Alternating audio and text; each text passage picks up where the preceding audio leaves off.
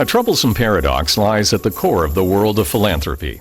Many philanthropists amass their fortunes by setting goals, mapping strategies, managing processes, earning solid returns. That's what enabled them to become donors in the first place. But why do many of these same donors have disappointing returns on their philanthropic projects? Most often the reason is vague goals or strategies, a lack of metrics, too little measurement and accountability. Philanthropy could use better advice. Introducing LPs. LPs is a team of world-class advisors that helps individuals, nonprofits, and corporate philanthropists design and implement successful programs. LPs means hope in Greek, and hope is at the emotional heart of philanthropy. But LPs knows that successful philanthropy needs more than hope. It needs professional expertise. That's what LPs adds to the equation. How does LPs do it? With three powerful tools: metrics and measurement, accountability, and transparency. LPs develops metrics, standards of measurement to gauge performance, progress, and quality. Because if you can't measure something, you can't manage it. LPs establishes accountability, assigning specific roles and tasks so team members know their jobs and take responsibility for them. LPs enforces transparency, the clarity, accessibility, and disclosure that every good program needs. Every LP's project has built-in measurement and accountability tools, so investors can follow progress in real time for real success. The goal is grant-making in Greece, education in Egypt, or a bridge in Borneo. LPs is here for you to turn paradox into performance. LPs, do good wisely.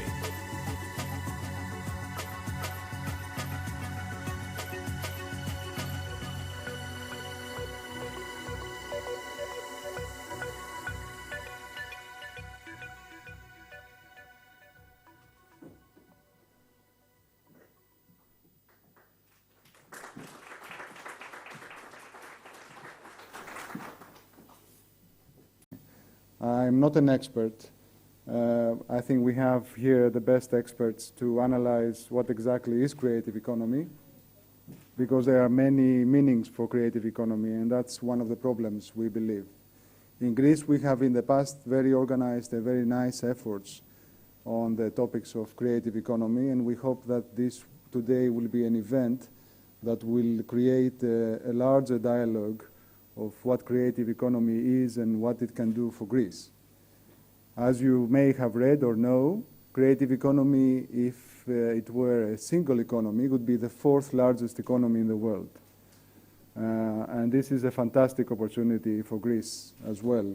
In Greece, as far as we can measure, creative economy contributes maybe 3 to 7% of the annual GDP. And some numbers to give you a sense, creative economy in Europe, in the European Union, is approximately 4.4% of the European Union GDP. That translates in about 13 billion euros. An equivalent amount is, of course, for the United States and the rest of the world, more than $600 billion.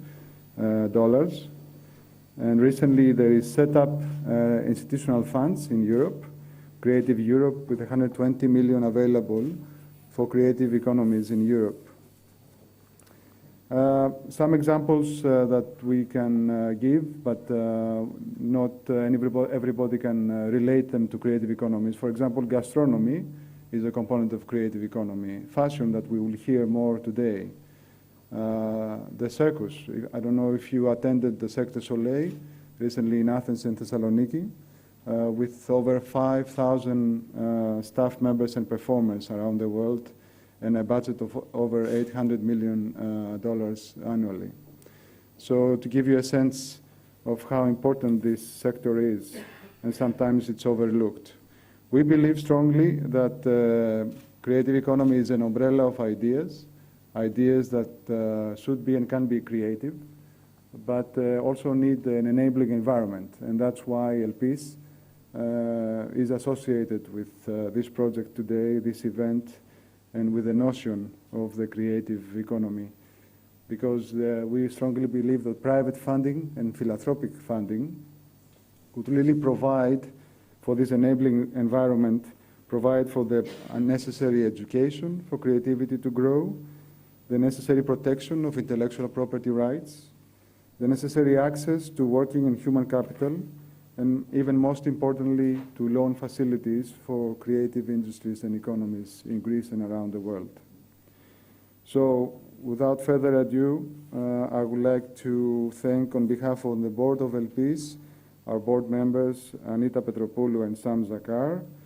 As I said previously, Faye Kujuku, Sarah Lee Bentley, and Angelos Kakavas from LPs, and Elena Mavromichali, Alexis Doustanas, and Natalia Katifori with the wonderful team with Opus Communications, our volunteers today, and of course the Acropolis Museum for their hospitality. And a special thanks to my daughter Anita, who is gracious enough to join us today. Ανιτάκη, μου έδωσες μεγάλη χαρά και εύχομαι στη ζωή σου να είσαι πολύ δημιουργική. So I hope that she is creative. We are all creative. Please have a very creative day. And it's my very pleasure and honor to introduce Felipe Buitrago, who has been 11 years associated with the International Development Bank and is the co-author of the book I mentioned, The Orange Economy, An Infinite Opportunity. So Felipe, please. Thank you.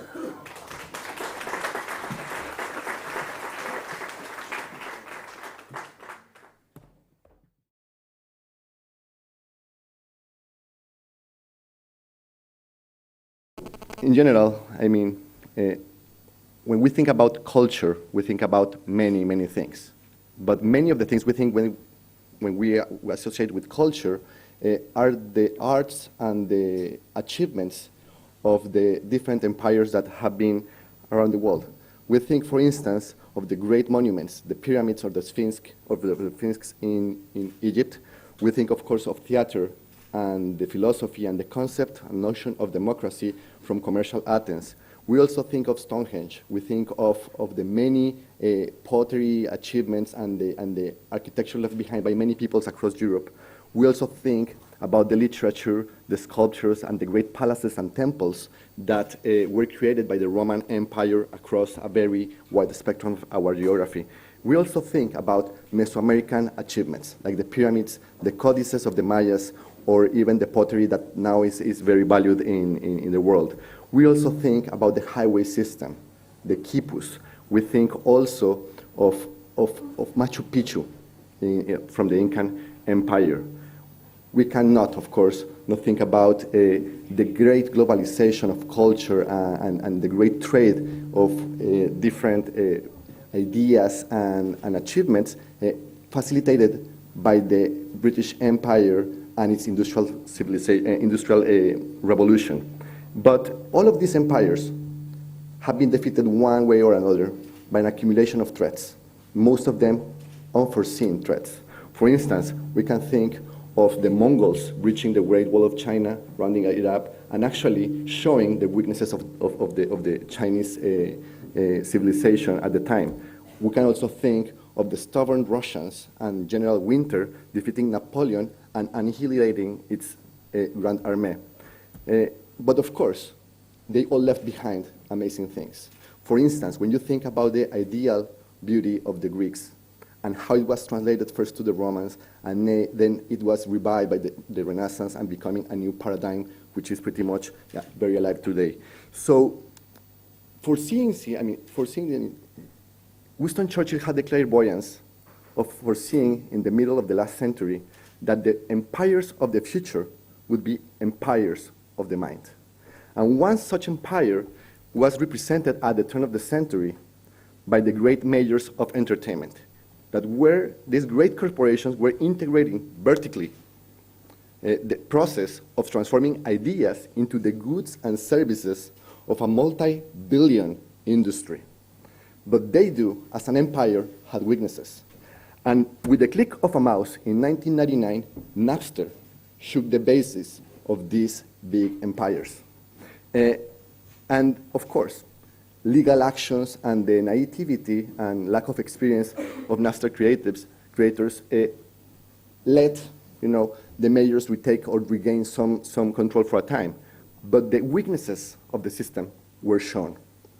And hundreds first, and then thousands of entrepreneurs decided to take advantage of these little cracks in the system, and they are still coming. So the opportunities that are embodied by by the new digital age, for which the majors were not very well prepared, are what the orange economy is all about. It's about the book industry, which is perhaps the oldest of the industries, the one that allows us to reproduce something over and over again, keeping its quality, its original quality, but also the first cultural industry per se. And the reason we have an intellectual property system that allows us to trade with ideas, that allow us to trade with music and with many things. It's also about theater.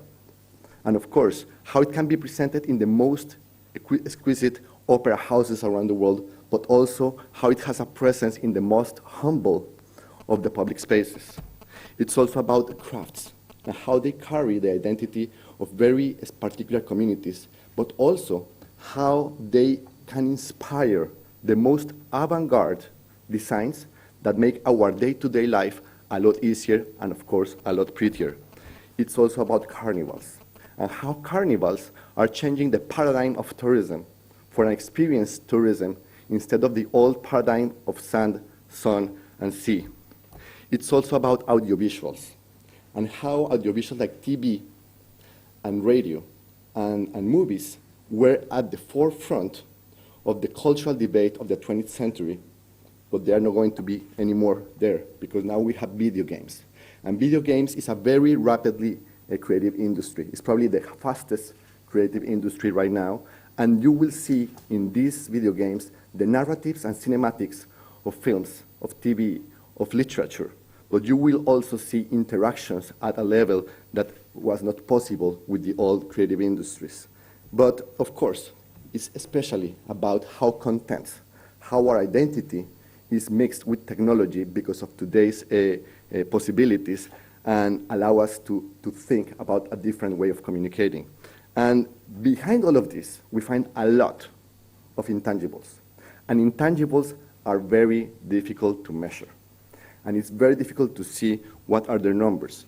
And it's very, very much also because for the last 2 centuries, we grew used to think about culture and economics as completely separate environments. And in order to understand how they come together, we have to think and understand that culture and economics are but 2 faces of the same coin. One represents the perfect quantitative value of many things, and the other is strongly associated with the identity, with the symbology behind many other things. But of course, when we have a coin in our hands, we can only see one of its faces. We have to make an abstraction exercise to see, to understand that they both live together. Of course, not everything is cultural and economic, but most of it it's there. And they have intersections. And it's in the intersections between culture and economics where we can find that the ideas, all the ideas, whether they are or not commercially viable, are part of an ecosystem that is very important to care, as well as the economy with all of its business possibilities, it's also an ecosystem. And when they intersect, they allow us to create many, many interesting things. And those things, that intersection, we can measure. And we have some numbers of that. Epaminondas was speaking about how about 6% of the world economy is the creative economy. That's the 4th largest economy in the world. It would be 20% larger than the German economy, or 2.5 times the world military expenditures, all 190 countries combined. It would be the 9th commercial power in the world, $646 billion of trade back in 2011, growing 138% between 2002 and 2011. It's about twice, actually more than twice, Saudi Arabia's oil exports. It's the 4th largest workforce in the world, about the same number of jobs in all of the US economy. But to put these numbers in perspective, Think about this power plant. It's the Three Gorges Dam in China, and it's the largest electricity plant in the world. It generates electricity for about 28 million households and hundreds of thousands of businesses. It took 30 years to plan it and build it. It cost $25 billion to the whole process, including environmental mitigation and the displacement and relocation of almost 2 million people. In the same 30 years, between 82 and 2012, the 10 top musicals from Broadway and the West End sold in merchandising and box office $27 billion. Not bad for a bunch of dancers and actors, right? The Observatory of Creative Industries in the city of Buenos Aires estimates that 1 in 10 jobs in the city are in the creative industries. And 9 out of every 100 pesos of GDP is added by these creative industries. Guy Laliberté started to live a dream in 1984. That dream is known today as the Cirque du Soleil. And the Cirque du Soleil employs more than 5,000 people and generates sales of more than $800 million per year. That's big and huge according to any standards in any industry. It's also these guys, the kids of the Recycled Instruments Orchestra in Paraguay. It's an amazing story.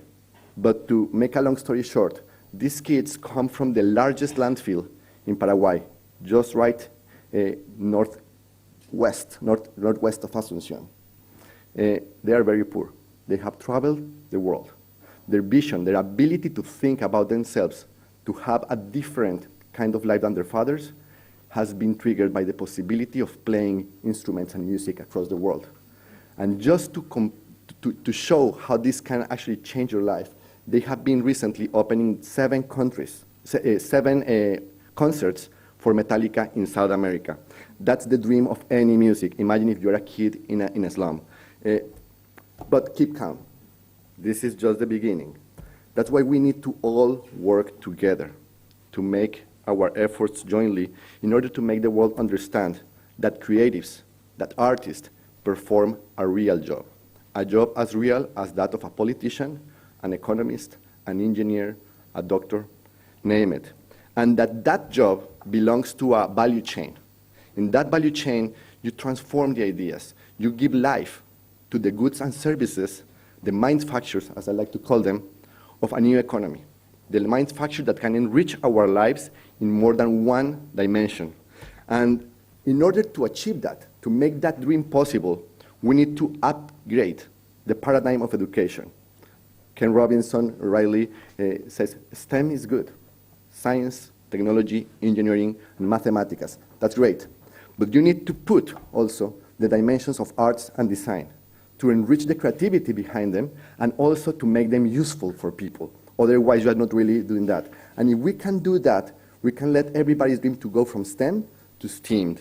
And of course, that will prepare us to put together this triangle, this virtuous triangle of sustainable innovation, where you have the talent of the creative being matched with the acumen of entrepreneurs, and then with the vision and the drive that can only be triggered by investors. If we can do that, we will have an explosion of new ideas and of new opportunities that will enrich our lives forever. So keep the dream on and help us squeeze the orange. Sas F. Haritu. Thank you very much.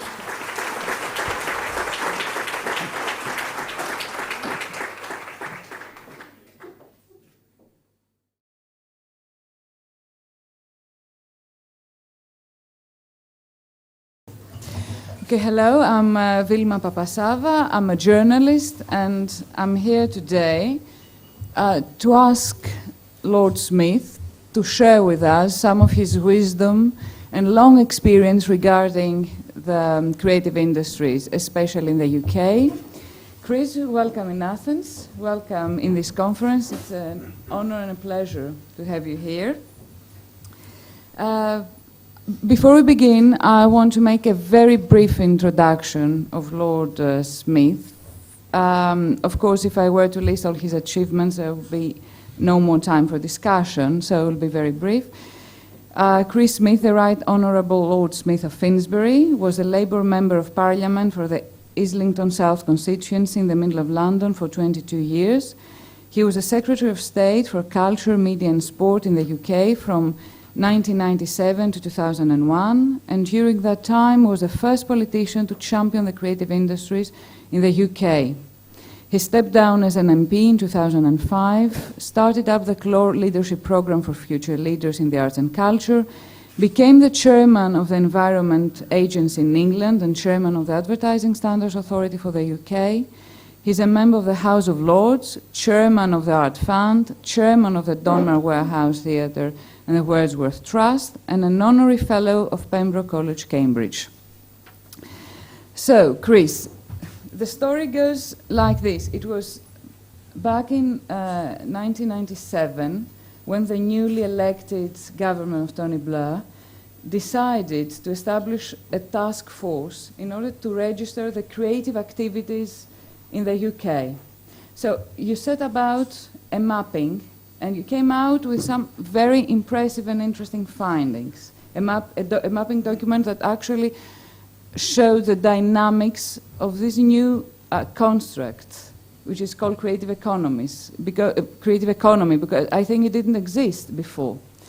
So since you were the head of the Department of Culture in that period, I'm sure you can tell us one or two things about the sector.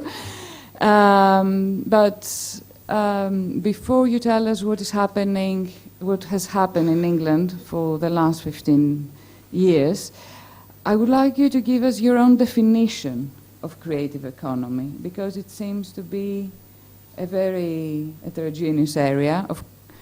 Of course, Felipe tried to clarify the concept, but I would like your own definition as well. Well, thank you very much indeed. You're right. When we came into government in the UK in 1997, I sort of felt instinctively that the arts and creativity were not just important aesthetically and important for our souls and our enjoyment, but were also important economically. But what I discovered was no one at that point had any idea what the economic worth of the arts and creativity were. And so we sat down to try and understand what the extent of the creative economy was, what made it tick, and what the trends were, and how government could help. Mm-hmm. The first thing, of course, we had to do was decide what is a creative industry. And the definition we came up with was, this is not an industry that is about making material things. Mm-hmm. This is an industry that starts with an idea and an inspiration and turns it into intellectual property. And those two parts of the equation, the original creative idea from an individual or a group of individuals, and the creation of intellectual property that can be then shared around the world, those two parts of the equation are the two essential things that make up, in my view, the creative industries. And if you then say, well, what in practice does that mean? Mm-hmm.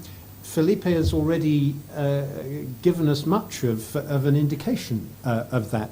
We listed in the mapping documents that we then did, because after having decided what is a creative industry, we then had to try and establish what the extent of the creative economy was.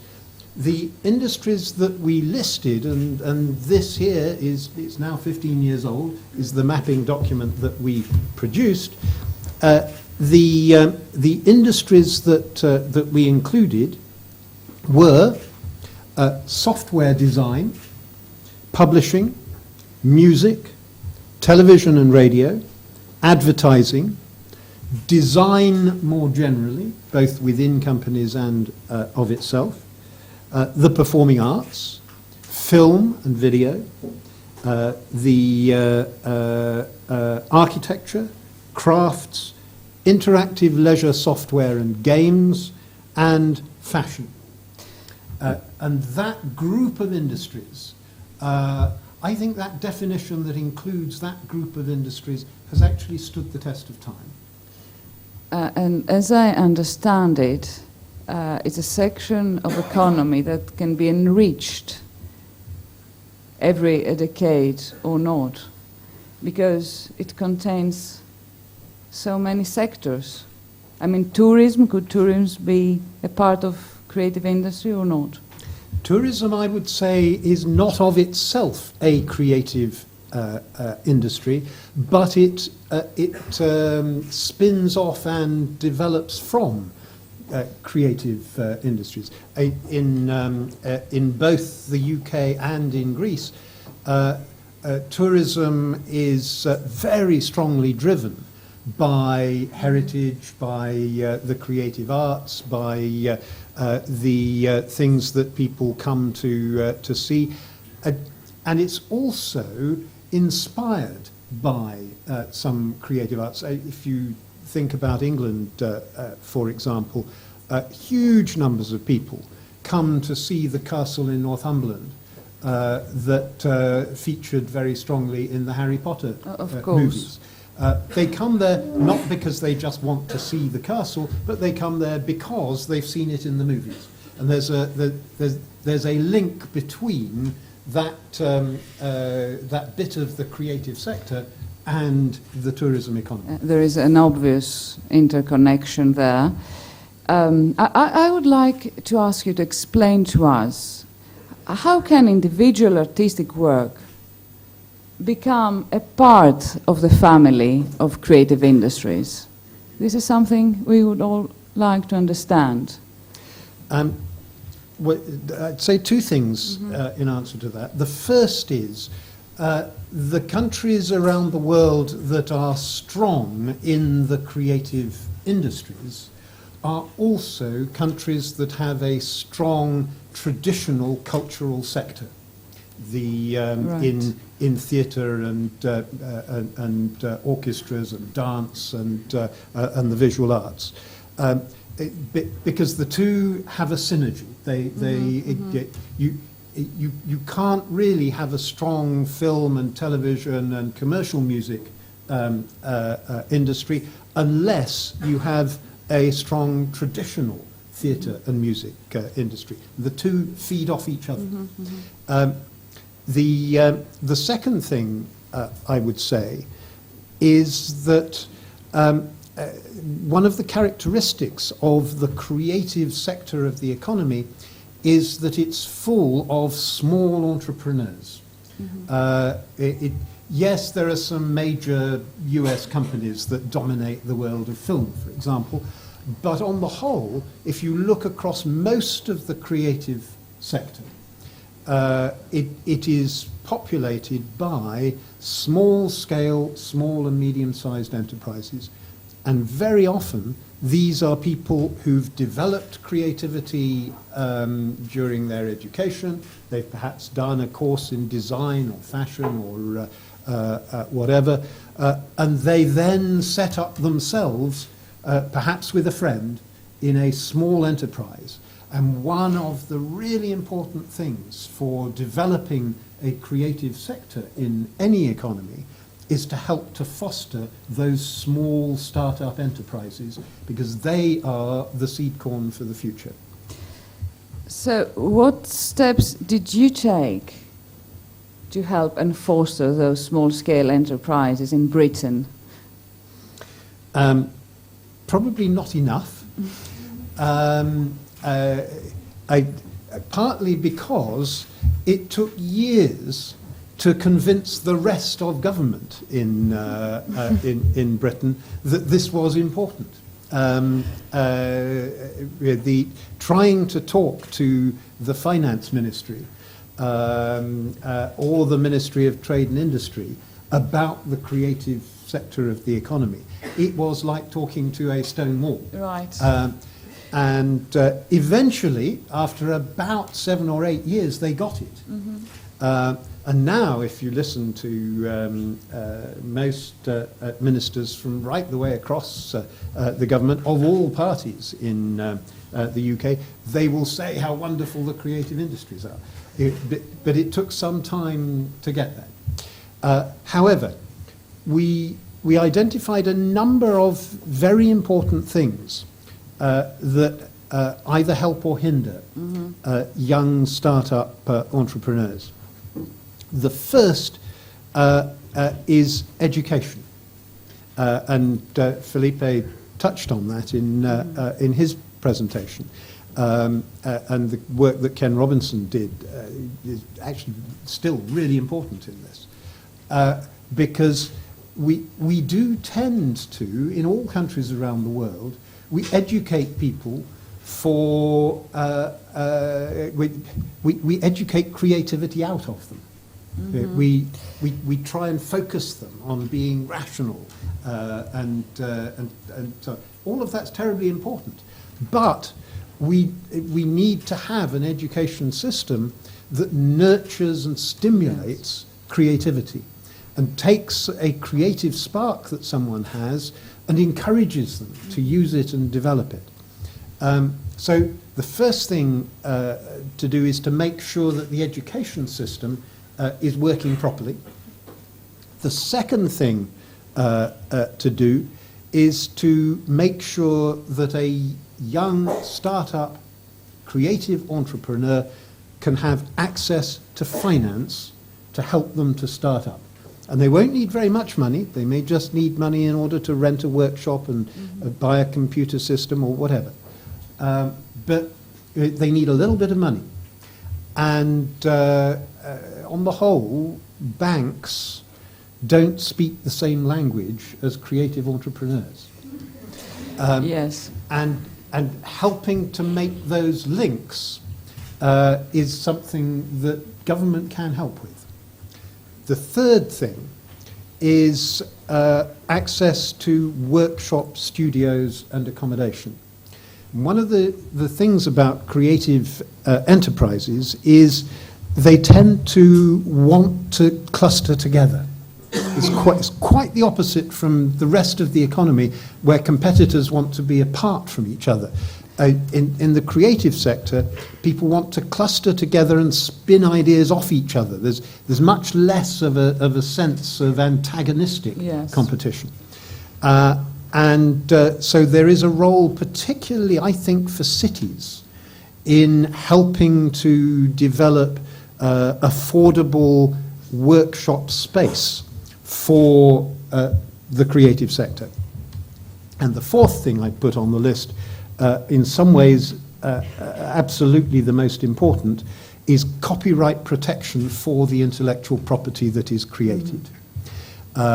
Because the entire economic value of the thing that the artist has created, the entire economic value is held in the intellectual property and the protection that it has, which is why, and especially when it can be transmitted across the world in seconds, it can be copied very easily. It's why having a hold on the rights to that intellectual property is very important for the artist. You think the legislation should be more rigid? I think in the US there are pioneers in the protection of the copyright, or not?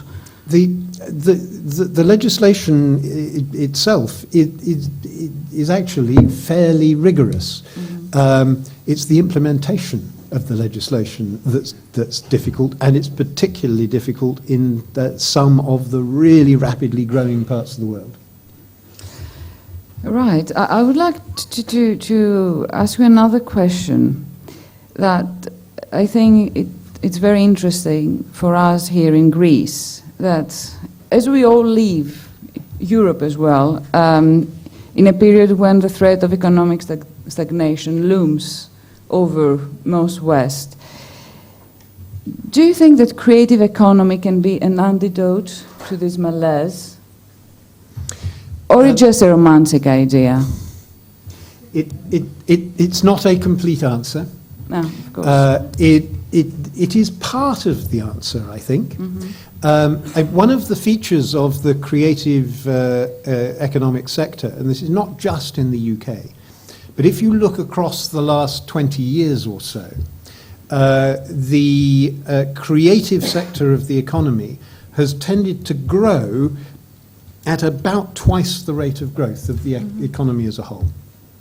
And especially in advanced economies where you don't have access to cheap raw materials and cheap labor, something where the raw material comes out of people's heads and where the economic value comes from the inspiration, actually it makes a lot of sense to recognize that this is one of the ways in which we can generate wealth in the future. And that's true of economies large and small. Some of the smallest countries around the world have made a huge success of parts of their creative economy. If you look at New Zealand, for example, and what they've been able to do with the film industry, hugely successful. What Denmark has done with the television industry. There are very good examples of small economies around the world where they've found something that they're really good at and they've made it into something that has huge growth. So if we in Greece wanted to follow the successful example, what do you think would be the first key steps to take? Before that, I have to tell you that creative industries in Greece constitute an uncharted territory still. And although they do exist, they are not characterized by exportability, if I may use that word. It's not for me to say what Greece should focus on. What I do think, however, is that it would be really sensible for the Greek government and the creative sector. This is something to be done in partnership. It's not just something that you rely on government to do. To set out, first of all, and do what we did, which was to map the sector. What bits of the sector are already strong? How can they be developed and encouraged? One of the things about this is it doesn't need very much government money to help. What it needs is government facilitation and making sure there's the right sort of platform there where the entrepreneurs can go out and do things. And what we're all finding, both in Greece and the UK at the moment, is there is no government money for anything. Yes, we all know that. There's no funding, no government funding. But what we can do is make sure that government is helping by the way in which they bring people together, by encouragement of the private sector, by making sure that the education system is working properly. You have talked about donations through social media that could be an alternative to the declining public-private funding. So how do you think this would work? What I've frequently said is that in the UK, the traditional artistic scene has been supported by a mixed regime of funding. We haven't gone down the United States route where pretty much all the support for the performing and creative arts comes from the private sector. Nor have we gone down the route that, for example, happens in quite a lot of Germany, where there is very intensive state support for the arts. We've had some state support, we've had some local government support, but we've also had quite a lot of private philanthropy, some corporate sponsorship, and, of course, where you're talking about the performing arts, the paying public. And it's that mixture of different sources of funding that I think has actually stood us in quite good stead in the UK. It's helped us to survive when various bits of that equation get into difficulty. Yes, and of what I've read, creative industries thrive in recession. What's your opinion on that?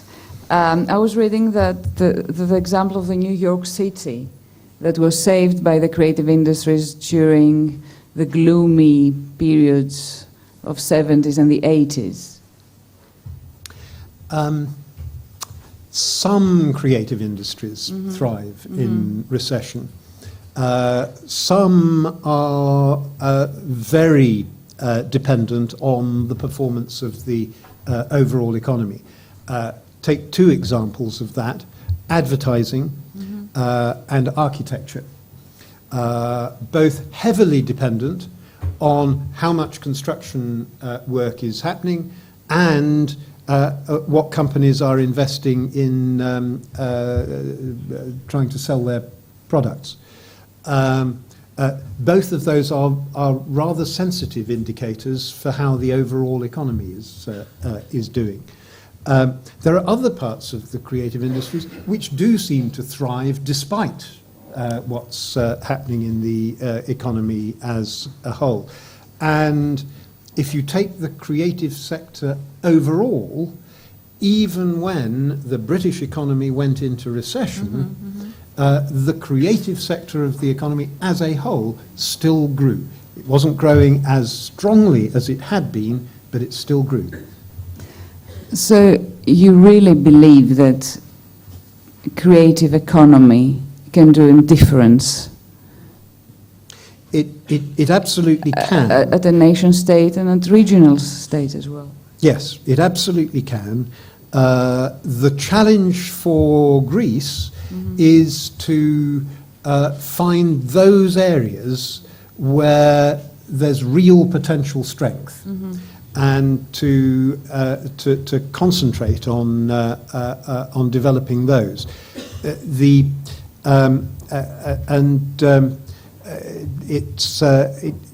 is a slow process. It won't happen overnight. Yeah. You can't wave a magic wand and create successful creative enterprises instantly. But what you can do is, over time, help them to build up.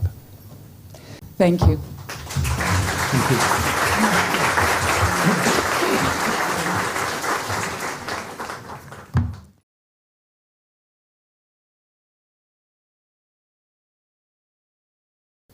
Hi, good morning, everyone. It was a very fortuitous way to end there, talking about creative education, so I'm just going to follow on from that last question and the response by Chris Smith.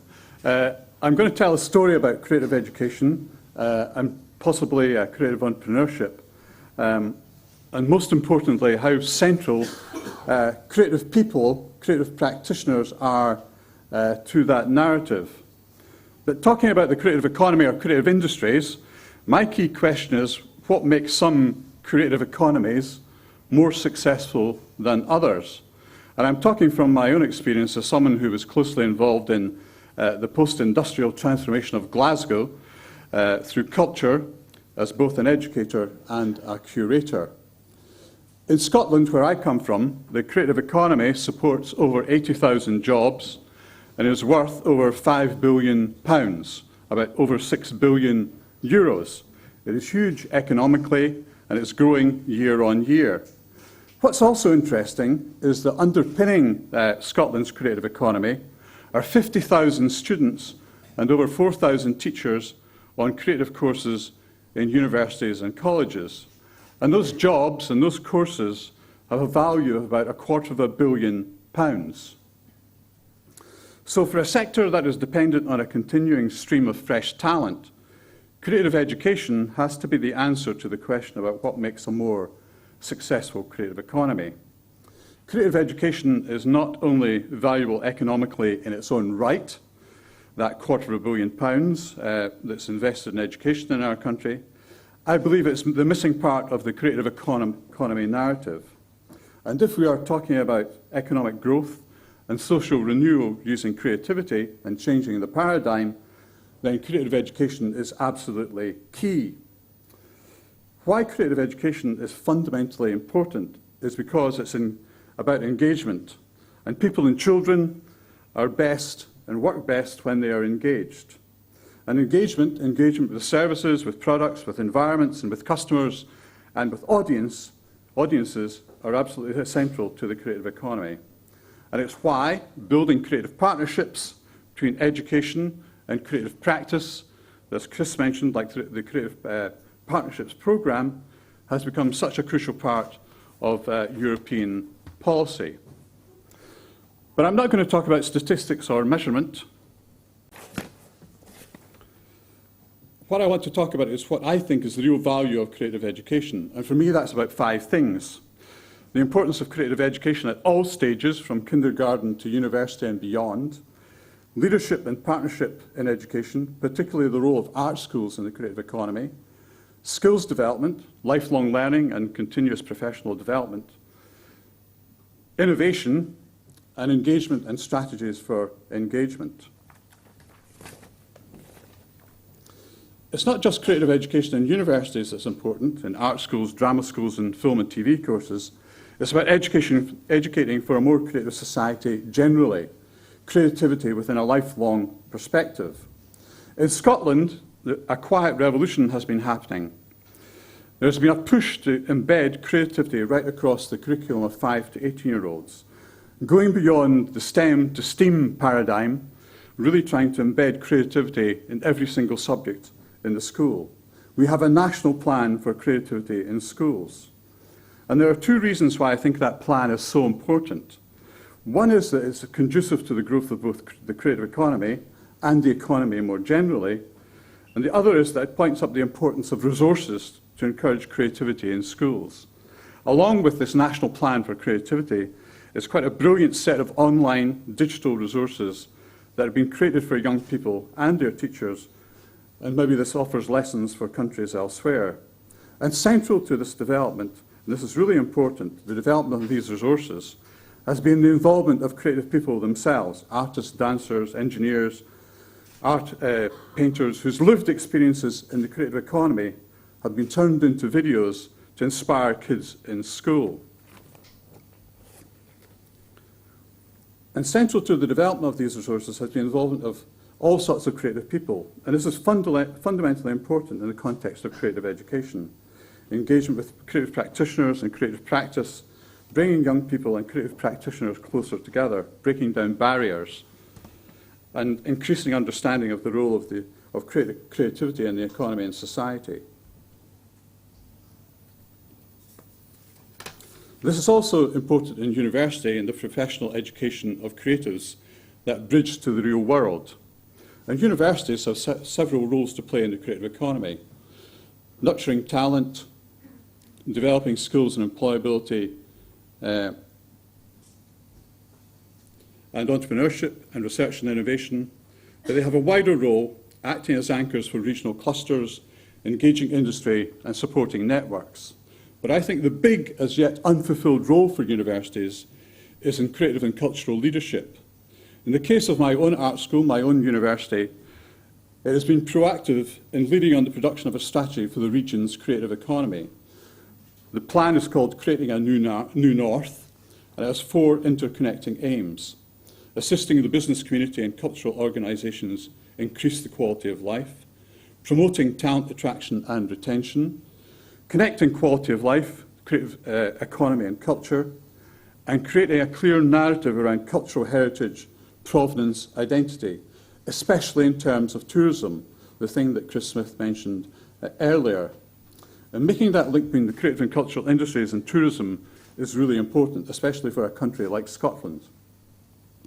And for a university, for the university sector, this offers a live context as a focus for research and innovation with the potential for real impact in building creative partnerships between education and business.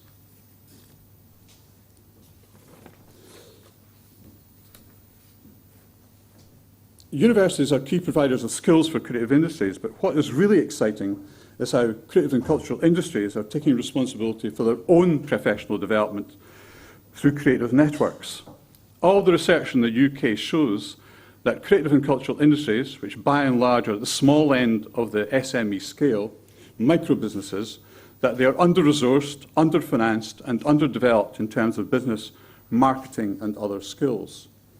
And creative networks, like you can see here, are a convivial way to address those shortfalls, and they're getting much more strategic and much more business savvy. And of course, they're successful when they're run by and for creative people themselves, and when they have a real business development focus.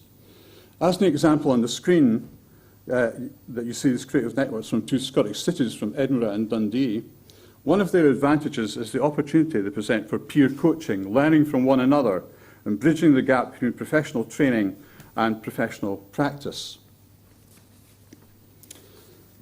Across Europe, people are demanding more and more of public services and greater personalisation in services generally, and this needs creativity and innovation. It also raises the question of spillover into the wider economy and society. Something that universities are getting better at, but there's a lot more work needed in this regard, is incubating creative startups. And where universities combine this with research and innovation, for example, into new territories like the demand for improved public services or the growing field of social entrepreneurship, the results can be very exciting. On screen, the example here, Snook are a young company of recent art school design graduates based in Glasgow. They set up their company when they were at art school, and they're part of a new wave of community consultants who use co-creative strategies to engage with a wide range of communities. In a sense, they symbolise all of the issues I've been trying to talk about. Namely, entrepreneurship, they recognise opportunities, they're developing the right skills to work in the public sector through networking and research. They're leaders in an entrepreneurial network. They have set up a company called Night Riders, bringing social and creative entrepreneurs together. They have a novel business model called Snook Ensemble, which is a multidisciplinary team that addresses the challenges of the project economy, where small micro businesses have to come together to create critical mass to take on a project, and the challenge of scaling up, and the need for small creative companies to draw on a wide range of skills. What's also interesting about Snook, and unusual about them, is how they engage with policy on education, on health, and with cities. So, for example, they've worked with teachers using design thinking to help them be more creative in the classroom. And they've worked with municipalities and with cities to address the challenges of, for example, empty high street shops caused by the downturn in the economy, or with a health service to try and improve the service to the public. Although Snook is a company of 8 people, very typical for the creative economy and for creative industries, with an extended network, they also have a number of startups and spin-outs. They generate startups and spin-outs themselves. Cyclehacks is one example. Cyclehack is a 48-hour event that brings people together to solve barriers to cycling. And as well as dreaming up ideas and prototyping solutions, it showcases speakers, workshops, and presentations. And cyclehacks have taken place in Glasgow, Edinburgh, Brisbane, Beirut. And Snook have now opened up Cyclehack for cities to apply to host their own Cyclehacks event. They've now curated over 30 events in locations across the globe, and even more will be staged across the world next summer.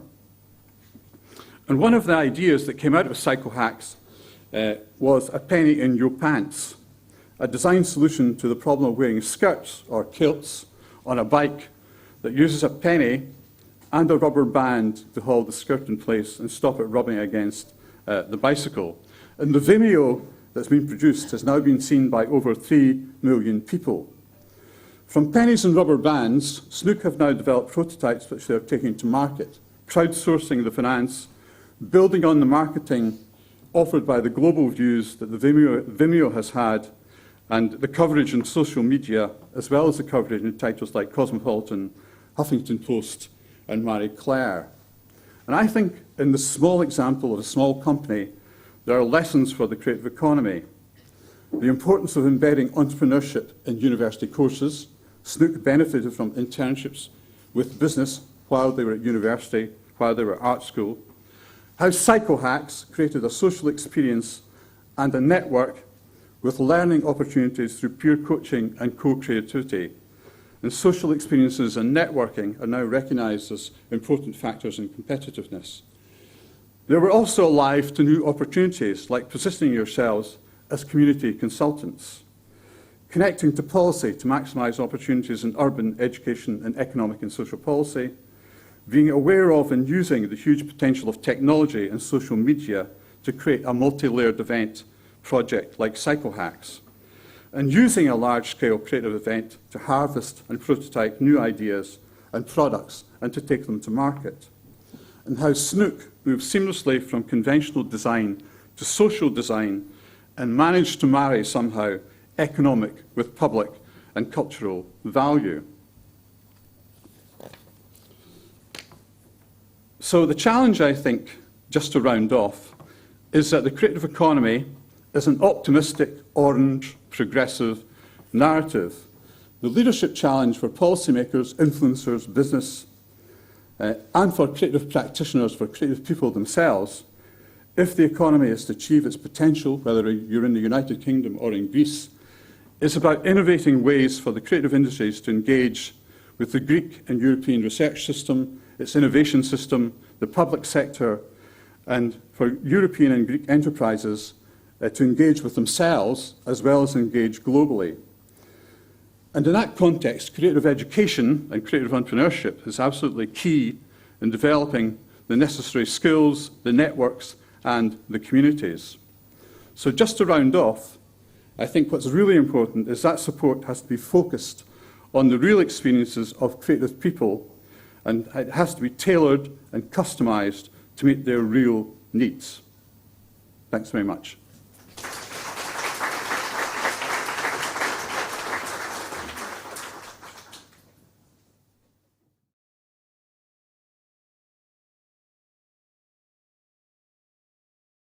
It's a great pleasure and honor to moderate the first discussion panel for this event,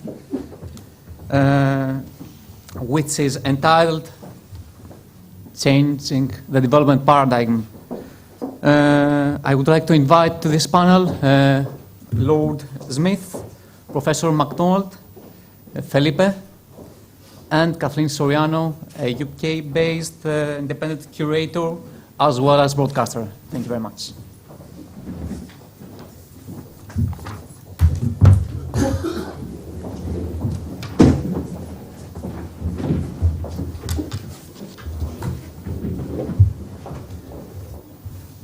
So we are currently experiencing dramatic shifts in the way we produce, value, consume products and services, interact with each other as well as with our creations, the things, in the way we structure community in various dimensions. Undoubtedly, these signals of change are global and are evolving through a broad range of negotiations. So I would like you to kick off Noran's conversation about what are the main attributes and the main challenges of this paradigm. Lord Smith, I would ask you, reflecting on your policy-making experience, how do you understand this paradigm? What are its major attributes? I think mainly to reprise what I said earlier, I think the key challenges are firstly getting a genuine understanding about the importance of the creative sector, across the whole of government and society. It's something that you need to get that understanding if you're then going to get the steps that are needed subsequently. Then you need to look at the range of things like education, access to finance, access to accommodation, in order to help creative enterprises to get off the ground. You then need to look at what the global steps that are needed are. Protection of intellectual property is one of those. Help to export is another pretty key thing. I remember when I was Secretary of State, I went to China and was talking with the British ambassador, and at the time the competition was underway for the design for the new National Theatre of China in Beijing, which was going to be on Tiananmen Square. It was going to be a huge prestige project, and a number of international architectural firms had been competing for doing the design of this rather important project. One of those architectural firms was Michael Hopkins and Partners, a British architectural firm. I discovered that even though we were now down to the last two firms in the competition, one was Michael Hopkins, the other was a French firm. I discovered that even though they were down to the last two firms, the British ambassador didn't know that it was a British firm that was competing. There had been no discussion between the British government and the Chinese government about the competition. There'd been absolutely no help or assistance for Michael Hopkins and his firm from any part of the British Foreign Office or the Trade and Industry Department. Meanwhile, the French president had been on the phone to the Chinese Prime Minister at least 5 times in the previous 2 weeks to say how important it was that the French firm got the contract, and of course it was the French firm that got the contract. So making sure that when the opportunities to sell creativity around the world really come up, that everyone is on the ball and helping to make sure those opportunities are realized, that's another important part. You raised the issue of communication. Do you feel that policymakers are ready to enact that kind of decisions that correspond with the new paradigm of the creative economy? Our society is aware of that. I think in Britain we've got a lot better at that over the last 10 or 15 years. Still not perfect by any means. Scotland actually is probably better than the rest of the UK in this. But we have improved enormously. There's much better communication, much better awareness, much better understanding, much better, more intelligent intervention going on. That isn't true of every government around the world, however. You could actually look at the Olympics, and when they came to Britain in 2012, there's a perception within the UK that one of the reasons why we were successful was because the cultural sector got together very effectively and argued that what we would be able to do culturally within the country would support the Olympics. And there's a very strong belief that that's what managed to secure it. So there you did have an example of the politicians and the sector being very joined up in their arguments. Thank you very much indeed about this input. Felipe, I would like your own interpretation. You have a very global approach to this creative economy paradigm. What do you think is the ceiling of this creative economy? Everyone is so much enthusiastic about the growth of the creative industries. What is going to happen when a natural ceiling is going to come up? Well, it's working, yeah. That's quite complicated to foresee. I mean, in economic terms, what we know now, I think is happening, is that in the creative economy, there's a lot of opportunities for jobs and for activities that are very hard to automate. While in most of the rest of the economy, what you are already seeing, and you are going to see more and more, is a lot of automation. So in that sense, maybe there's a ceiling in terms of the actual production that you can find in the creative economy, but there's a very high ceiling that is very difficult to foresee about the opportunities for people per se. I mean, you will see more and more raw material extraction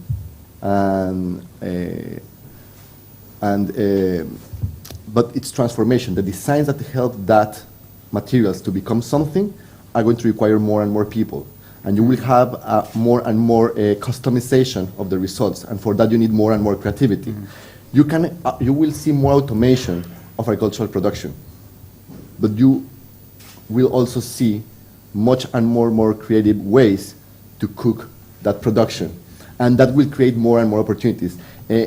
It's an age of mass customization, if you like, and in that sense, maybe the limit is actually the amount of people that you can use, because increasingly we are going to become more and more personal in many things. I mean, additive printing, 3D printing, is going to create another major change and shift in the opportunities. And it's very difficult to foresee how you can stop, employing more and more people in the creative economy. It's going to be a challenge, however, because we still carry a heavy industrial mentality in the approach to the economy. And that means we tend to approach the economy as if it were physics. And you want to put some inputs and you want some very certain results. And we have to get used to the idea of the economy being more like biology, and where you put some inputs and you let it naturally evolve into different forms and to adapt continuously to different opportunities. So I won't speak about limits. I would speak about how to adapt more and more and to devise systems that can grow organically around the opportunities and stop trying to control a system we can only or can barely understand. This is indeed a very ecological interpretation of this sector. And since we are talking about ecology, this means that we have indeed to regard the creativity in the creative economy when it comes to the individual creator as a biocultural renewable resource at all times. A very hot topic within the creative economy discourse is the emerging notion of the Internet of Things. Everyone is carrying portable devices. There are sensors everywhere right now in the urban environment, most of all. And this is creating a huge pool of information.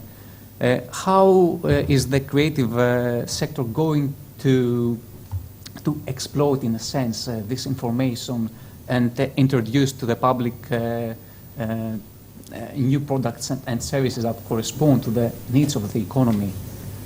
Well, in general, these are scary times. Yes, sometimes it sounds scary. We come, I mean, economically, we had a very short intercourse of certainty. Half the 19th century and most of the 20th century, we pretty much knew what we were doing. I mean, you had some inputs, you have some more raw materials, and you get some products, and most of the chains of production and distribution were easy to integrate, right? But now we come to an age in which we go back in time. We go back to normal, where many things, most things, are unpredictable. So the new generations will have to find those answers actually pretty much by the old trial and error, you know, and that's why it's coming back, the whole idea, and it's the stream of battle of the new generation is do it, launch it, fix it, because there's nothing. I mean, you cannot really foresee what's going to work. That's why creativity is so important, and that's why you have to encourage from education people to learn to accept mistakes. Because in my generation, the idea was to get yourself educated to be perfect, to avoid mistakes, to be certain of results and outcomes. And we need to start understanding and to let the young people learn from mistakes and to accept mistakes and to grow out of mistakes, you know, because otherwise we're going to be constantly frustrated and constantly constrained. We need to liberate ourselves and to come to terms to our own humanity. You know, science and arts are totally irrelevant for survival, for the survival of the species. But that's what makes us humans. And we need to come to terms to our nature, to our ability to make mistakes and to grow as we understand better the world that surrounds us. And among other changes, this a new emerging paradigm implies changes in the way we produce and manufacture services and products. We have been aware of the terms consumption and co-creation. What is the role of the individual creator, which is the ultimate source of this new paradigm? What is his or her role in this economy? Do they have to adapt to it, to this new information, to this new technology? Constantly. I mean, it's we come from a very old way of production. I mean, back in agricultural era, the main source of wealth was actually owning the land and owning people. You know, having the sweat of people was the main input into the land to make it wealthy, to become wealthy. Then you come to the industrialization and capital. Owning machines, owning buildings was the key to wealth. But now we are in an age in which ideas are the key to wealth. And in that sense, what you need to is to encourage the individual to rely more and more in individual inventiveness, you know, the ability of the individual to adapt constantly to new challenges. And we are in a time in which we can put people at the center of the equation for the first time in real history, you know, because now everybody can contribute something, one way or another, whether you are the creator or whether you are the curator of the creation by consuming it and demanding it through the different means that are available today. Kathleen, would you like? Yeah, please. Sorry, just to build on that. Absolutely right that ideas are where wealth comes from in this new world. The fact that that world is now digitally interconnected so fully is both a huge opportunity, but also presents a danger. The huge opportunity is that the smallest entrepreneur can reach the widest audience much more easily than anyone economically has been able to do in the past. But the danger comes that the value of the idea can be grabbed by all sorts of other people, and the person who has created it in the first place actually loses control of what happens to it and gets no economic recompense for having done the creativity in the first place. So we've got to find ways of seizing the opportunity and making it as global as possible, but also protecting the rights of the creator. And the individual creator. Yeah, I agree with a lot of what's been said, and certainly to my mind, content is definitely king. And in a way, I think there's a freedom when you're developing that content as a small business and a small enterprise that isn't there sometimes when you're developing that content within a large cultural organisation. And I speak from personal experience, having just stepped out of a large cultural organisation in the UK, where the content is appropriated by parts of an organisation that have to make money with that content.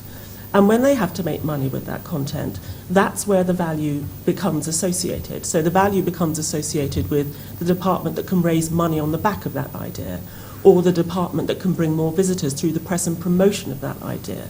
So the preservation of the value of creativity and the value of those that make content within bigger organisations, I would argue, is much harder. So there are different sorts of dangers associated with that.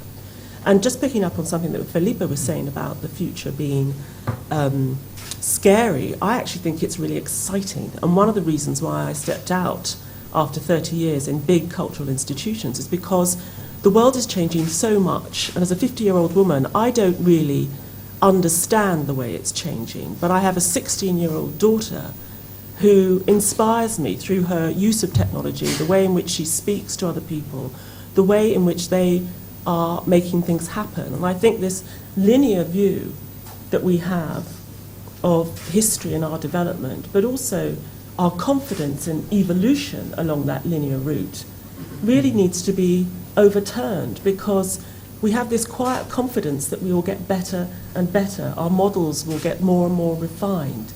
And actually, I think we might be at a point where we need to throw those models out completely and start all over again. Can I just pick up on the scariness thing? I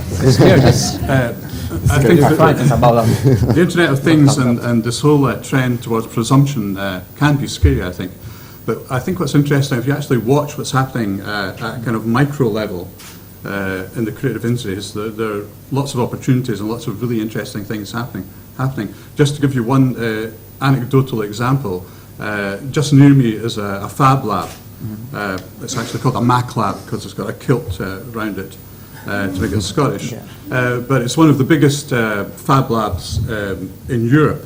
And what's really interesting, apart from the growth of 3D printers and what's happening with that, is that this particular fab lab, this Mac lab, despite the downturn in the economy round about it in Glasgow, has grown and has moved to new premises and bought other new premises in the city, and its membership has grown exponentially, and artists are using it. But what's also interesting is it started to buy in old-fashioned, like 19th century industrial equipment, because people are returning to fabricating things and making things, designers, architects, artists, and so on. And coming together, the other thing that's happening that's very, very interesting is how they're making up new collaborations and new partnerships. And really there's a whole kind of hidden innovation there that's happening that really should tap into to find out much more about. Kathleen, would you like to give us an industrial perspective of how do the big cultural institutions shape this paradigm, and or are they mere spectators in this change? Do they indeed shape? I think they're so large now, particularly in a city like London, that they're very much an important part of the ecology within the sort of food chain of the arts and cultural offer in a city. And the fact that, we have a mayor that has an arts department that focuses very much on drawing attention to the cultural offer that we have in that city and actually fosters it, so it's promoting festivals in order to attract other communities and other cultures from different parts of the world to bring their money to the city. The fact that that's all happening and that there already is, thanks to the work that Chris and the government did at the time, a real understanding of the value in culture, suggests that they are important monolithic institutions that need to remain and are doing a very good job, but they are part of a very sophisticated, complex ecology, and every different element of that ecology has to exist. And part of that means having the studios in the East End of London, which maybe now is slightly more expensive than it used to be, but that fosters that genuine early creativity that allows the spaces for the artist and to still have that intellectual creativity happening within the city itself. And why eventually should the big institutions evolve, and what can they do in terms of this adoption, this evolution? Well, I think the large institutions are evolving, but they've evolved much more in tune with the market. They've evolved much more in tune with providing material for audiences to enjoy and to spend their money. Should they keep their market orientation, or should they embrace more social values than? I think actually, I'm going to be rather cynical. I think they embrace more financial. That's where the appetite lies. And in theory, it's about doing more and bringing more interesting things to a country or to the city. But in reality, when you're successful at the obvious, it makes a big institution want to do more of the obvious rather than doing something that is harder and more maybe of value in the longer term.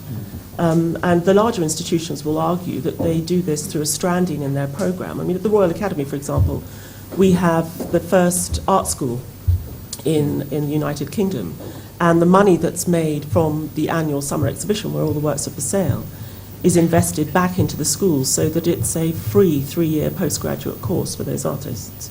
So each of these big organisations will have their roots for fostering future development and investment into the sector, but their goals are skewed, I would argue, towards the big bucks.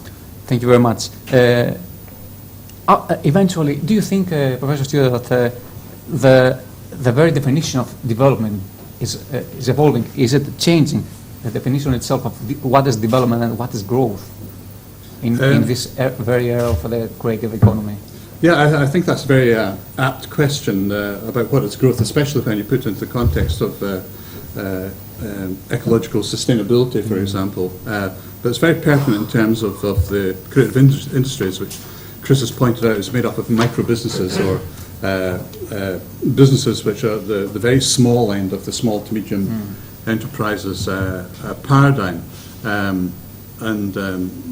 Governments and economies are always asking people to grow, but what does that actually mean in terms of development models for the creative industries? And I think lots of creative industries, the very small 1, 2, 3, 4, 5, 6 person based businesses don't necessarily want to grow in the conventional business sense. They don't want to become big corporate companies, for example, but they do need to attract more investment, to attract more, to increase their turnover, or do all sorts of other things.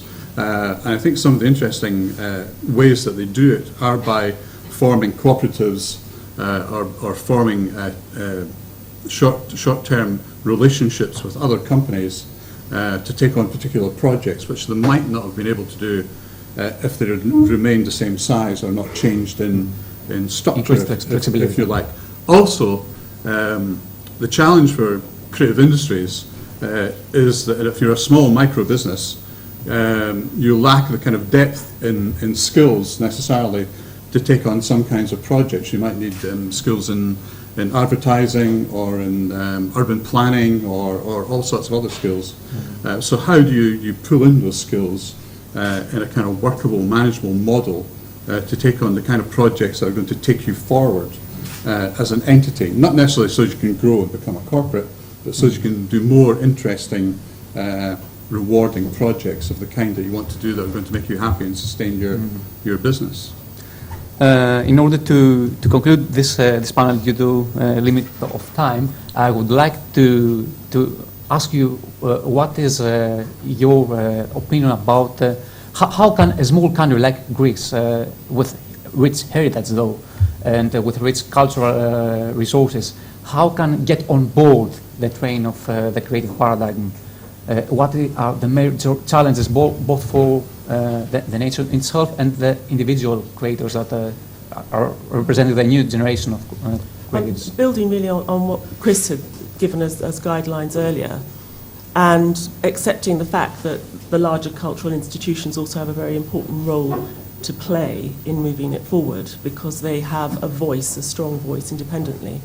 I think one of the most important things is once you've scoped and scanned what you have here culturally and what you want to promote and sell, is actually then having the generosity of spirit to work together across the sectors as well.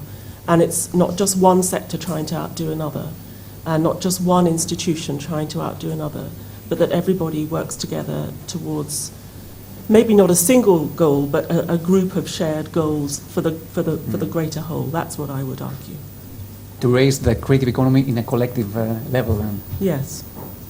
I would say there that the key word I learned from my time in London is co-opetition.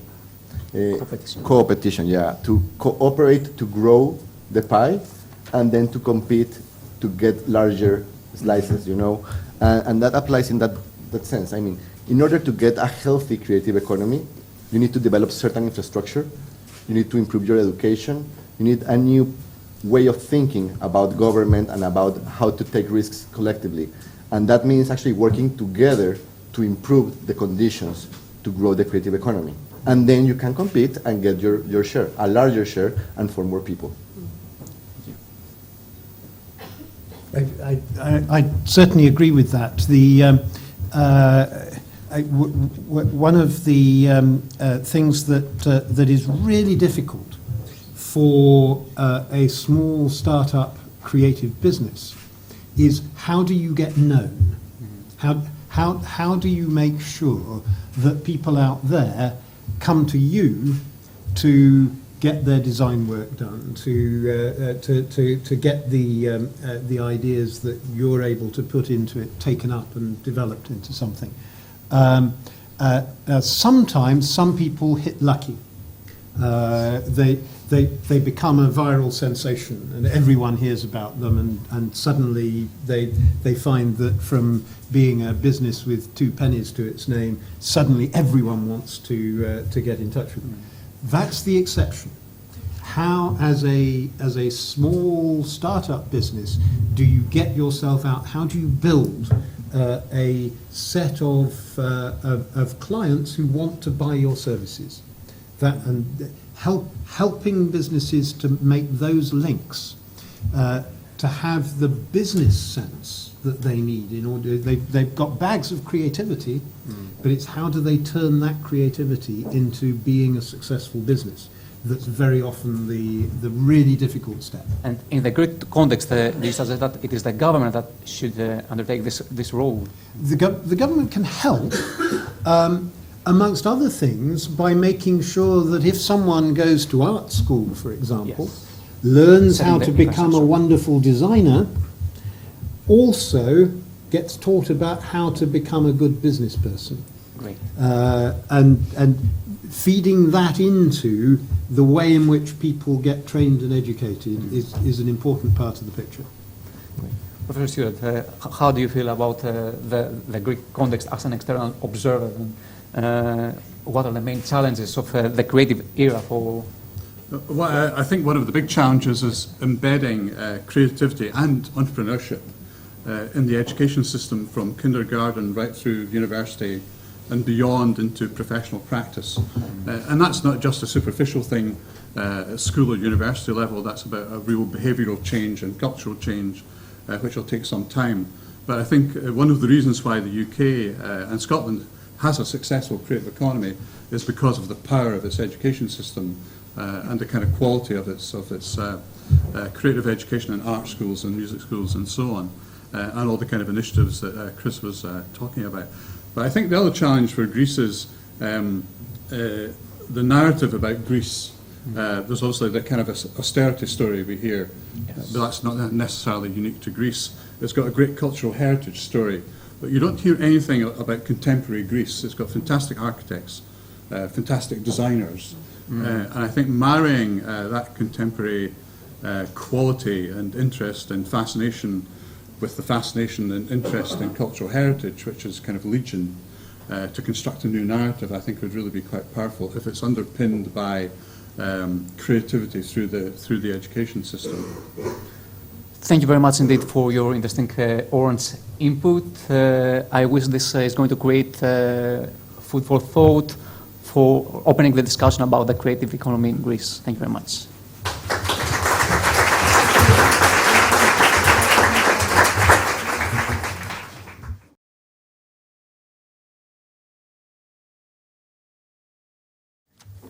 Good afternoon, ladies and gentlemen. Welcome again to the LP's international event about the creative economy. My name is Christina Poutetsi, and I'm a journalist at the newspaper Vilma. Let me introduce to you our guest, Mr. Andrew Senior. Mr. Senior is a leading expert in the field of creative economy and is particularly interested in entrepreneurship and copyright. A lawyer in profession, he is an expert in cultural policy making and governance at UNESCO. He's also director at Andrea Senior Associates, and in 1999 he established the Creative Industries Unit at the British Council. He has an extensive experience in a range of emerging economies in Africa, Asia, Europe, and Latin America, working in national, state, and city governments, sector agencies, artists, creative businesses, and civil society. Now, for the next half hour, we are going to discuss how creative economy can get from theory into practice. That is, we will examine ways to develop creative entrepreneurship, focusing especially in the opportunities that lie ahead in Greece, and how young people can get involved. Before the end of the session, we will also have time for discussion and questions from the audience. So, Mr. Senior, welcome to Athens. Thank you, Christina. Creative entrepreneurship, is it a hidden treasure? How big a deal is this? I think that the creative economy is a huge deal, and one which there's a danger that we fail to understand how much it is a game changer. I think we're actually living through a new industrial revolution. I think it's as important as that in actual fact, we're going through a period of change which is unprecedented in the past 200 years in terms of human history. It's a convergence, certainly in terms of the creative economy, of creativity and understanding all the things that Felipe was talking about in terms of the individual and individual creativity and the way in which collaboration and cooperation takes hold as far as the creative sector is concerned. It's also the way in which technology is changing things, but it's also now the way in which we've gone through the global crisis in economic terms. And one of the things that is emerging because of that is also the need to understand how business models are changing to respond to the creativity of individuals, but also to the way in which technology allows us to communicate and work across boundaries. How can a creative idea become a successful business? What else is necessary? Can you give us an example? Yeah, I mean, I don't think that a creative idea very rarely simply becomes successful. A creative idea normally comes from one individual, but in actual fact, for a creative idea to really take hold and become successful in business terms, that becomes the collaboration and engagement of a whole range of different people. So if you think about J.K. Rowling, who is perhaps the most successful author living today, in actual fact, her success isn't just about her. It's about the editor that started editing her books. It's about the team at the publishing house, the marketing people at the publishing house who came up with the ideas about how they could actually position the book so they could get it into a public perception, how they could work with schools, with young people. It then becomes about how her agent started selling the rights, not just in terms of the publishing house, but looking at it in terms of film, in terms of video games. All these things are part of the success, and it's about her being able to work with those different players, yes, retaining creative control, but actually also about her being able to be prepared to work with individuals and understand that they had skills which needed to be brought to the fore. If she was going to be successful, if her ideas were going to reach the public in ways that she'd, I'm sure, never imagined when she sat in the cafe in Edinburgh writing the first manuscript of Harry Potter. How can Greece enter the world of creative economy? What are the opportunities that arise in Greece? I'll say now that I think Greece has already entered the world of the creative economy. The critical thing about the creative economy and the creative industries is that this is the only raw material in the world that was evenly spread around the world, human creativity. So this is not a question of nature, it's a question of nurture. The creative economy is here because you have that creativity here. It is entirely a question of how you go about developing it, how you go about putting in place the type of support, the type of engagement, the type of information which allows it to grow. Part of that is about the government. The government needs to play a role in this. And I can see that at the moment that isn't necessarily happening because the creative industries and the creative economy isn't understood by government, and that actually is critical. We were incredibly fortunate in the UK that Chris Smith was Secretary of State at the time that he was and brought those things to bear as far as the dialogue and the discussion, the intellectual discussion actually in the UK. And what Chris did, and we didn't touch on this, so he's also responsible for creating the National Endowment for Science, Technology and the Arts with David Putnam, the filmmaker. these have been critical factors in the development of the creative economy. There are roles that government or foundations can play, but government is critical to all of this. So I don't think this is something that doesn't exist in Greece. I think it is something which needs to be nurtured in Greece far more than it is being at the moment. With the cooperation of the government and the private sector? With the cooperation of the government, of the private sector, with the collaboration between cultural institutions, between artists, and working across boundaries. I think one of the problems is that we have developed a mentality in terms of the arts and in terms of creativity, which is that it is in silos, it's kept in a particular space. Our education has historically talked about you being trained to do one particular thing. But the thing about the creative industries today, and this is why it is such a major paradigm shift, is that actually to be successful, you have to be able to engage with people with very different types of skills. I think that, when we start talking about skills and training, one of the most important things to understand is we're in a period when skills and training is not just about young people. It's also about older people, because one of the things that the crisis has created is a generation of older people who are not going to be able to retire and rely upon state pensions when they're expected to be able to do so. But what that also means is that which is why it's so exciting, we're at a point when the skills, particularly of young people, in terms of how they understand and can use technology, can be married with the experience of older people to create a different type of relationship within our societies. One which is actually potentially far more fruitful, because it actually speaks to the skills and strengths of everybody. And that's what I think, part of what needs to be nurtured is a dialogue which cuts across sectoral boundaries, but also cuts across generational boundaries. Because really this is about, and I know it sounds crude and economic in this sense, it's about getting the most out of the resources we have. But flip that on its head, and it's actually about giving people the opportunity to be the best that they can possibly be. Mm-hmm. How can creative entrepreneurship be implemented in a local economy, and how can it support an underdeveloped rural area? As I said, creativity is there in every community. Mm-hmm. It is spread across the world. So the concentration may not be as great in a place which is less populated, but it is still there. The critical thing today, as far as the creative economy is concerned, is actually access to the internet, because that is the principal vehicle through which ideas and dialogue, communication, collaboration is able to take place. So if you're able to have the fat pipes which allow large data to be passed between different places, all of a sudden you're able to be working with somebody here in Athens, in London, in Sao Paulo, across the world in that way, which means that you're able to find the most skilled people, the people who are innovating in different ways, and be able to work with them. And if you're able to do that, then all of a sudden it means that you have you're more competitive in the marketplace. The problem for people who live in an area like the west of Cork in Ireland, or one of the islands on the coast here, or in the far north of Scotland. I've just done a piece of work with the Hans Islands up there, looking at a strategy for them. The great difficulty that they have is that they don't have high-speed broadband access. And that immediately puts them at a disadvantage with somewhere like London. So if I'm developing an app in London, I have 4G around me. When I'm thinking about what I'm doing, I'm thinking about it in real time, in the real context of how people will be able to use it in London. And that's where there is a big market immediately.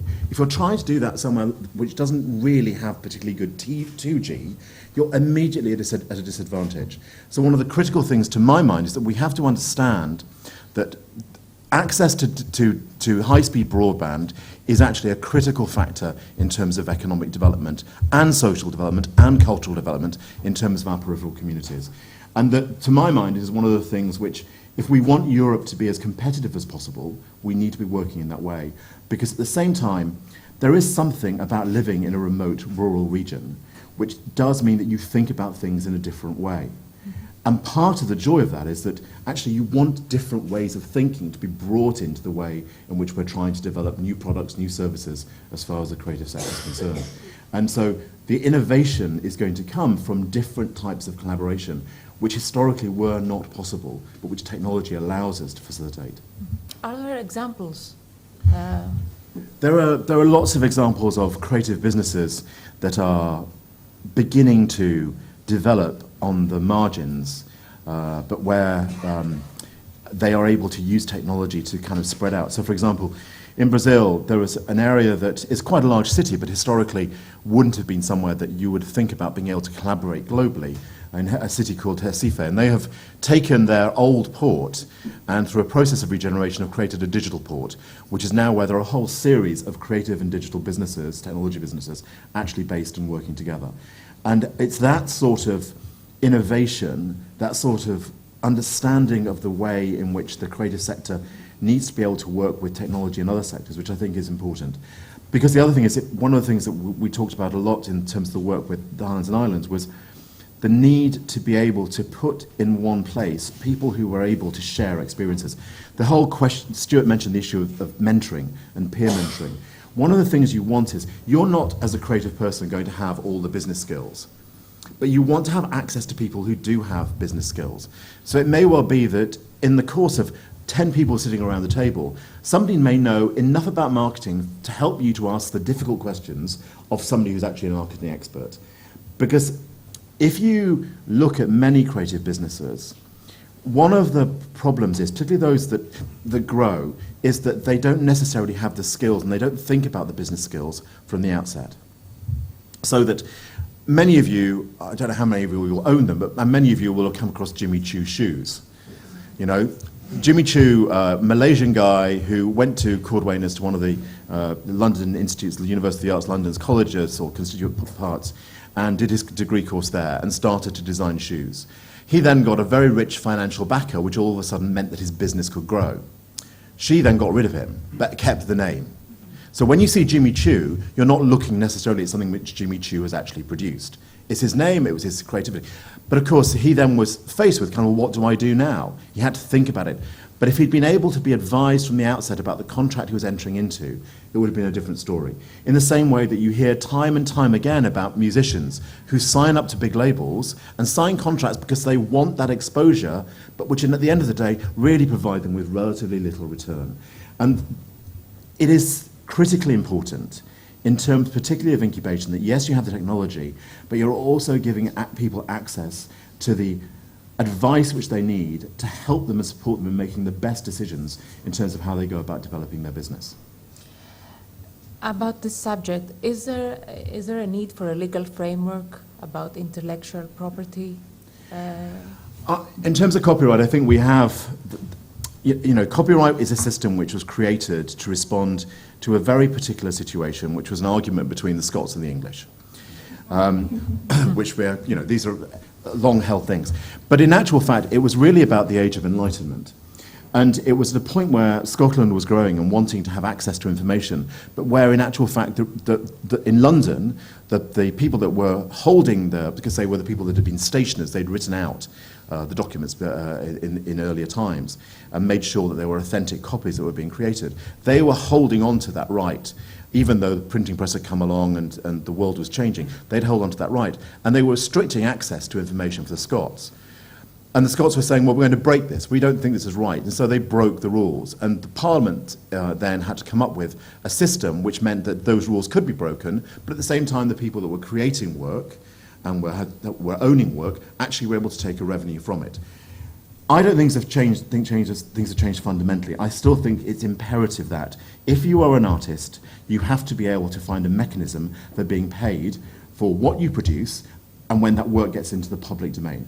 Not everything that an artist creates is going to have economic value. But as soon as it has economic value, you need to be able to leverage from that value a return for yourself.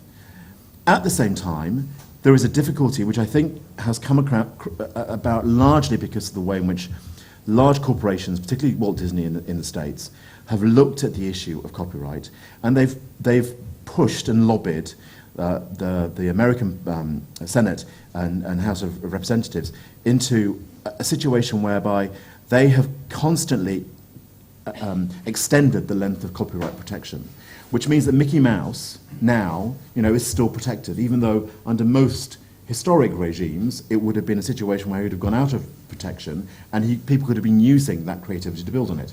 The irony is, of course, that Mickey Mouse was built on the creativity of somebody else because the original character was called Steamboat Willie.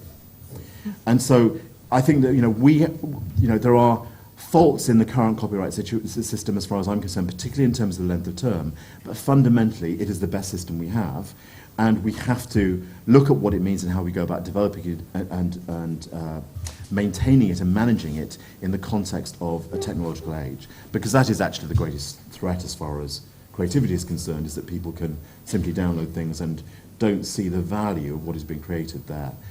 To my mind, one of the real problems is that very often, in a way, artists are driven by, yes, they want to put bread on the table, food on the table, but at the same time they also want to see their work out there and being enjoyed and consumed by people for as long as possible. And so actually quite often, people want to see it reach a large audience, so they will sign a deal in that way. But I think there is a real need for us to be far more cautious about what we're signing, getting the best possible advice, looking at the experience of people and learning from that experience, rather than going and making mistakes that actually you don't need to make. In Greece, tourism is a very important sector for growth. Could you elaborate on the opportunities, the business opportunities and the synergies that may be developed between creative industry, tourism and culture? Yes.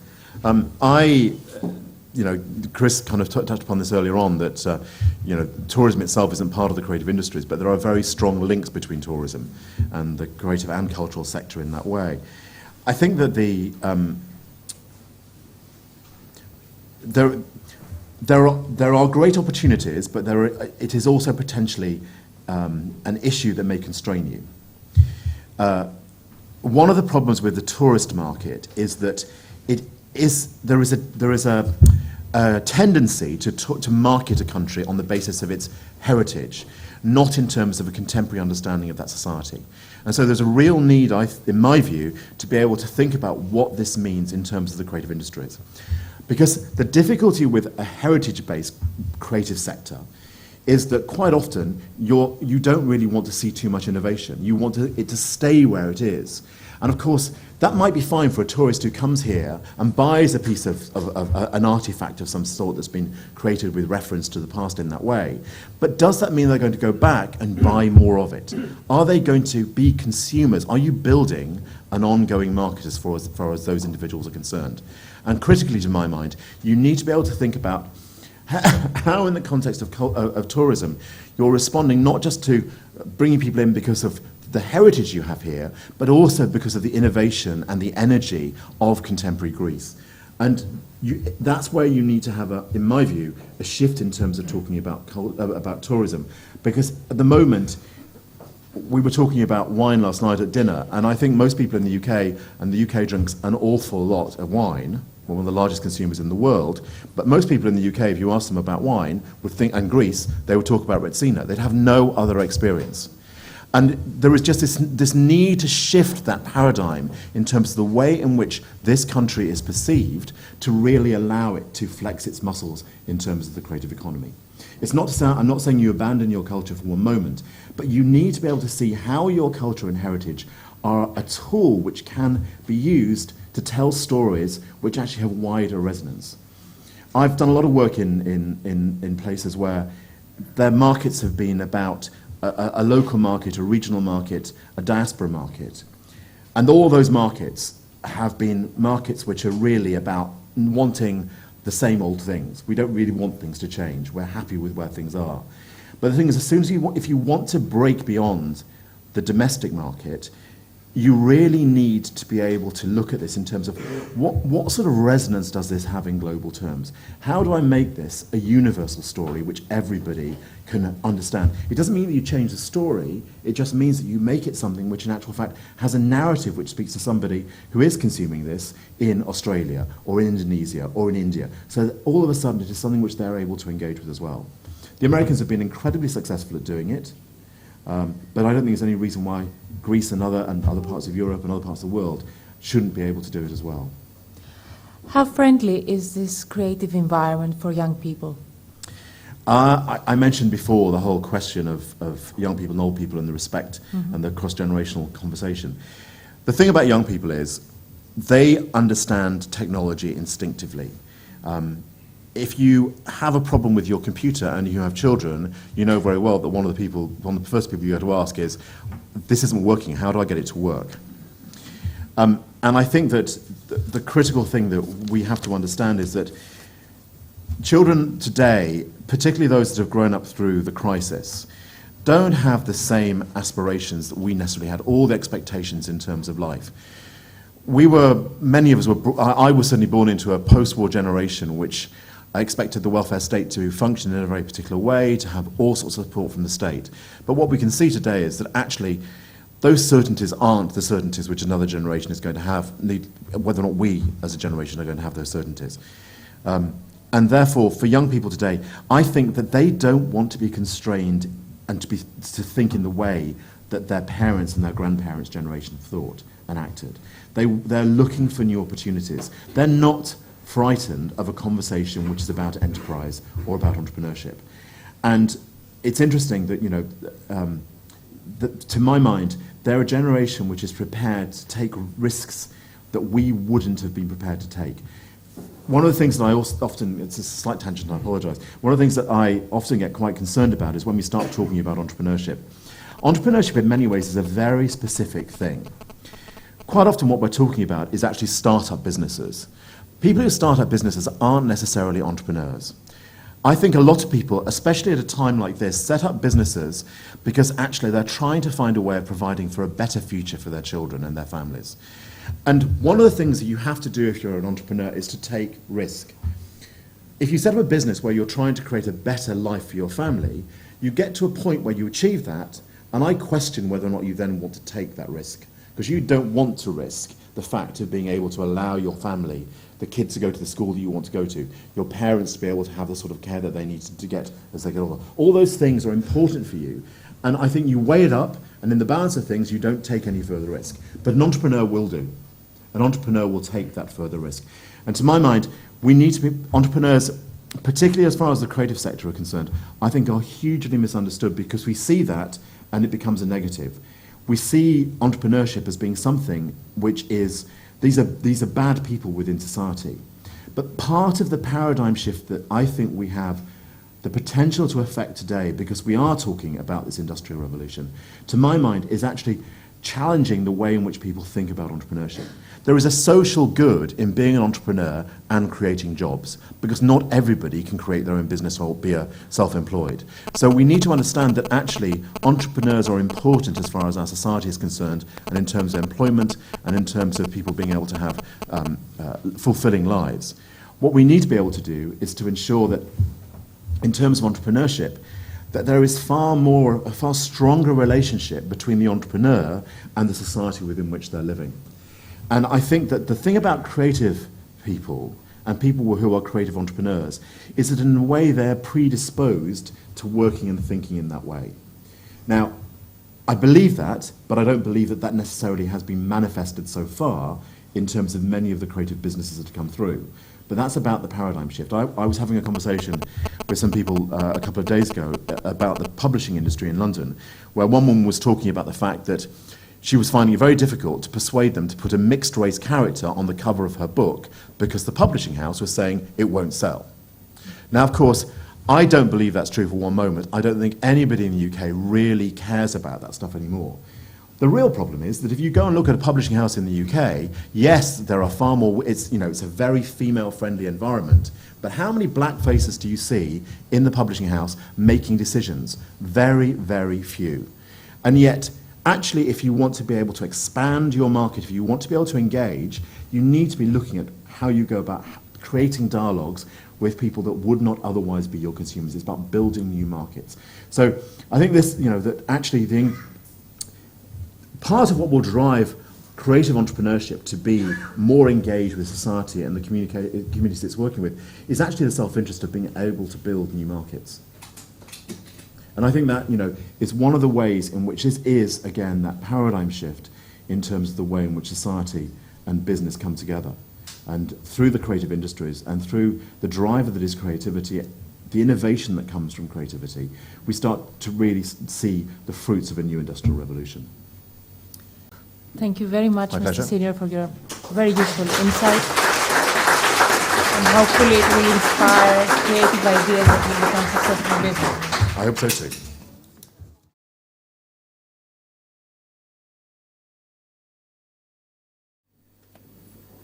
Hi, I am from Washington, D.C., but I hail from Beirut, and I used to be based in Beirut until 2011. Higher? Can everybody hear me? Yes, perfect. I really want to thank our hosts and the conveners of this for bringing this wonderful creative force together today. And you know, building networks is a very powerful thing, and I'm really pleased to be part of this group today. And this meeting reminds me of how it all started in Lebanon in 2005 when I started working on this agenda. Lebanon was one of the first countries in the Middle East to explore the creative economy. I was then working for the British Council out of Beirut. And in 2005, Lebanon was coming out of a war period. We were in reconstruction, and there was appetite for the country to explore things that could brand the country as something different than just a war-torn country. And there was just a lot of interest in exploring a little bit further the creativity and the innovation that Beirut always had as a creative hub in the Middle East. So I and some people who happen to be in this room today embarked on a project to raise awareness about the creative economy and to map the creative industries. And to cut a story short, this was not an easy task. And there were many hurdles. There were ups and downs in political terms and security terms. But what this did, it actually brought in so many players into the conversation over the years. And the study was imperfect, but the first recommendation in the study is that we need more people to put more money into this and do it better and join forces with us. And we're in 2014, so almost 10 years later, and I can tell you that the landscape in Lebanon has changed so much in terms of the creative economy. There are so many more people lobbying for it. There are so many people who know about it. Perhaps the legal and the government infrastructure is not there yet for obvious reasons, but the number of incubators, the number of entrepreneurship programs, the number of the awareness about this whole agenda has changed. But also in 2014, Lebanon is still very much in political and economic deadlock. We have no president. We have 1,300,000 refugees in a country of 4 million people, so the highest per capita in the world today. We have a national debt that is 145% of our national GDP. But Beirut is still a creative hub in the Middle East, and it's still the laboratory for creativity in the Middle East because its people believe it is and make it so. So if I want to relay something about the Middle East to you today, it is exactly that. It is the resilience and the ability of the people who drive this sector to rise above difficult situations and to call for a better future for themselves and the communities they live in. And I want to also throw something in, is that, because I'm talking about the Middle East and because this is something that I cannot not speak about, is that extremists and dictatorships have figured this one out. This powerful ability of a creative person to actually dream and to come out, to propel themselves of their immediate environment and to imagine something else and to use that dream to actually change something around them and around their community for social good or for other things such as freedom, freedom of expression, etc. The extremists and the dictatorships have figured how powerful this is, and this is the first thing that they go after. They actually try to strip people out of their ability to imagine. They try to go after controlling the mind, limit, incarcerate. So they figured this one out because the first thing they go after is cultural heritage, destroying it, destroying memory, and paralyzing entire communities. And it's sad because we, at the other end of the spectrum, are still struggling to convince our governments and funding institutions of the importance of this. So that is just something I wanted to throw in. So the Middle East today that I'm talking about is torn by violence and conflicts, and some of the things that you are seeing on TV are quite horrific. But there is a thriving cultural sector there that is led by very, very resilient and inspiring people. And I want to talk about the social role of those people in that space. You know, the transitions and the revolutions have unleashed an incredible cultural production in all its forms, and for many reasons, but I would like just to talk quickly about two. And I think that all the limitations that the artists were previously working within collapsed with the collapse of those regimes. So suddenly, the artists found themselves in a physical and a virtual place that was much bigger, perhaps at a greater risk for themselves, for sure. But suddenly they had more space, and they could share their work with thousands of people in a click of a button. So that unleashed an incredible amount of work, very, very interesting, very intense. The other thing that happened was the rise in the level of debate in Arab society during that period. You know, people felt that they could, say what they thought or, discuss things. And of course, this trickled down to the creative sector as well. So, at both ends, from the audience perspective, you had a rise in participatory art, for example. We saw people doing graffiti on the walls, dancing in the streets. People wanted to reclaim their public space and their cities and use it. I don't like this. I want to do something different. I want to paint here. I don't think that space should be used this way. So we had all this participation that was coming out. From an artist point of view, the artists themselves were suddenly out of their comfort zone, out of the space where they usually exhibited their work, and they were in direct contact with communities they didn't know before. So that created a lot more work and a very different type of work.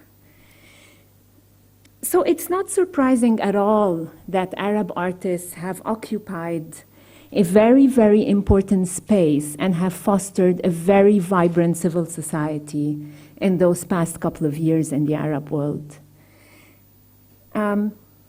Their work is very much about freedom, human rights, gender rights, justice, freedom, transparency, sometimes at great risk. And, in front of so much violence and so much wars and conflicts, or difficulty, just political and economic difficulty, one wonders, what is the role of the arts in there? And I can say for the Middle East, their role is incredibly important at this point, because they represent a non-violent cultural movement that is calling for peace and is calling for peaceful change at a time where the region is sliding into something very radical and extremist. They are the witnesses and the archivists and the recorders of what was going on. They hold that oral history that no one has captured. And their work humanizes conflicts. it reminds us all that at the end of the day, this is about people and their lives, and they communicate this to us through their artwork. And most importantly, they are helping to build networks, because sometimes the infrastructure is not there and they need support, and they strive and they work very hard to build networks and to use them.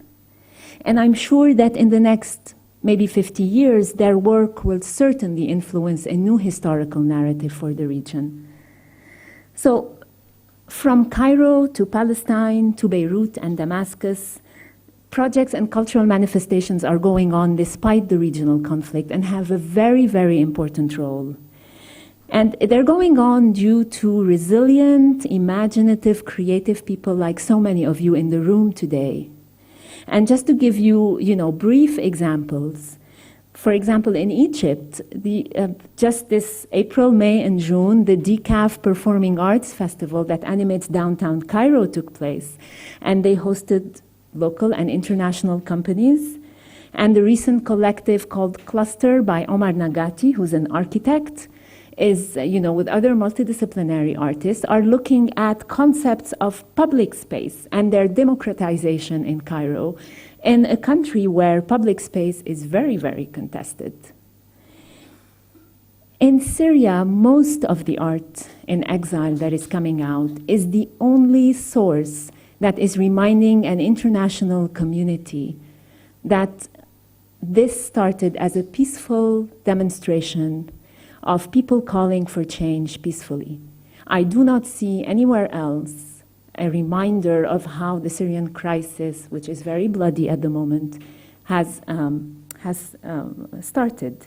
And one of the most sort of poignant work that I've seen recently is a public performance called Garden Speaks by artist Tanya Al-Khouri, which was shown in Birmingham and is soon touring and possibly to the US. And it is about the stories of 10 families who've had to bury their loved ones in their backyards because they could no longer go to public funerals. So it is a story about how the dead protect the living and the living protect the dead. Very simple stories, but it is just a collective. They are collecting those stories and this personal experience of people that no one else is. And in Palestine, the Kalandia International Biennale for Contemporary Art, despite the regional conflict and despite the recent war on Gaza, is opening on October 22nd. And the Kalandia Biennale is a manifestation that brings together seven cultural organizations in Palestine. And they celebrate contemporary culture. And they animate several cities. They connect them. They connect them through art. They connect what cannot be connected physically. They connect it through art. And that is very exciting. And Kalandia for the name of the famous checkpoint that also suffocates the West Bank. Kalandia also for the international airport that used to be their access to the world. Kalandia, the name of a village that is now separated by a wall. So Kalandia, the Biennale, is a meeting point for what is really a division. And all of these manifestations have an incredible impact on the lives of the communities, on the stories that are being told, on the people-to-people relationships that get formed by international people who come and visit those places. And this year, there are more than 100 artists participating in this manifestation. And the theme is going to be archives lived and shared. So exploring how archives can actually influence national identity, past and present and future for Palestine. And to conclude with Beirut, since we started talking about Beirut, within the midst of a huge political crisis with no president, spillover from the Syria conflict, in this past June, the Beirut Design Week, which is a week-long manifestation of design in all its form, very contemporary, took place in Beirut, very high international standards, So they animated the city and they brought community together when no political discourse could. So they were in 87 locations. They presented 17 workshops, up to 9 events a day, with exhibits, open studios, film talks, and of course the party at the end.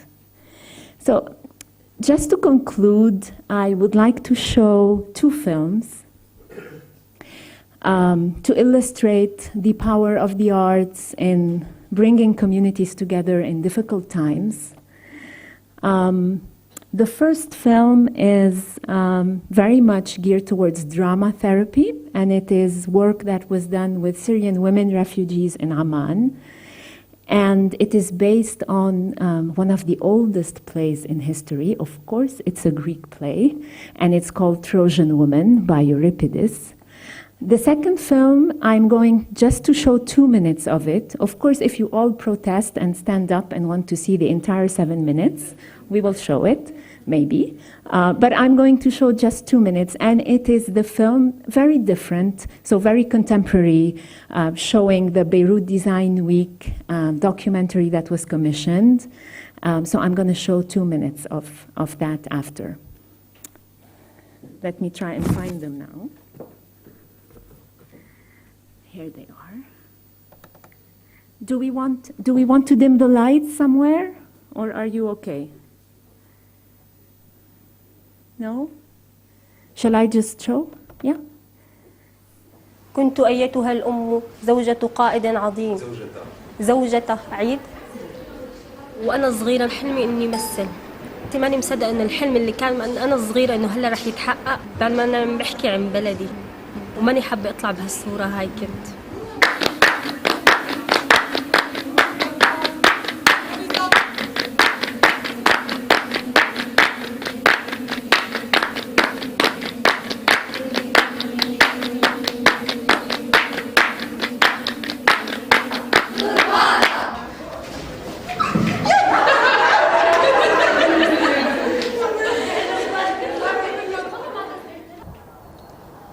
فيعيش حاضرا مؤلما وروحه تحن إلى سعادة ماضية. يعني هذا المقطع أكثر شيء ببكي. نحن تركنا بلدتنا الأساسية، صار كثير القصف، صرت بدي أدور حياة أفضل لأولادي. النص بحكي عن شيء حقيقي عنا، مع أنه هو قديم بس التاريخ عم يعيد نفسه. بالنسبة لهيجابي كثير أنا حسيتها قريبة يعني مني. هي زوجة ملك طروادة، فقدت كل ما تملك يعني من عائلتها لأحفادها، مثلنا نحن يعني كانت عايشة ملكة ببيتها. ما قالت أنا كنت دير الملك وحركه كمكوك يعني هلأ شو، ونحن هيك صفينا يعني. اجتمعنا بأخواتنا السوريات وكل وحدة عم تتعرف على حياة الثاني. طلع إلينا تشنجي. لا البيت بيتنا ولا المكان مكاننا ولا البلد بلدنا. لا من ساعة بلشنا المشروع دخل شيء جديد عنا بحياتنا. إحساسي إنه في عندي صرخة وبدي أصرخها، بدي العالم كله يسمعها. يا ترى في نتيجة؟ طروادة لم تعد الآن إلا ركاما من الخراب ودخان الحرارة. كنت أيتها الأم زوجة قائد عظيم. Sorry, it's looped. And now the second movie, the Beirut Design Week. Beirut has a history. It has a history that goes very far back about segregation, about this east and west notion. I mean, this is kind of the basis of a lot of the political turmoil that we've been having. But at least if we can all think of this bigger community on an interest, such as design or any cultural matter, then maybe this is a reason for people to be able to communicate much easier together.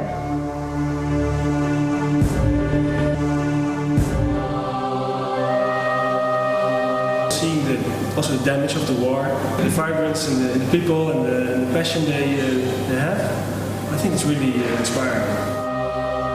After my visit with the Secret Service, they said, okay, you're free to go now. Welcome to Lebanon. A mixture between Ibiza and Detroit. like real heavy, dark, gritty scenery, but also beautiful landscapes and boats and beautiful buildings, beautiful people, and that mixture, that clash is very, it's amazing.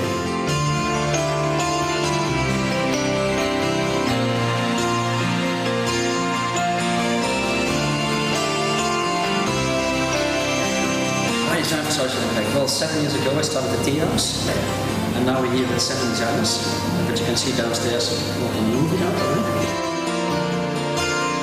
We're trying to create this platform for designers in Lebanon to think that, okay, now we've got a space where we can actually go exhibit our work, talk about it, and be as important, let's say, as the other fairs that are happening in Milan and London.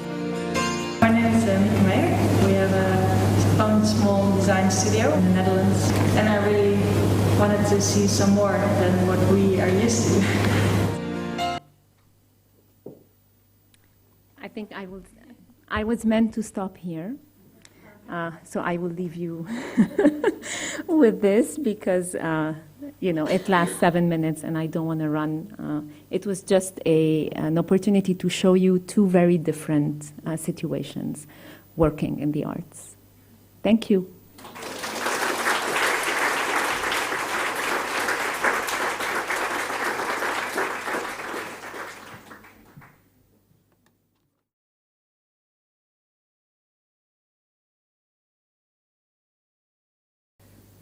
I live at the most southwesterly point of our European Union.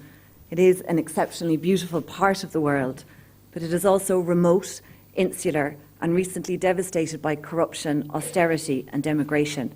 I have it on good authority that it's actually raining there now. I work in a contemporary art museum on the campus of University College Cork, and we present both Irish and international artists. It's an award-winning building, but it's also at a remove from any metropolitan discourse. And while Cork is the second city of Ireland and was European Capital of Culture in 2005, it has a population of only 120,000. So questions of how the creative economy can function at the periphery of Europe are central to my professional and personal life. How we can produce culture on the edge that is central to the global cultural conversation. Ireland has suffered from years of austerity, and the arts have not been an exception to this. However, it has been an opportunity for the cultural sector to advocate for investment. This is an ad that was widely disseminated by the National Campaign for the Arts, an advocacy group that was set up in 2009 in the wake of the financial crisis to advocate for the arts and the creative industries and their central role in the recovery of Ireland. Cultural organisations, in a way, this is a shot of a work by the British artist Tim Etchells in our spaces. We provide a civic platform where society can engage with ideas, issues, and also the pure enjoyment of art. It's one of the few sectors that has its integrity still intact, but it is crucially important that we also provide an evidence base to decipher the data and communicate back why we require and how we can incentivise and enable the creative industries. The Arts Council of Ireland in 2009 commissioned the first economic impact of the arts in Ireland study, and I was really interested to hear Stuart speaking earlier because the numbers that came out are very, very similar to Scotland. When you extend it to the wider creative industries, it generates about 4.7 billion annually and supports 79,000 jobs. That's in a population of an island of about 4 million. When you came around the corner of the gallery, Tim Etchells' work became, the scattered letters became a message that maybe isn't one that we always want to read. The future will be confusing. And even when the arts provide meaning, it's not sure that we kind of like what we're hearing. But I think that the arts, above all, can help us to explore and experience other perspectives. And as Lynn has just pointed out, you know, art changes people and then people change the world. But perhaps, and this is aside from the Scottish artist, David Shrigley, we will remain confused. I kind of like the fact that I tend to work in a perpetual state of confusion because it feels to me that I'm grappling with something new. That if it was if we weren't a little bit confused, then we wouldn't be at this creative edge. I'm simplifying it and using the orange economy to beat the green economy of Ireland into my national flag, where the local might meet the global, is obviously both the national but also the tribal. And I think that is maybe something that Ireland shares with Greece, and that we have a very large diaspora, a community worldwide that very strongly identifies back to Irish culture, and I imagine this is true of Greece as well. With the kind of increased international mobility that artists have, and the global conversation that's been made possible by the digital age, I think that our tribe tend not to affiliate anymore with Ireland in a nostalgic way, but more in a dynamic conversation that really wants to be part of current contemporary cultural dialogue. And that's an opportunity for us, one that has been very much capitalised on by our tourist board, because of course Ireland provides a kind of a party day for the whole world when we share our St. Patrick's Day festival and infiltrate cultural landmarks around the globe by greening them. In a way, it's fantastic if we can get the Acropolis to go green, but it really won't work unless that leads back, for me, to Ireland itself.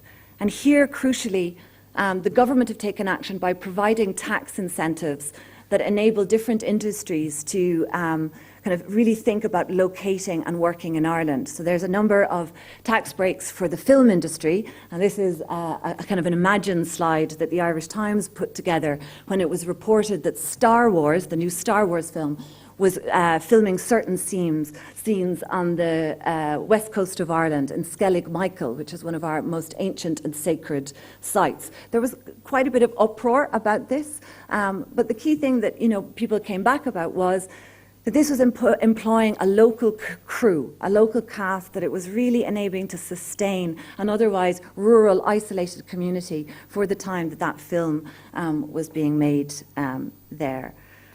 Artists, of course, also have a role to satirise that kind of action. This is a slide by the Irish artist Sean Hillen, who has put a cash machine into one of our beautiful dolmens, kind of, I suppose, in a way critiquing this use of heritage sites. But also artists are inspired by them. And the visual artist Claire Langan, who lives in County Kerry but practices internationally, was also funded by the Irish Film Board to make a very beautiful film piece, again about Skellig Michael, this time that examined the experience of being on this isolated site off the west coast of Ireland. This is New York, a public art project that opened just 2 weeks ago and will run to December, if any of you are there, by the Irish artist John Gerard. It was funded by a mixture of philanthropy and public funding, commissioned by the Public Art Fund. It's outside the Lincoln Center. And it shows a solar reserve plant in the Nevada desert. But interestingly, John was inspired by Newgrange, one of our kind of megalithic sites in Ireland, and the inspiration that kind of led him to make this work, which relies on a gaming engine to produce a virtual world so that it unfolds in real time. Now, John made this work in Dublin, but also in Vienna and in London, and ultimately it gets shown in New York, and doubtless will travel the world again. So there is a sense in which, and I think that Jenny is going to pick up on some of these ideas, around where there is really no centre of making work anymore, but there is a local and global conversation about place that is really important for those of us who are on the edge to keep in mind. And sometimes that might involve and encouraging international artists to come and make work in Ireland. So another artist who was inspired by, sorry, I'm going back and forth, but this is Newgrange, but this is James Turrell, who's an American artist who came and made a really stunning piece of work just out of Skibbereen, a small market town in West Cork, called the Sky Garden. And for any of you that know Turrell's wedge work, it's an absolutely extraordinary piece where he really is turning the landscape inside out. So suddenly the kind of sky is the ceiling. And because, well, again, it wasn't raining on that particular day that I was there, but the sky is ever changing in Ireland. So it's a quite extraordinary experience. One of the reasons that we must invest and hold on to artists to support their work is because they are really at the kind of start of the creative economy. And Ireland does this by enabling a tax exemption for artists, which in the budget that has just been announced 4 days ago has seen an increase of an annual allowance from €40,000 to €50,000. And interestingly, an extension from not just artists who are based in Ireland, but also for non-resident artists to avail of. So all you Greek artists, come to Cork. And this is a colleague of mine, Will Sliney, who's a comic book artist who, again, lives in a small fishing village is from a small fishing village in East Cork. But he works for Marvel and draws Superman. But he does it from just outside of Cork in Ireland. But artists are really the beginning of everything for me. And even if we begin to think about apocalyptic scenarios, as I think many of us were over the last 5 years, there is a creative beginning again in that moment. And of course, my fellow Irishman, Samuel Beckett, has put it much more poetically in another ad campaign from the National Campaign for the Arts, Imagination, Dead, Imagine. One of the absolutely important messages that we get out about the cultural sector is that it's a renewable resource. It's not finite. As long as we keep investing in our generations to be creative, it will continue forward, multiply, and really enable a kind of a growth that very few other sectors would be are incredibly envious of. So back to Cork, to my building. Even as we're thinking of that constant flow between the local and the global, it's crucially important not just to mind our artists, but also our grassroots communities and the people who support us where we work.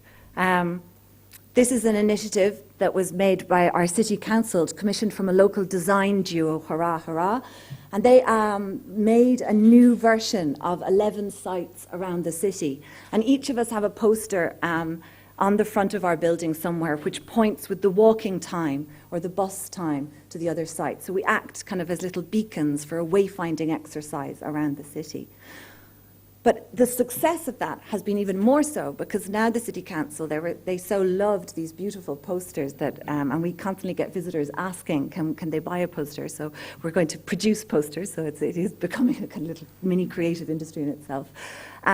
They've produced them as light boxes and put them into the main street where shops that are no longer rented out and were kind of quite forlorn empty spaces in the city are now becoming something that's pointing back to culture.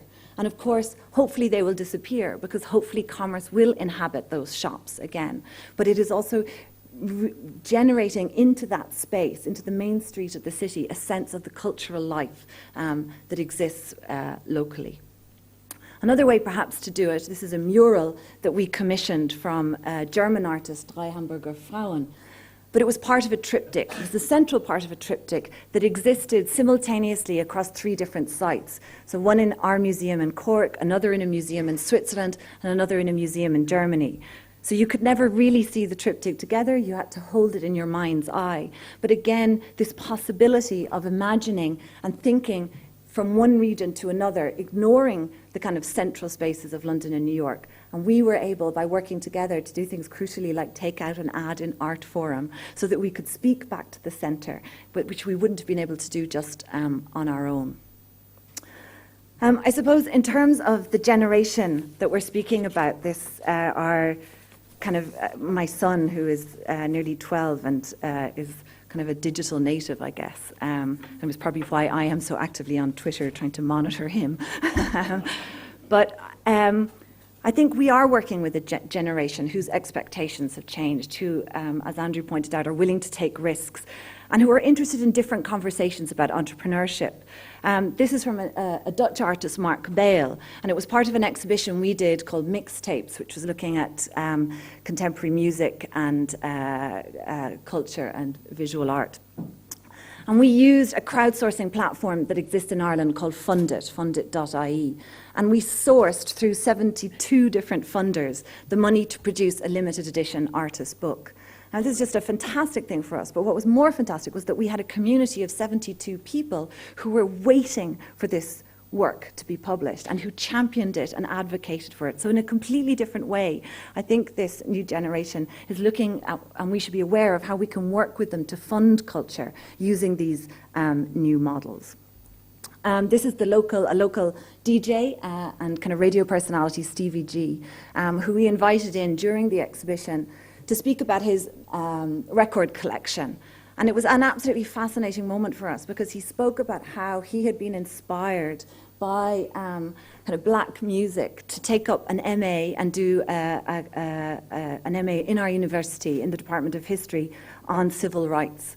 So again, to realize, I think, as well, that this generation really are interested in the move, and as Lynn said, between culture and advocacy, and do not see it as a separated discourse anymore. And I guess there's another question there about what happens when all of the world, through Spotify, has the same record collection. Then it really is your own mixtape that makes the difference. And of course, as a curator, I'm going to advocate for that curatorial role and the importance of our profession. But what we do in the Glucksman is that we have an annual gathering called Glucksman Futures, where we invite in our students, postgraduate students, to work with us on the production of a new exhibition or a new work. So really it's up to them to kind of say what it will be. What we talk about them with is how to curate in the public realm. So not just the selection of work, but what it means to select that work, to present it, to mediate it, and have it received into a dynamic conversation. And I think for those of us that have positions in the cultural world, in cultural organizations, we have a responsibility to enable this generation to come forward in that way. And it's been fascinating for us because it hasn't just been art history students, it's been students from business, from medicine, from law, from right across the university, wanting to know how, in a way, they can better navigate this kind of huge sets of information that we have available to us.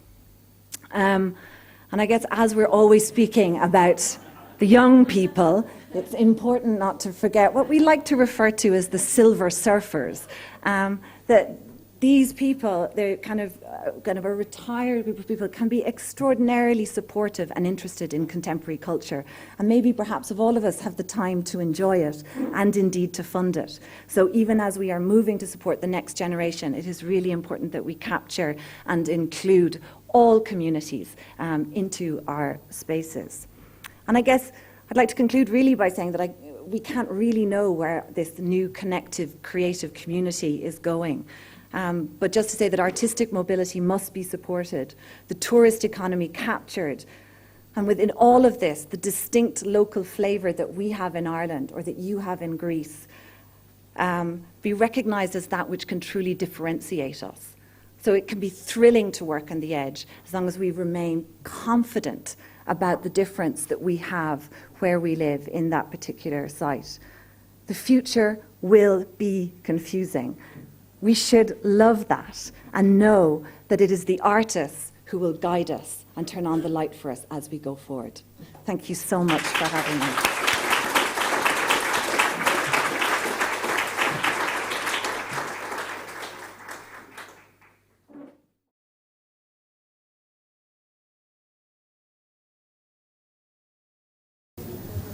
Well, I guess inspiration is the key word for today, and I believe that we are receiving a lot of interesting points to work on our own inspiration. I would like to ask the first point of our discussion to George Anastasiadis, who is a newcomer in the conversation of this day. And I would like to ask him share his views about why focus and invest in youth entrepreneurship in the creative sector, and what about education from early stages?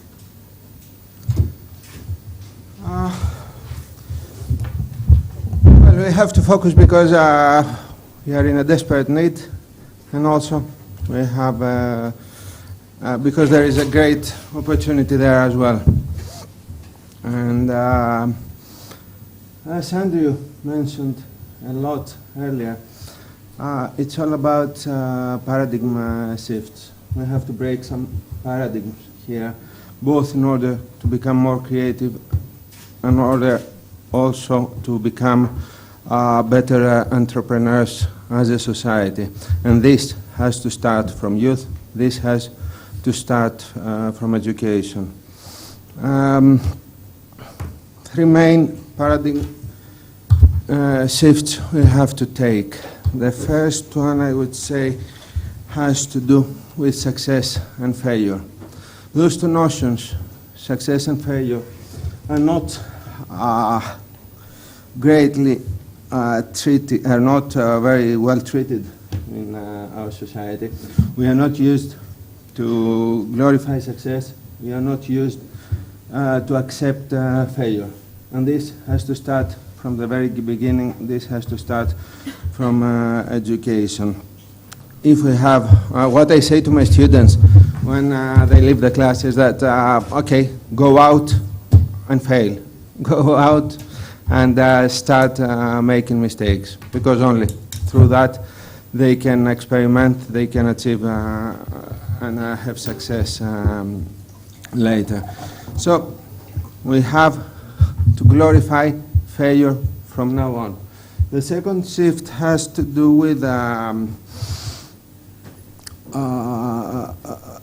the dependence we have as people to the state.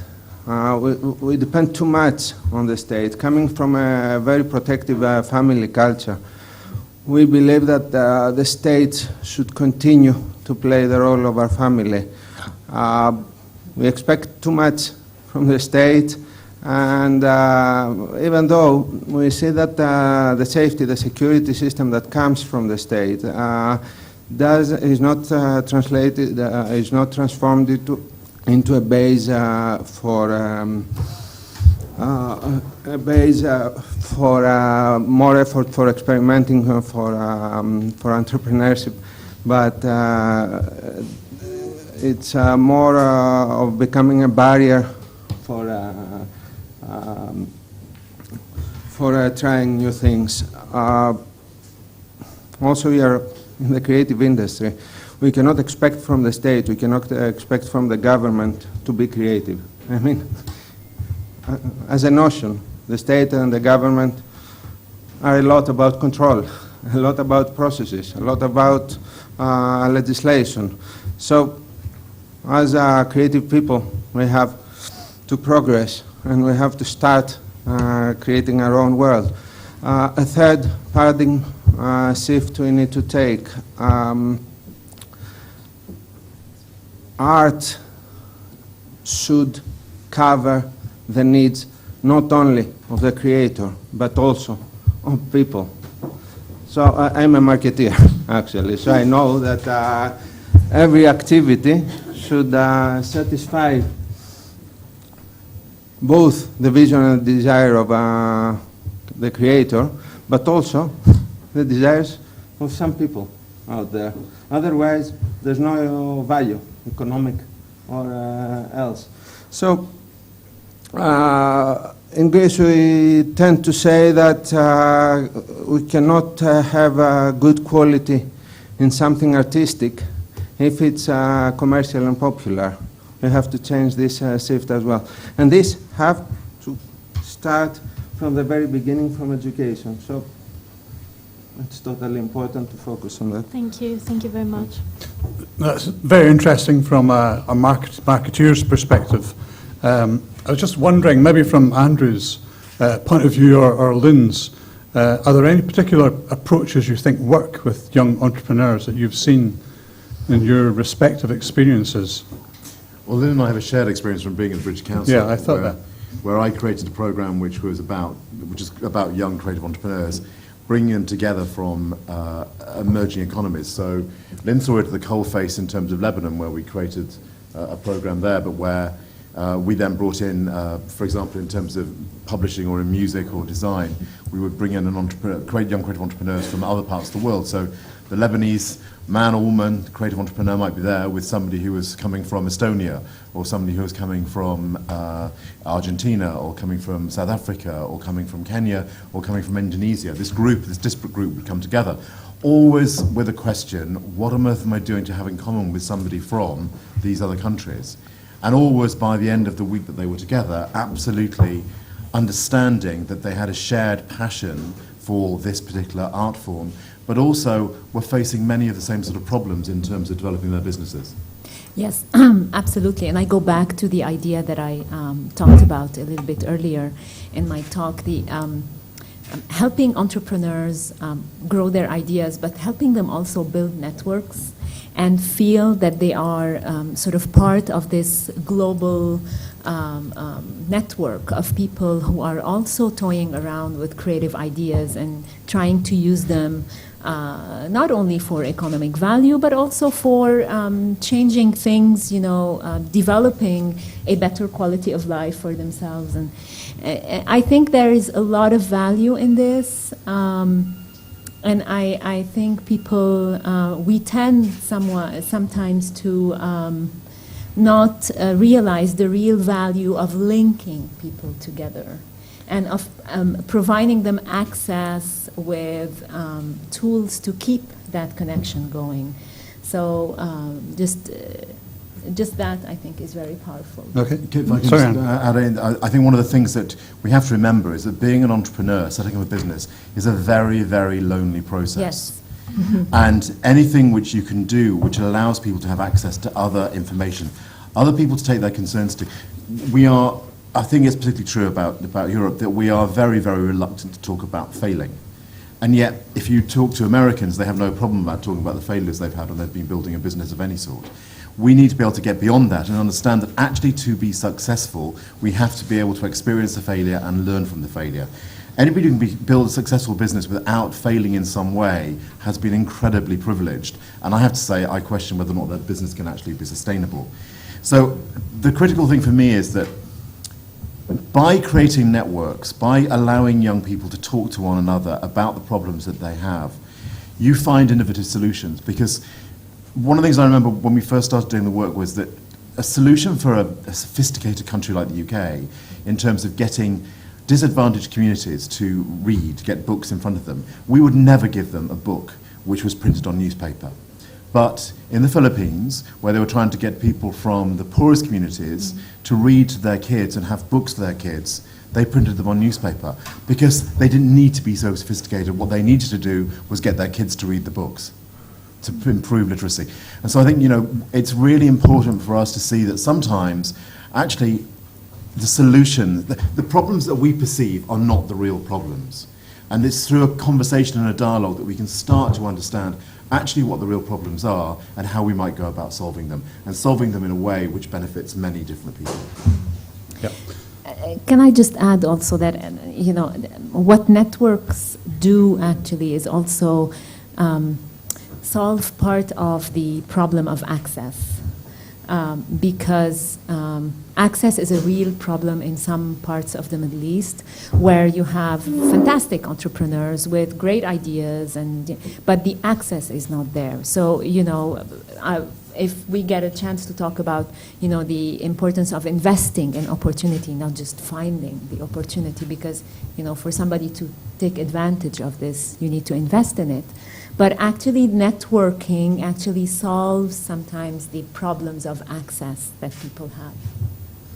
I just want to bring in George at the end of the table there, just to give you a chance to...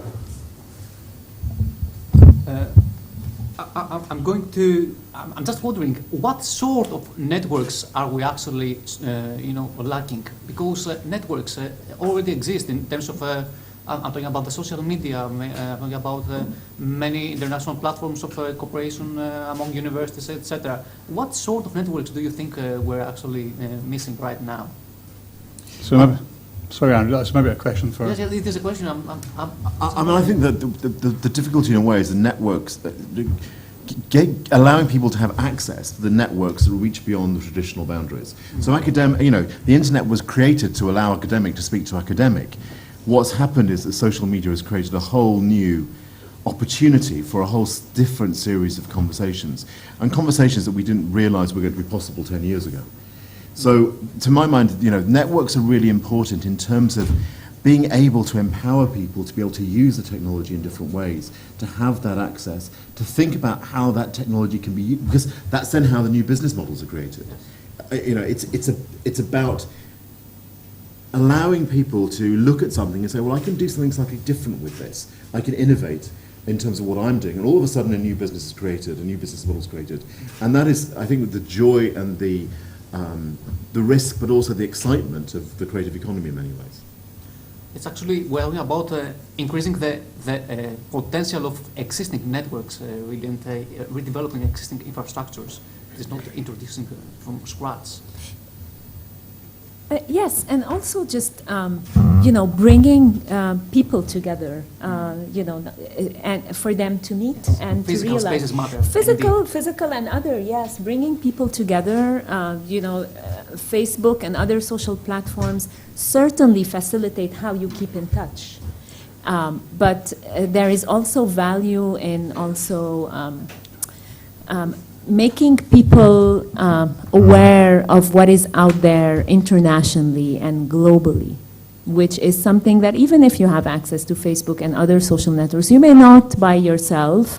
As Andrew said, you are working in isolation, you're not sure, you don't know who's doing what elsewhere. So when you have a convener that is actually able to do that, and to be able to bring the right people together, that is a huge step for somebody who is trying to develop something. So the convener role, the role of the person who actually takes responsibility to bring people together, whether physically or virtually, but knows who to bring together, also is a huge thing. And I think it is also, it's not necessarily about existing networks, because partly it's also about breaking down the barriers that say that you are in this network and somebody can't come in and join it. Because the thing about today about the creative economy is that it requires you to be able to work across those barriers. And so increasingly, a network which is just about visual artists or a network which is just about authors needs to be broken down, because in actual fact, authors need to be able to have access to better understand what it is that somebody is doing in terms of developing video games. Because there are things that people can learn that can help them to improve how they position their things, what they're creating in the market. So it talks to audiences in a different way. Yeah, so networks are very, very important, very powerful. I'm just thinking, if the audience want to capture that and just hold that there in your heads, you might have some questions to ask later about networks and how they work. But maybe moving from networks to companies and organizations, how can they nurture youth entrepreneurship, whether through internships or mentoring or other types of strategies that you might be familiar with? Maybe start down the bottom, yes, and then we'll work our way up. Thank you very much. Again, I think we can encourage this cooperation between young artists, which I represent as a sense, and the industry by increasing internships. But I have to make a point here. Interns should be paid. Exactly. It is not a matter of motivation. It's not. I'm not talking about the material motivation. I'm talking about matters of fairness and ways of educating society that the intangibles should be paid. So this is something that especially the Greek officials should really take it into account, because this is not working like that right now. So we need more internships, and of course in the way we're educating artists how to perform business, we have to educate the business world how to talk the language of the arts in order to accept, to embrace artists in their organizational structures. Okay, paid internships. I have to make one small thing on what George said about internships. I think, to be more specific, for the Greek environment, it's very, very important to introduce, like a policy, a very specific term that will secure for the interns to have a very important role within company, but have specific reward for their contribution. And we should see the work of the interns as a very, very important contribution, because many of, especially big organizations, are creating projects and are developing new ideas on the work of these new people that are going there to seek for, to expand their experiences and to get into a networking system. But we should define why we give them back and what we give them back, except the experience, which is very, very, very important. We're defining the awarding system, therefore. Exactly. Thank you. I'm sorry for. Well, I think that companies are always positive to hire creative talent. I mean, who wouldn't? They are ready to provide jobs if they take back something out of it. I'm teaching in my free time in a college, which is a business college, and it is very well linked with the market, with private companies. And I see that most of the students are very easily absorbed by the private sector, which is not very,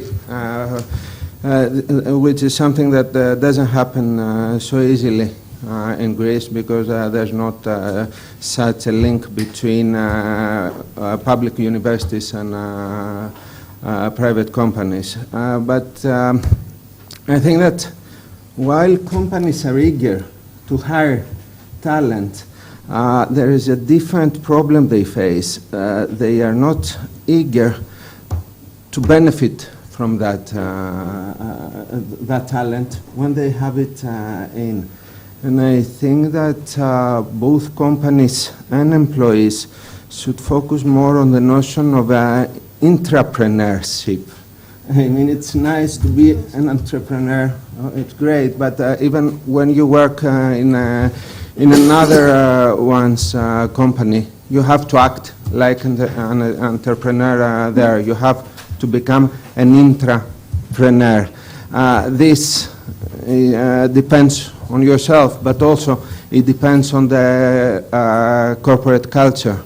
The company doesn't always allow that. So I think that, again, it's a matter of breaking a paradigm here. I think one of the difficulties in all of this is that if you look at it then from the business perspective, two questions I think immediately crop up if you're talking about somebody who's about taking an intern in some way, especially if you're talking about paying them. They will say, if I take somebody on board to work with me in this way and they're coming in for, say, a month or for 2 months, it takes a lot of time for me to actually make sure and look after them and make sure that they're not screwing things up and that they're actually benefiting from it. And that's actually a reason why people don't take interns in. And I think the second part of it then is that it's not just about, it's also, you know, quite an expensive thing to do. I remember talking to a group of people who were talking about, a group of women creative entrepreneurs who were talking about maternity rights. And they all had small businesses, and they all started complaining about the fact that in actual fact they were having to pay maternity rights out, maternity payments to their female employees who were getting pregnant. And it was kind of like, what on earth are you talking about? Why on earth are you complaining about this?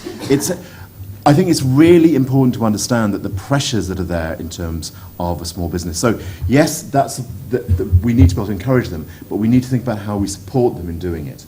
And I think part of it is also about getting them to understand. One of the problems with internships, I think quite often, is that the kids that get internships are the kids who are best connected already. Mm-hmm. Yes. It's the privileged kids who manage to get into the big institutions in terms of getting their internships. And actually, quite often, they don't get one, but they get several from a series of different mates of their parents in some way. And I think there is a real need to be able to address that as well. It's one of the reasons I think that payment for internships is important, because what we need to be able to do is to recognize that a kid who's coming from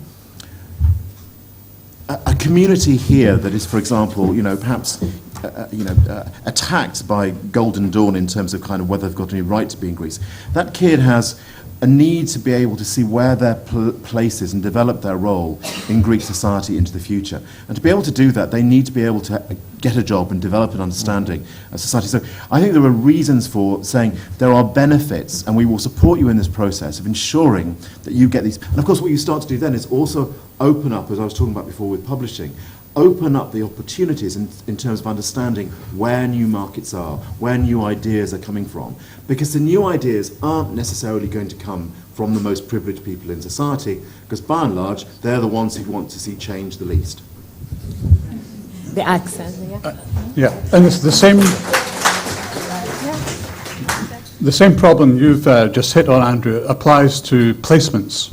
In other words, university students getting placements in creative businesses. Because very often the size of the creative business doesn't allow for the kind of time and effort or focus you need to spend on the student. And a couple of the answers to those problems are to set up organizations whose business is to work around mentoring and identify companies who can actually mentor, or companies who can actually take on board students through placements. And I think that support is absolutely what businesses need, to be able to them to take the risk and then understand what the benefits actually are. Because I don't think it's necessarily immediately obvious. There needs to be that support in place to allow them. Because for one thing, a kid going into an internship or replacement needs to be better prepared to understand the responsibility that they're taking on board. Because in actual fact, they need to come out of it with some sort of sense of their own self-worth. Because one of the great problems is, particularly kids from disadvantaged communities, is that they don't have a great deal of self-confidence. Kids from the most privileged backgrounds have self-confidence exuding from every pore.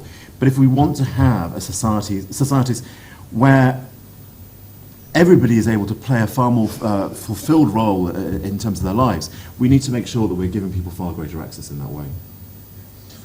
Yeah, I support that. I mean, I talked about opportunity and the fact that opportunity is a great idea, and but you know, systems need to invest in it. Kids who do not live in cities in the Middle East have, you know, they have no access to language. They have no access to the springboards that allow them to know that this exists, or to, you know, there is no system that is working in any way with kids who are not out of the top universities, talking at least 2 to 3 languages, have the connections, and you know, and opportunity is and access are key. And I think, you know, actually for large institutions, you know, one of the issues in a way for me is that, you know, I remember talking to somebody at the Arts Council who basically said, we're really only interested in the cities. We're not really that because in actual fact we don't have the resources to reach out into those smaller communities in the way that perhaps they need to. And it is again that it's why government becomes so important in terms of being able to set parameters and say, but we need you to be able to deliver in this context. Now, that means that you're asking the arts to be able to deliver for a government agenda, but I think that's the right sort of a government agenda you want them to be delivered for. It's not about nationalism or anything which is about waving the flag, you know, but it's actually about making sure that your society is as inclusive as possible and is creating the opportunities which allow people to be fulfilled and to be successful and to contribute to the future development of that society. Which I suppose brings us, sorry, I was interrupting. No, I was just saying, you know, what I would do is just, I would, you know, that first question, why focus and invest in youth entrepreneurship? You know, why focus in youth, period? I think we have a great global problem nowadays, is that, you know, we need to invest in youth because anybody who wants to build a better future will invest in youth, and youth are in total crisis at the moment. Yeah. However, I'm taking the opportunity. Yes, we have a difficult global environment, and we have to invest in youth. But I think that sometimes we overrate those problems. I'm sorry to say that. I totally agree with that. But I think that no one was in a better position to become an entrepreneur than the youth of this era. They have all the networks of the world. They can travel all around the world. They can learn whatever they want. In Greece, we have a totally negative pressure from the media that young people cannot achieve doing something. We have to break this negative notion, because people can change. One of the biggest opportunities in the industry I work for came from people leaving the country and bringing back new knowledge, new networks, new money for the industry in Greece. A few years ago, the small industry I work for would count for something like, the exports part would be something like less than 20%. Most of the companies nowadays export more than 50% of their income come for exports. And a major driver in that is people that went outside Greece and they brought new connections, new networks, new knowledge, new business. I don't think that ever there was such an opportunity for anyone who wanted to become an entrepreneur like in our days. That's all. Okay, I know the audience are dying to ask questions, so I'm going to just hold you for a second. Yes. And maybe give the panel a last chance just to address the issue of what do you think the future is for youth and creative entrepreneurship? Very quickly, just round the table. Yes, in brief, I think that the future is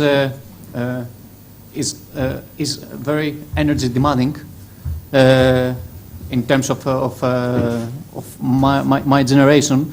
It is tough, but it's very promising. It is tough because yet we have to find these channels of communicating with the institutions that have the funds right now, that have the infrastructure. Yet it is promising because this generation, this creative generation, is the source of the better to come, and yet it is difficult for young creative entrepreneurs because in general transition periods are tough. Yeah, but there's an optimistic note there. Yes, of course. I would like of course. to add on that, as myself and George, were talking on commenting basically on Greek themes, I think. Yes. I feel very optimistic on what is going on now in Greece. I cannot foresee the future, but what is going on now makes me feel very, very happy, because I see that creative entrepreneurs and creative people, despite the fact that most of the cases they don't have funds or they don't have secure strategies or measures or feedback from other organizations, organized teams. As people, they find a way to contribute in our society. And that's why we have this immense talent that is currently developing so many interesting ideas that most of us are embracing and are seeking to find and to see how much do they contribute in the overall development of our country. So I think that it's a very difficult thing to discuss about the future, because we are in this specific difficult situation that has to do a lot with our political current condition. But I can see and I can sense that people and creative people can contribute a lot. And of course, necessity is the mother of invention. Exactly. Yeah. Exactly. Any other quick comments before we open it to the floor? No. Just a very brief comment. 15 years ago, New Zealand started a revolution in their economy through depending on one single message: New Zealand, 100% pure. the Greek nation brand is always, even during the crisis, among the 30 strongest nation brands in the world. We have a very strong nation brand that is all around the human element, because of the insensibilization, because of culture, because of the Greek temperament, because all the vices and virtues, blah, blah, blah, the environment, the climate, etc. So the creative economy is all about the human element. We could say that because of necessity, we will have to work on that human element, and I think that our children would be very happy that would live in Greece in the next few decades. Okay, thank you very much.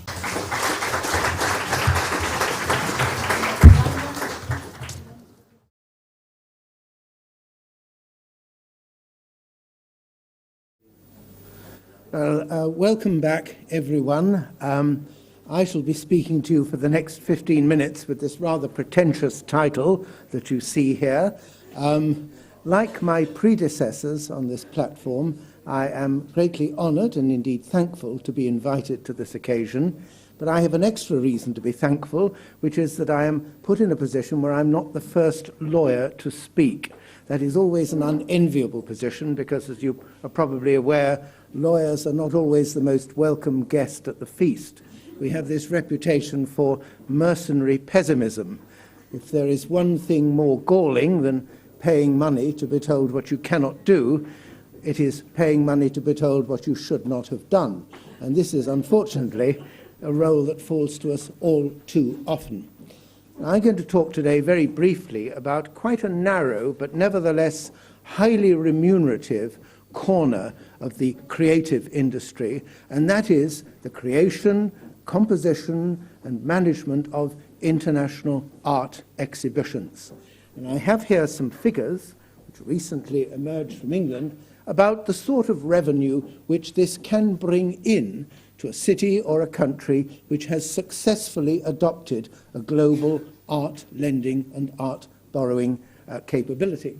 And you will see here, for example, the Tate Modern had 700,000 visitors in the first half of the present year, up from 425,000 in 2013. Even 2 years ago, UK national museums attracted 50 million visitors.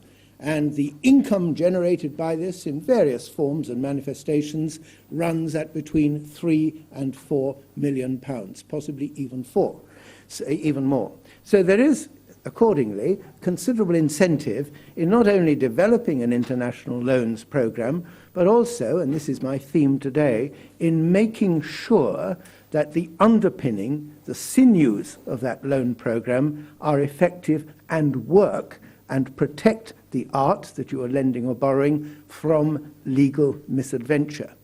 It is one thing to be earning billions of pounds. It is another thing to be moving art worth billions of pounds around the world every year. This happens. But it is a third and much less rosy, attractive thing to find that art worth millions, if not billions of pounds, entangled in legal disputes. And these arise all too often in the international art lending market. Many of them can be avoided by appropriate legal initiatives. Just as the creation of art exhibitions is an art form in itself, so the provision of good legal machinery, good legal infrastructure is essential to ensure that revenue isn't turned into catastrophe, as does happen, and I'll give you some examples later on. I agree with Chris Smith when he said earlier on that a lot of creative expression does not require a great deal of government money. Good legislation does not require a great deal of public money, but it is nevertheless essential to the ways, to the success of this international art lending market. Now, I mention these things partly because our own country has a very successful record, but partly also because we and other English-speaking countries have witnessed a number of misfortunes over the last few years, which any country seeking to enter this market more deeply than it occupies at the moment would do well to consider. And I have to say that, in my view, part of the know-how of this sort of enterprise is something which more countries that are more advanced in this field could usefully lend to and share with the neighbours who are at a different stage of development. We are meant to have, as you probably know now, a European loan circuit, whereby all the members of the European community share their art and learn from one another. Indeed, this art is meant to contribute to the flowering of the European culture, whatever that may be.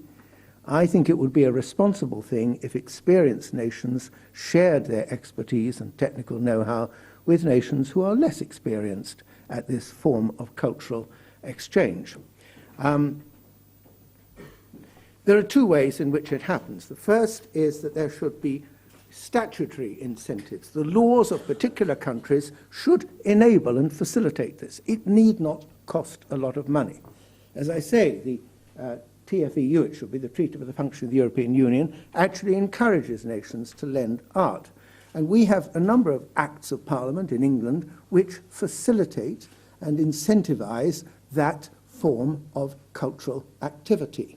We have, most recently, the Burrell Art Collection in Glasgow had been liberated from the former prohibition on lending or borrowing anything by a statute which simply says now you can lend anything from the Burrell Collection and it can borrow anything to go into the collection to be exhibited alongside it. Both of these were things that were not allowed under the original will of the donor, Sir William Burrell.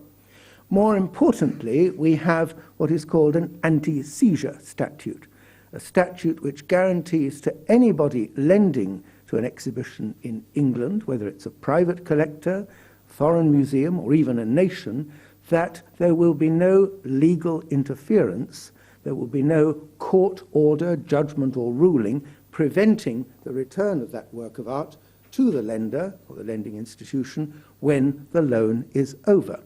This is contained in the statute here, which I have to say was enacted very hurriedly when there were threats by Professor Piotrowski of the Hermitage not to lend to the Fauve exhibition at the end of 2007. There had been difficulties in Switzerland with Russian art collections, and he said, unless we're guaranteed this stuff is going to come back, particularly Matisse pictures, then we're not going to lend it at all. So Parliament, as it can do on occasions, acted quickly and expeditiously, and it brought in this legislation. We should not only, I think, plough our own furrow, I think we should learn from one another. Australia last year enacted what I think can only be called a state-of-the-art immunity from seizure legislation. The Australians looked at all the other statutes in the world, about 14, which guaranteed loaned art from seizure, promised that it would come back, and they developed a statute which I have to say is further advanced and more comprehensive than the English legislation or than any other. The Australians built on the experience of others. So cultural exchange is complemented by technological exchange and cross-fertilization. I said we could act quickly in this country. We acted very quickly when we wanted to send back the original copy of the Australian Constitution. I say send back. It had never been in Australia before, but it went to Australia on loan, and Parliament passed what is possibly the shortest statute on record, saying that this beautiful vellum document, the original Constitution of Australia, shall cease to be included in the records of the Public Record Office. People saw this as an extremely English way of doing things. It didn't say, we give it to you. It didn't even say it shall be deleted from the records. It said it shall cease to be included in the records. How does something cease to be included in the records? I don't know. You delete it. But we didn't say that. And we were also very careful to say this is only the Australian Constitution. British Parliament, well, certain members of the UK Parliament might have been tempted to jump up and make an amendment and say, and could certain other objects be added as well? Large stone objects, for example, or something like that. So they drafted the statute very narrowly. It's important to remember when you send something abroad, and an international loan, that you're sending it not only into a potentially hostile physical environment. Curators worry a lot about temperature control and conservation and all that sort of thing, damage in transit, damage in situ, terrorism, but you're also sending it into a potentially terrifying legal environment. You do not know what is going to happen legally to the object in the country of destination, the borrowing country, unless either you conduct scrupulous research, or you get the borrowing country to conduct scrupulous research and guarantee to you that it has, or you have an immunity statute. When we sent the Cyrus cylinder to Iran, we were given assurances. Apparently we were given governmental and judicial assurances, so how judges can assure you what they're going to do, I don't know, that this thing would not be seized and that it would come back, as indeed it did. The French agreement with the Emirates, the government of the United Emirate Republic, specifically says that the borrowing institutions, the country of borrowing, will take the necessary measures at national level to guarantee the unseizability of the object. So here the government and the borrowing country actually said, don't worry, we will ensure that measures are in place to ensure that this object does come back. It's an interesting thing. Is a government promising what its parliament will do? Can a government promise that its parliament will pass a statute? Some governments probably can. Others perhaps might be more modest about predicting which way parliament will go. I think if there's one reason why in England, in the United Kingdom, we have learned to be very careful about sending art around the world, and indeed borrowing it from around the world, it is the emergence of claims, information and controversies relating to the Holocaust. A vast quantity of art and other portable valuables was seized during the Holocaust, and it is only in the last 20 years, really, that details of this have begun to emerge, and claimants, descendants of murdered families, persecuted families, and so on, are beginning to come forward. No country wants to be seen to be profiting from evil. If you borrow an object and it is found to have been of Holocaust origin, the question will be asked, well, why didn't you find out beforehand? How has this come about? And then, of course, you are faced with the dilemma, as the borrowing institution, whose will do you follow? There might be a collector who's lent it to you who will say, right, I want it back. At the first hint of trouble, it must come back. But the claimant, the descendants of the murdered Jewish family, will say, yes, but it was ours. We want it back. One of the bad things about borrowing art, and of course it's mainly a very beneficial enterprise, is that you can find yourself in this nutcracker situation, the pincer mechanism. You have two people on your back, the lender and the third-party claimant, the murdered family or whatever. And one has to be extremely careful about that, which is why not only do we bring in anti-seizure legislation, but we also insist that before the legislation comes into operation, the most scrupulous provenance inquiry is made. So, the Treaty of Lisbon says, lend as much as possible. This suggests create as much immunity as possible, but we have counter policies, of course, and the counter policies are we should be transparent, we should not handle stolen art, we should not profit from evil. Now, all these are experiences, one might say bitter experiences, which we have suffered in England and from which we have learnt. I suspect that not every country in the world has the same depth of experience as us, and I suspect that many of these countries could profit from that experience. There was a meeting of legal experts in Salzburg a few years ago where they recognized that if you are to have a European policy of circulation, maximal circulation of works of art, you've really got to clear them. There are many museums that have got things that they not only wouldn't lend, they wouldn't even show in public because they're not too happy about where they came from, or they're not sure where they came from. And so the resolution, one of the resolutions of this global forum, was that if you have unresolved repatriation and restitution disputes relating to any work of art, it inhibits circulation, it inhibits conformity with the Lisbon Treaty, and these difficulties, these unresolved differences, controversies, need to be resolved. It's not necessarily rocket science to resolve them. It's not necessarily impossible. It can be done by goodwill and the use of intelligent dispute resolution mechanisms, but it is important to do it. And again, I do urge people here from countries that perhaps don't have the same volume of art lending and borrowing as us, to learn from those experiences. It should not be difficult to do so. So, in a way, art lending is creative at three levels. It involves very creative things. It involves the further creativity of creating, composing the exhibition, putting it together, the concept. But then there's the further creativity, and I suppose it's the minor key, it's the boring lawyers, the less charismatic aspect of actually making it work, making sure that art travels honestly and reputably, and making sure that it comes home. So, national governments can help in this respect by devising appropriate legislation. I could give you many more examples. But we also need greater skill in transacting. Much of the safety of a travelling work of art depends on the quality and content of the contract under which it travels. People talk about loans. That's a misnomer, actually. These things aren't loans, technically. They are contracts. Contracts for the bailment of a work of art, if you want to be technical about it. A lot can go wrong. A lot can become derailed, irrespective of whether there is favourable legislation or not, if parties have not drafted the contract in the way which best maximises the advantage to be got from the loan. And you need to be smart, because you might be dealing with people who are smart and who will try to inflict on you contracts which are disadvantageous should certain circumstances eventuate. What you need in this field is not only to be informed, but to be capable of that sort of constructive pessimism which most of us instinctively avoid. In other words, think about what could go wrong. There is, of course, the great excitement of getting the exhibition together. There is this feeling that nobody wants to be negative, but believe me, negative things do happen. Look at this list of museums.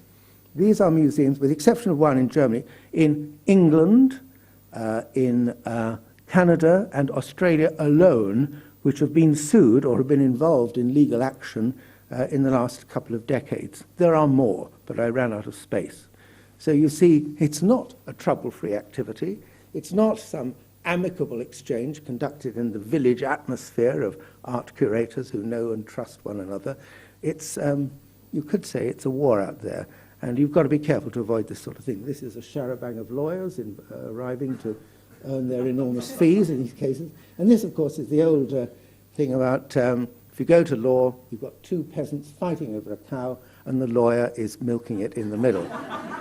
But that is a gross misrepresentation. In real life, you'd have at least two lawyers milking the cow, and not one. And I'm sure you know this. So look at things which have gone wrong.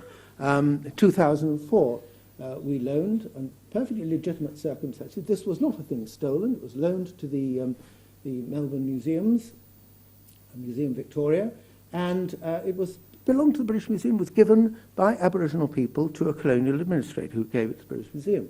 But once it arrived in Australia, somebody, a member of the Wurundjeri tribe, peoples, invoked an obscure statute to say that this had to be seized. It could not be publicly displayed. Why? Because it was illegal to desecrate an Aboriginal artifact.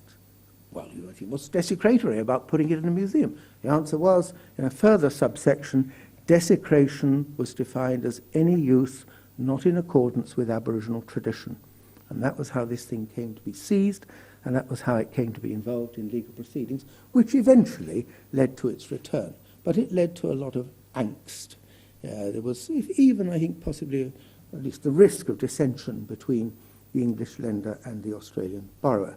There are many others. There's recently been a report about a Holocaust-related object in the Tate, and one of the arguments of the Tate was, one of the arguments of the claimants was, look, you lent this round the world. Surely you checked it out, checked out its provenance before you lent it to other institutions. The Tate said, no, we rely on the lender, the borrower, to check the provenance.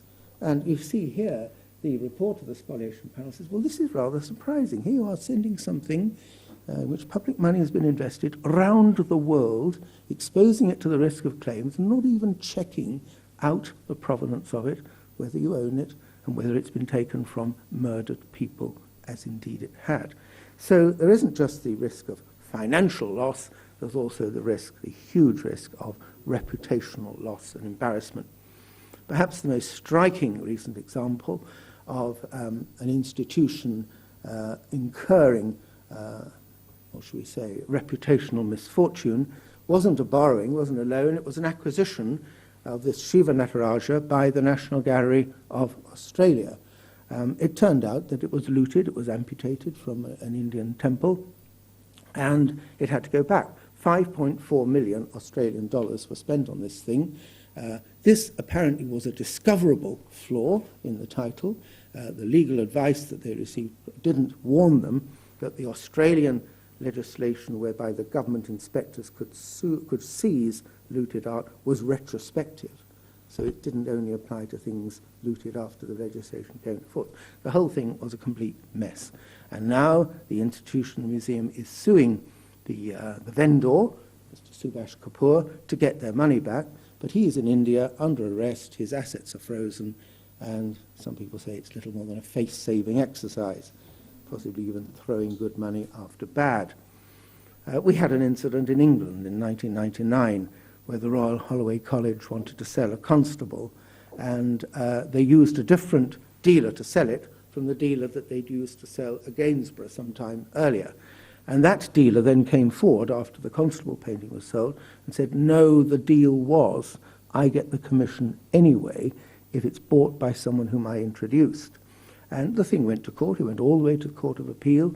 The Royal Holloway College lost, and they had to pay him his commission. On top of the commission, they paid the dealer they engaged. They had to pay his costs, and they had to pay their own costs. And the journalists called for the resignation of the chairman of the Council of Royal Holloway and Bedford College. What really happened was that they did not keep records. Here you are entering into a multi-million-pound transaction for the disposal of, and it was controversial enough in itself that it was being disposed of when it had been the gift of Samuel Courtauld, disposing of an object worth, again, millions of pounds, and they didn't have proper contracts, they didn't have proper records of conversations, there was no audit trail by which they could defend themselves in court. Now this is simply down to institutions and the way they transact. And there is a need for greater transactional efficiency. But since we have been hardened in the fire in this country, there is, I think, I say this country, the United Kingdom, there is a lot, I think, that we can teach other people, and we would be very happy to do that. If you don't have anti-seizure legislation, I think Greece doesn't, you miss out on things. This Monet in 1904 was diverted on the way home from the Boston Museum of Fine Arts. It didn't go on exhibition in London. It went straight back to Caen, the museum at Caen in northern France, where it belonged, because we didn't have anti-seizure legislation. Even last year, Taipei refused to lend things to us because they thought our anti-seizure legislation, which we do have now, wasn't good enough. They weren't convinced that it was secure enough. They thought it was a blanket with holes, and they, at the last minute, declined to send it to us. Humiliatingly, perhaps, shortly afterwards, they did loan material. This is the National Palace Museum. They did loan material to Japan, which had recently adopted its own anti-seizure legislation, because it thought the Japanese statute was all right and ours wasn't. This is rather sad, really. So it ill becomes me, therefore, to preach to you about the superiority of our own legal system when we too have our misfortunes. If you're wise, you will learn from these. I've said nothing about intellectual property because it's been touched on before and I'm out of time, but there is a potential for debacle and misfortune when I think people fail to appreciate the relationship between the physical object and the intellectual property in that object. They are distinct things. They aren't always interbound, interrelated. Sometimes they can be disposed of separately. We did have this misfortune in England. The National Lottery Fund acquired the Churchill papers and omitted to acquire the copyright in them, which meant that the family continued. People saw this at the time as typical of the major government and good intentions, but didn't quite realize themselves. This was difficult, not only because, of course, if you are acquiring an object, you want the ability to reproduce it. The family could inhibit, could embargo quotation from it, because the copyrights still belong to them. And scholars, particularly a Churchill biographer called John Charmley, complained that the family were using this accidental retention of copyright to actually control what was being said and what was being quoted from the papers. We do very recently have litigation which has dealt with that problem. There is much more I could say about this, but I'm going to stop now. You can ask me if, contrary to expectation, you want to know more. But bear in mind that however good your legal system, you have to constantly review it, you have to constantly update it, because, as the Museums Association Code in England says, it is your duty to keep abreast of developments in the law. And, as the great man himself said, success is never final. Okay? Thank you.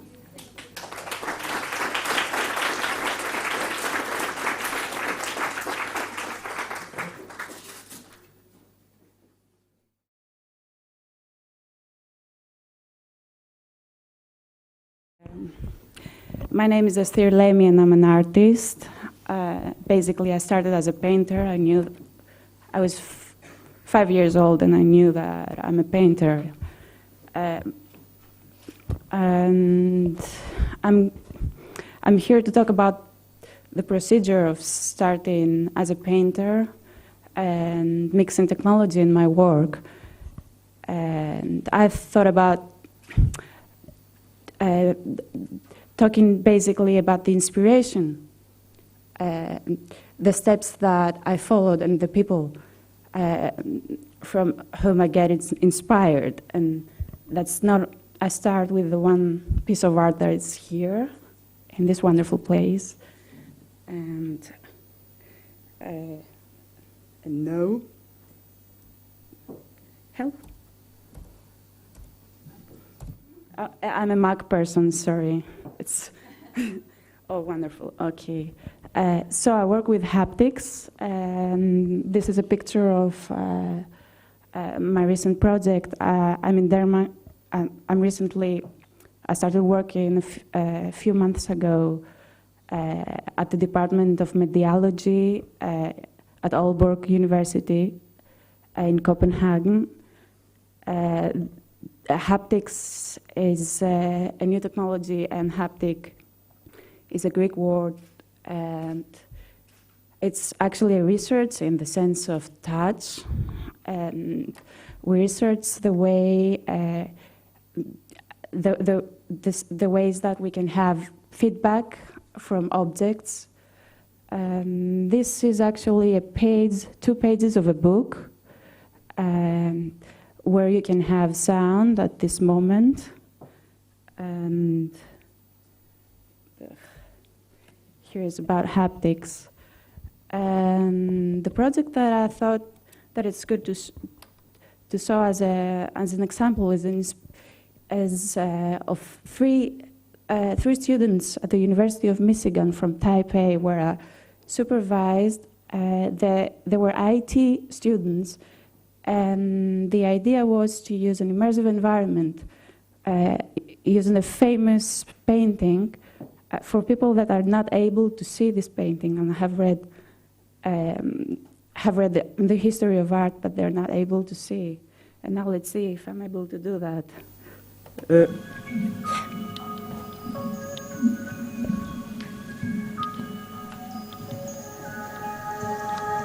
What kind of a painter are you if you cannot create a window?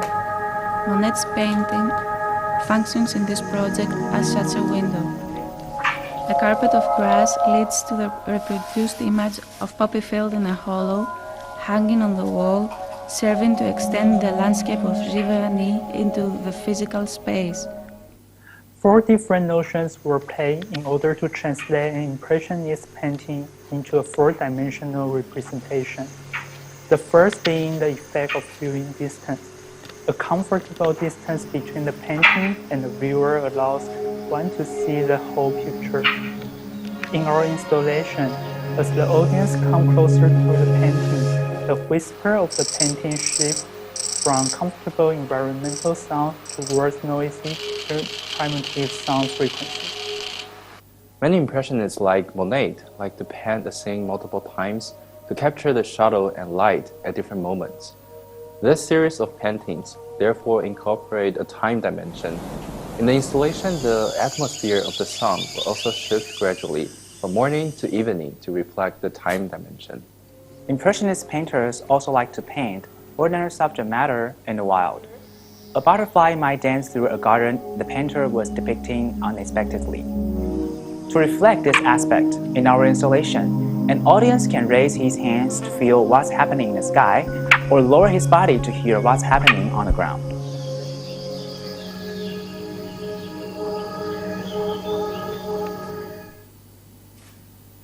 I like the kind of concept of like you're kind of walking around in the foreground of the painting. So definitely it's very, open space, and then you can kind of have a spring kind of feel. I felt the sound was associated with the kind of like the very big plain area. So I studied at the School of Fine Arts in Athens, and I was pretty sure that I'm a painter and that will be my career. And I wanted to go to Berlin, so I got a scholarship and went there without knowing what a master's means. I belong to the MTV generation anyway, and that was pretty new in the millennium. So I went there, and there is at the University of Arts in Berlin. I started at that time that Institute für Kunst im Kontext, and it was pretty weird for artists that we went there, and they told us that they don't care about the artistic world. They only wanted us to teach us how to work in team, and in order to do something for the society. And it was pretty hard for me in the beginning to get immersed into that. But actually, that is where I have learned what it means, the community-based art. And one of the great inspirations, and I consider that he is my mentor, is Peter Schumann, who is pretty famous for his bread and puppet theater that started in the 70s.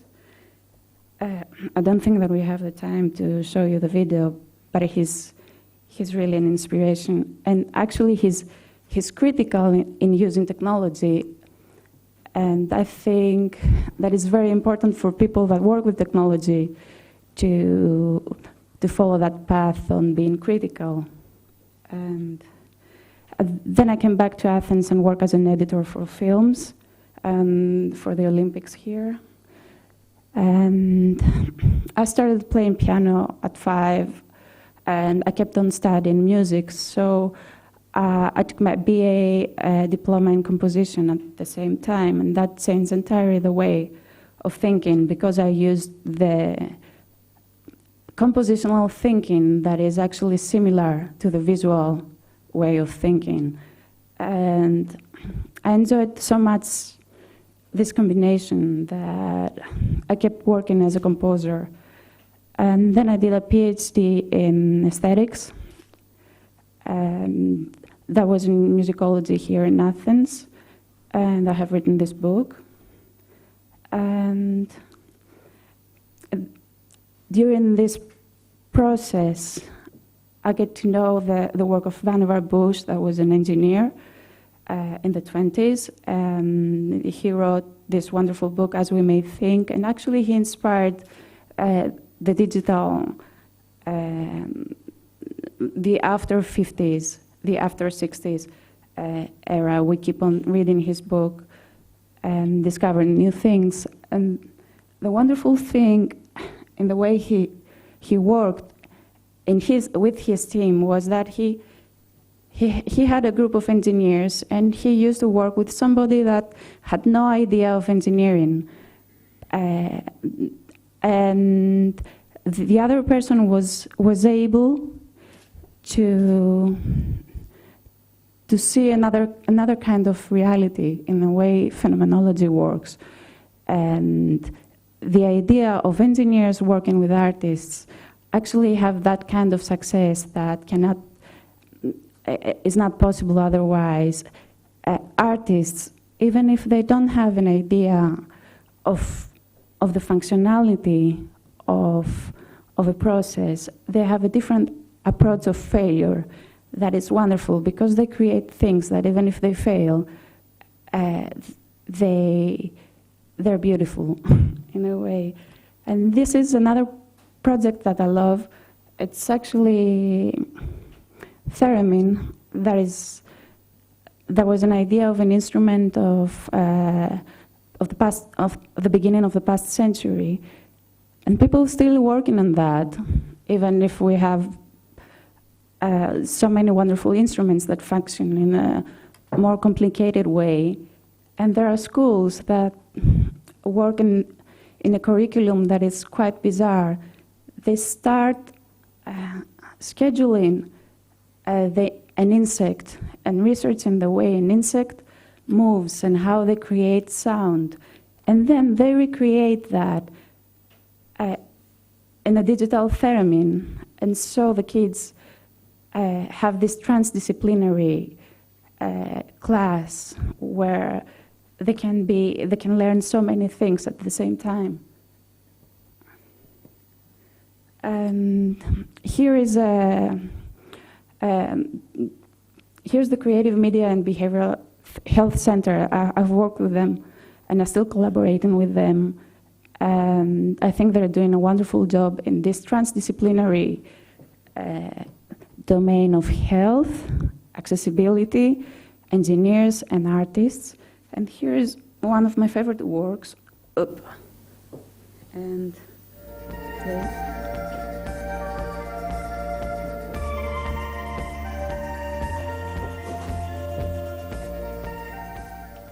My name is Mariantina Gotzis, and I'm a research assistant professor at the University of Southern California at the School of Cinematic Arts. The piece is Skyfair. This is a mixed reality game.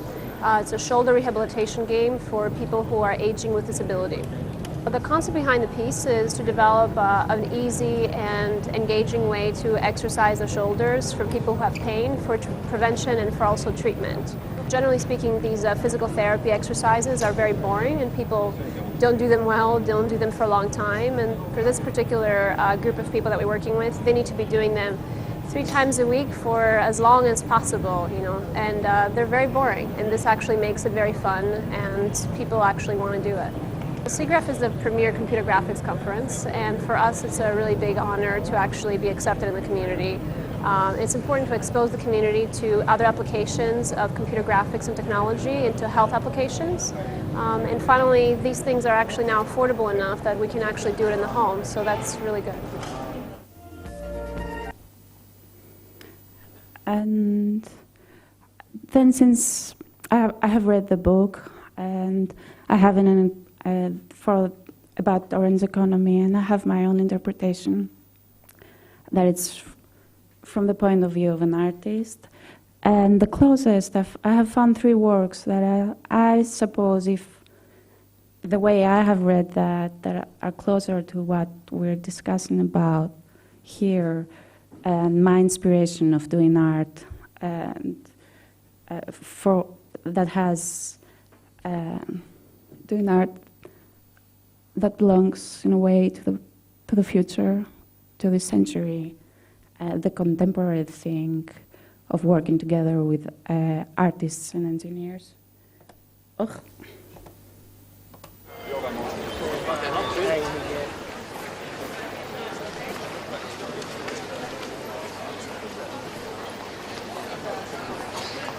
Oh, let's leave it if it's like that. Escape. Escape. So this is Olaf. Nope. Yep. So here's Makey. I have used this application that is wonderful, and this application gives an opportunity to everyone to become an artist. There are 2 MIT engineers that created this wonderful application. Okay, wonderful.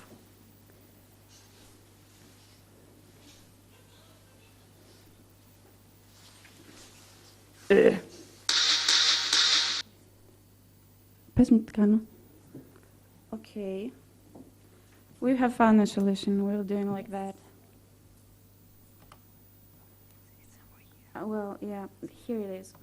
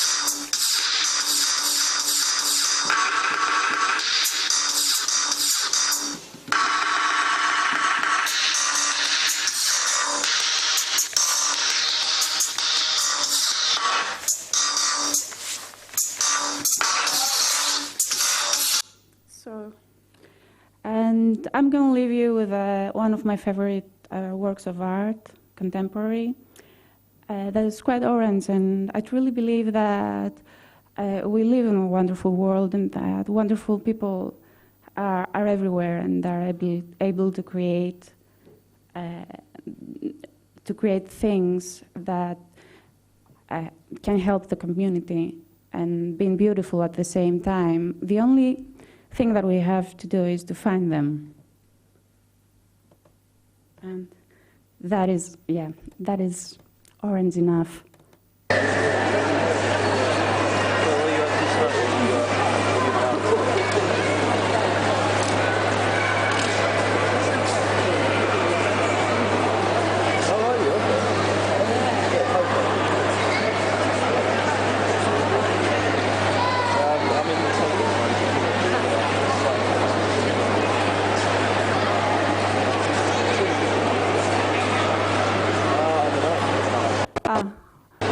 Olaf Liaison, Cape Galilee.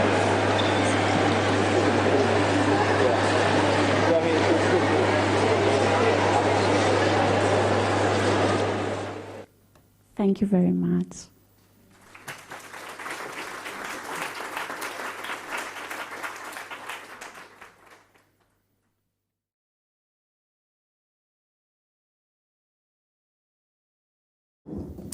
I will start with a little confession. My name is Felipe, and I play video games. Now, following traditional AA standard, you have to say, "Hi, Felipe." Yeah, that's true. So the thing is, I like video games, and I believe video games are going to be the main forum of cultural exchange in the 21st century. And it's one of the fastest growing industries in the world, is engaging more and more people, and is increasingly involving areas like heritage into its portfolio. And one of those kind of games that actually rely heavily on heritage, traditions, and more deep culturally rooted, activities are strategy video games. So that's why we are here with Vasilis today. And the first thing I want to know about you is who are you, very briefly, in like 15 seconds, but also how being that brought you to imagine something like a hero icon. Yeah. I'm a visual artist. I play games from really young. Especially strategy games, from board games to internet games to console games to all kinds of games. We started doing this because my co-founder, my friend, had this idea, and which I met by playing a game, actually. And he had the idea of... How you met him playing games? He was an adversary in the game we were playing. It was an online strategy game, more or less something like we are doing now. And he was an adversary. His group was much better than ours. And after we finished playing, it just happened when we met each other. So he had this weird idea on why don't we try doing something like that. It was, in the beginning, I didn't really took it seriously. It was more like fun conversation over a beer. And while really thinking on this and really progressing with the idea, we just realized that we can do it. And after that, it was like, how didn't we think about it before?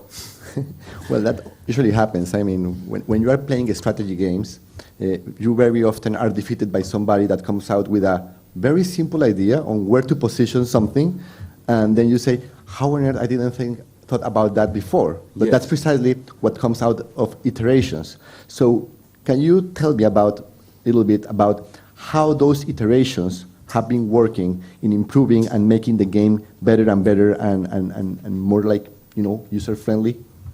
You mean on what actually we have to give to the gaming, you mean? Exactly. That's what you're asking. Well, we are not doing a virgin birth here. The platform is there. We are actually expanding it, in my opinion at least. And we are making a game as players would have liked it to be. So in that aspect, I hope we're doing a good job. I don't know. I mean, we will launch the game on December and we'll see how the public reacts on it. Okay. I see that the game comes with very nice images. I guess your background as a visual artist has a lot to do with it. Yes. We decided to try to work to make it more painting-like rather than doing 3D graphics or normal computer graphics, very stylized. So, okay, in a sense, we had to enclose as much as we could to narrow the aspect because it's not painting. So it could be user-friendly and it could apply to big audience. But I think we've done something different than most of the games. Okay, and tell us a little bit, I need you like, tell us a little bit, I mean, every strategy game is about winning, right? Yeah. But what is different, or, I mean, what is this winning about? I mean, what's your purpose here? What do you get into the game? You mean me personally? I mean, as creators. What would the player get? I mean, what is competing for? Well, the game has a narration, a very specific one. It has a historical backdrop of, let's say, ancient times, like from pre-Hellenistic era up until zero, let's say the birth of Christ. It's basically Mediterranean world, and everything is based on that except from the map, because the game demands an abstract map, so everything is pretty accurate historically except from the map, and it has to do with the gameplay. It has to be more what is the word? More adaptable, more free than a very strict map of Europe or the Mediterranean. Actually, the players get random into the map. They can choose between 4 clans, let's say, of that time, and they cooperate. It's not. You can choose to be a Roman, for example, but you can work with the Persians as well. It's not all about the clan you choose. The clan you choose has to do more with the way you want to play, more aggressively, slower, more build up. These are all details of the game I don't want to go into and bore everyone. But when you choose to play as a Roman or as a Persian, I guess that gives you a character, certain abilities, certain advantages, and certain disadvantages, right? Exactly, yes. So I can see I can see the grid mapping, the Persians, the Romans, the civilizations playing. I can see a lot of civilization influence in the game. Yes. I can see also some Age of Empires, right? Of course. It's what I told you. The game platform is there. We are not giving birth to something really new, rather than expanding the way we think it should go, regarding also with the type of this game.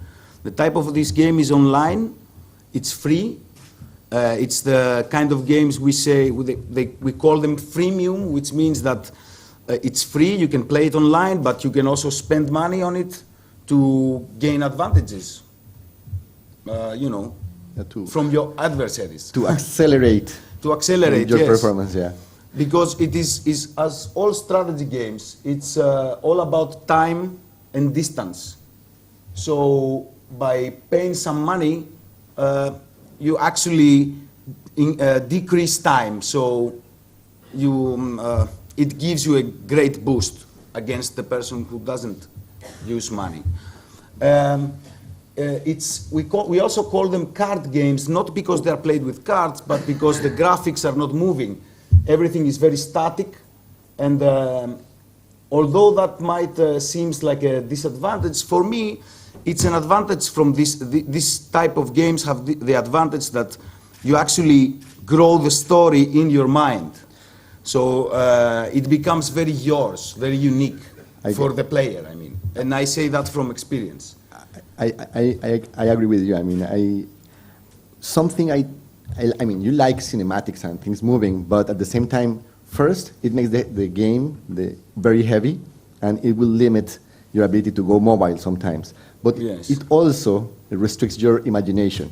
It's amazing how when you discuss a game and your experience with the game, your perception of how you did is different than the perception of others that were playing with you. Of course. How that will be reflected in Econ? I don't really know. We'll see. I cannot predict that. Exactly. I don't know. I mean, we have put very interesting aspects. We have drawn things from relatively not relevant games and incorporated everything. We had totally new ideas. I don't know. We will do the beta now, and we'll see how the players will react. You know, this is a thing that is constantly changing. Even when we launch the game, I think in 2 years' time it will be different, because because the feedback you get from the players will make it even better. Yeah, and another thing, I mean, there's a lot of uncertainty about the future of the game, which is part of being part of it's part of being a creative entrepreneur. And on that, there comes the question, you know, it's how taking this risk, you think it's telling you about, you know, your other creative ventures? Well, I don't know. It's for me, it sounded like fun, really. Yeah. I have designed other games for myself. I even exhibit once a platform table game in one of my exhibitions. All of them strategy games. And as soon as we realized that we can really do it, we just go ahead and done it. I mean, all you actually need is a lot of your time, a sum of money, and the will to do it, because the environment, especially here, is not friendly for such a business. We had to, and we are still really inventing the way we are going to progress. And but it's nothing. There is nothing stopping you. As for the risk, even if you open, I don't know, a restaurant, you still risk. I mean, maybe less, but you still have a risk. And this thing, the gaming industry, is so huge that if this thing expands, it will give you much more benefits than doing a more safe business. Okay, but I get the thrill, I get the motivation of trying something new, to enjoy the process, but you're an entrepreneur anyway, and you are not fool. So you must know something about how this market is developing, so you can make a venture with some degree of certainty, right? Let's see some boring stuff. I will come back here. These are all graphics and scales. Okay, I will just go a bit fast on them. This is very interesting because it shows you, it's an estimation done in 2012, and it shows you up into 2016 let's say, the creative market will move. And you can easily see that it's the gaming is just growing and growing. And on top of that is you can see that the online gaming is gaining the ground over the console gaming, which was superior, and it still is. But I think the more and more we develop things like that, more and more we gain. And I think the most important thing about this is that it's teamwork. You play with other people that are in China, I don't know. And that makes it very interesting and very not predictable, you know? So you are combining here the opportunities of the market also with the opportunities of learning about others and to reach out to other cultures through the game. Well, ideally, yes. Ideally. Ideally, I don't really know how this thing will function, but I've seen it work. I've seen it work. And as you said, this type of games, because they need a historical backdrop, they do involve heritage, they do involve different cultures. So maybe it's a bit naive to say, but I will say it, that there is a small part of educational process going on, maybe at least at the point of intriguing the person, not actually teaching him or giving him no, I don't know how to say it properly, not actually teaching him something about history, but more giving him a trigger, if he's interested, to do so by himself.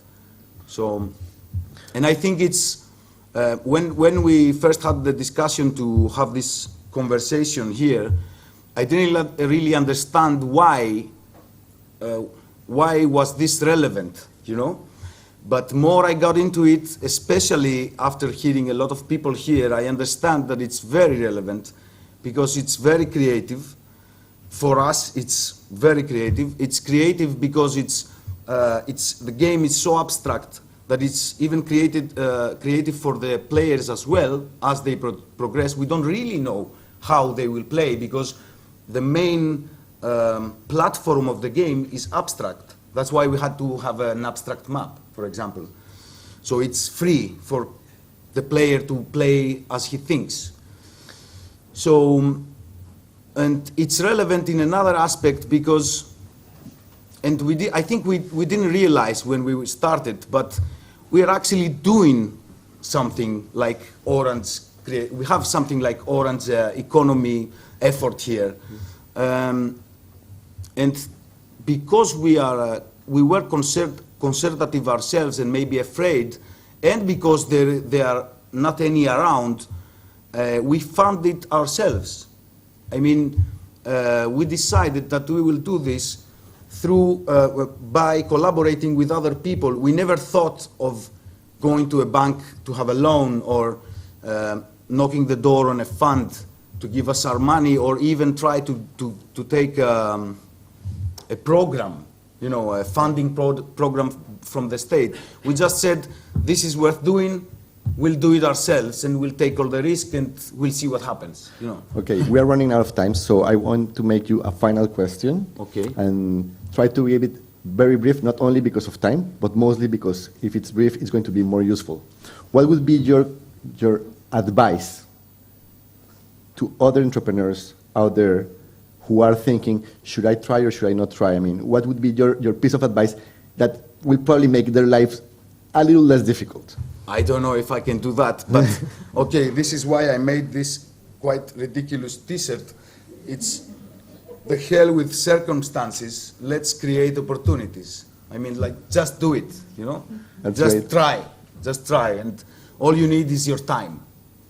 Okay. We have plenty of that, as long as we are alive. Yeah, but in real life, you can't buy time like in the game. Yes, yes. I just want to add one thing that, which is important, I want to say because I think it's very important, and also to speak about my colleagues, but mostly because I understand the importance through what I heard here, is that you cannot do this without a very nice team. And me and Dimitris, we were very lucky with the people we got involved, it was pure luck, I think, and instinct, because our development team is great. You ask for one, they give you three, and now that we have started with our marketing team, it seems that it's happening the same.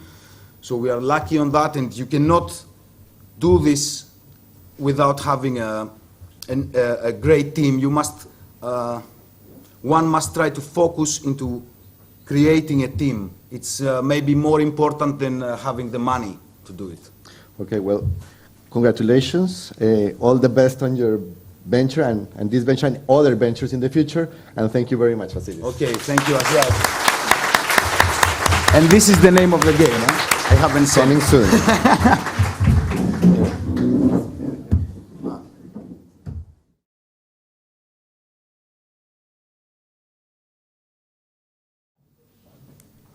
So good evening from my part. I would like to call the participants of the round table to take place.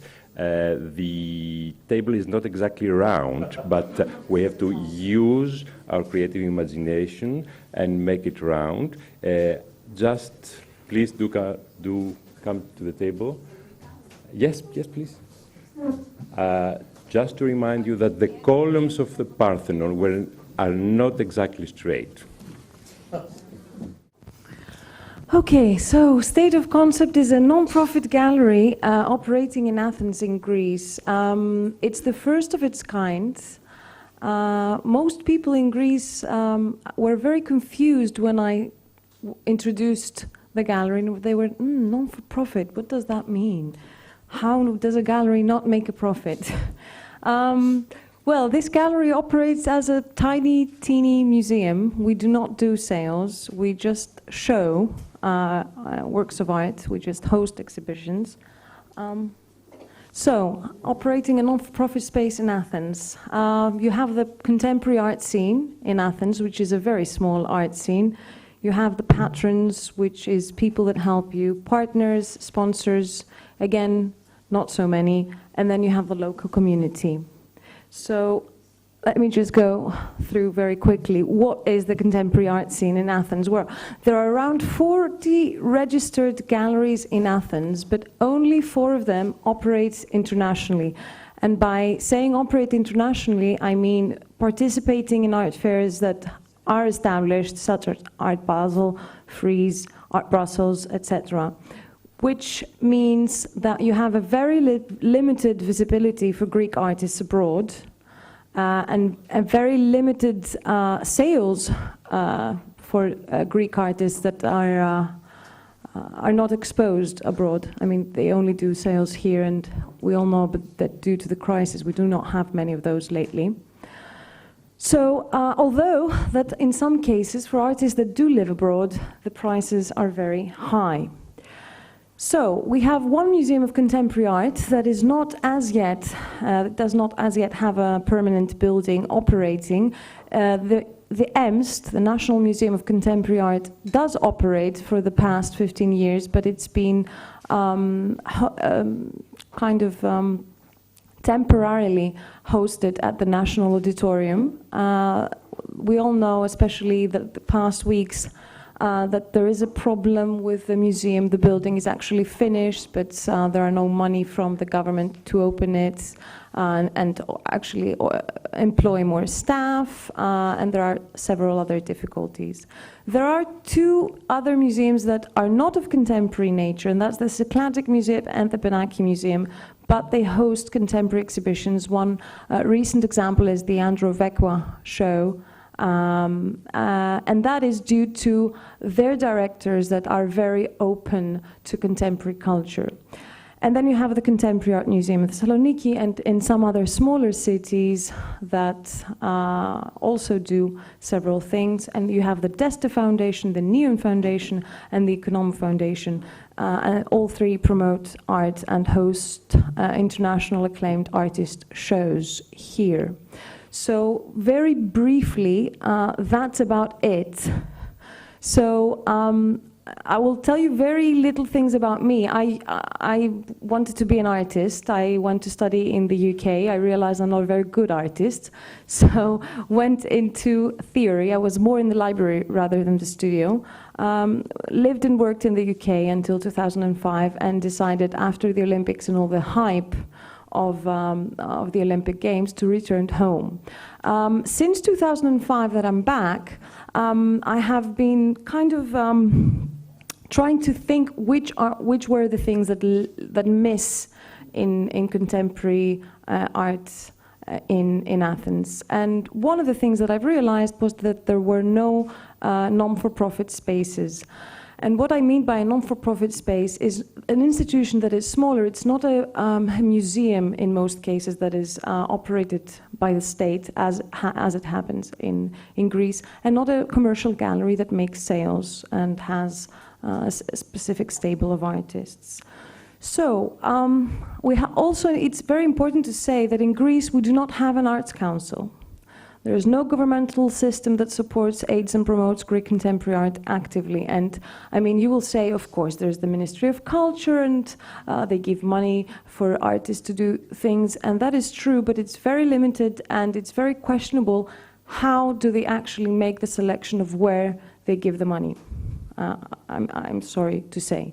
And there are around 7 foundations that support artists with sponsorship and scholarships, but the support is very selective and there are limited funds. We have more funds the past 3 years with the foundations that I mentioned before that are new. Patrons, collectors. Greece has a very, very big community of shipping magnates, as is known. Most of them do not live in Greece, but they are avid contemporary art collectors, but they prefer to buy abroad. The reason for that is that they think they're not going to be scammed if they buy from a gallery abroad, and that it's more prestigious to buy from a gallery abroad. And it's very funny because sometimes I will give a very specific example, and that is Gilbert and George, which is a pair of very famous British artists that are represented here. And I know many sales that have happened through British or Swiss galleries and not through the Greek gallery that represents them. And also, they're not very interested in young Greek artists, and that probably is because they're thinking that maybe their money would be safer if they bought a foreign artist. Now, partners and sponsors. I'm very briefly saying these because we could talk for hours about each section. And when I mean partners and sponsors, I mostly mean big corporate companies that in other countries usually aid contemporary art by sponsoring it or in general have a relationship with the contemporary art scene. So they're very unfamiliar with the contemporary art scene here, and the legislation does not help for sponsorship because the taxation system is like that, so it doesn't give them motive to actually get more involved with funding and sponsorship. So the local community also, artists, curators, we are a very small group. It's like a family gathering when we are at gallery openings. We all know each other. The contemporary art audience, it's equally small, and also it is small because there is an unfamiliarity with contemporary art. I will just, it's been said before that education is very important. Contemporary art is not taught at schools. We do have an art lesson, but that's mostly painting or making fun of your teacher or eating your sandwich rather than actually learning about Picasso or whatever. So there is a fear factor in that. And also, I mean, one very typical example is I have many friends that are not in the art scene, and they usually ask me, so if I come to this opening, how much do they charge for to get in? And I always tell them, no, it's free, you can come. Okay, State of Concept was born in January 2013. That was a picture a friend of mine sent for good luck. It's an angry baby. We inaugurated with Art Athena, which is an art fair, with 2 Greek artists. That's another group show we did in Remap, which is a platform in Athens. We got our permanent space. That's the first picture of the space. It used to be a family's shop that used to stock all the unwanted things. I had to imagine how it would be empty and how big it would be empty. So State of Concept is this. And upon opening, we have partners with the Outset Foundation that has supported us throughout our first year, and a continuous sponsorship from the new hotel, a very small vineyard, designers that have been awarded abroad that very kindly have been helping us without receiving any money. We have collaborated with the Artist Foundation in Israel, with the Pro Helvetia Foundation in Switzerland, the Danish Institute in Denmark, the Mondrian Fund in the Netherlands, and for our upcoming group show, we are very happy to have the Henry Moore Foundation in the UK supporting us. We opened with, our inaugural show was a Greek artist that we really support, Aliki Panagiotopoulou. You can see here the gallery as it turned out to be after all the clutter was removed. Bashir Magdi, and the Egyptian artist, was our second show. And we are currently hosting Karen Seeter, a very, very great artist from Israel that has had solo shows in very prominent museums like the Tate and the Stedelijk in Amsterdam, and she's participated at the Venice Biennale, etc. This is the current show we're having. That was a little Q&A we did. So what we have succeeded so far is more than 1,000 visitors, and that's not counting our opening nights.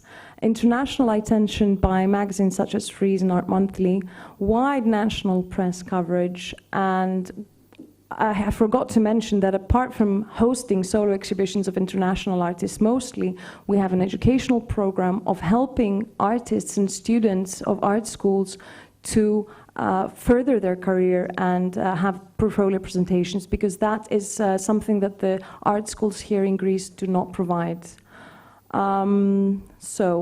Yes, our next exhibition is with British curator Tom Morton, with 10 internationally acclaimed artists.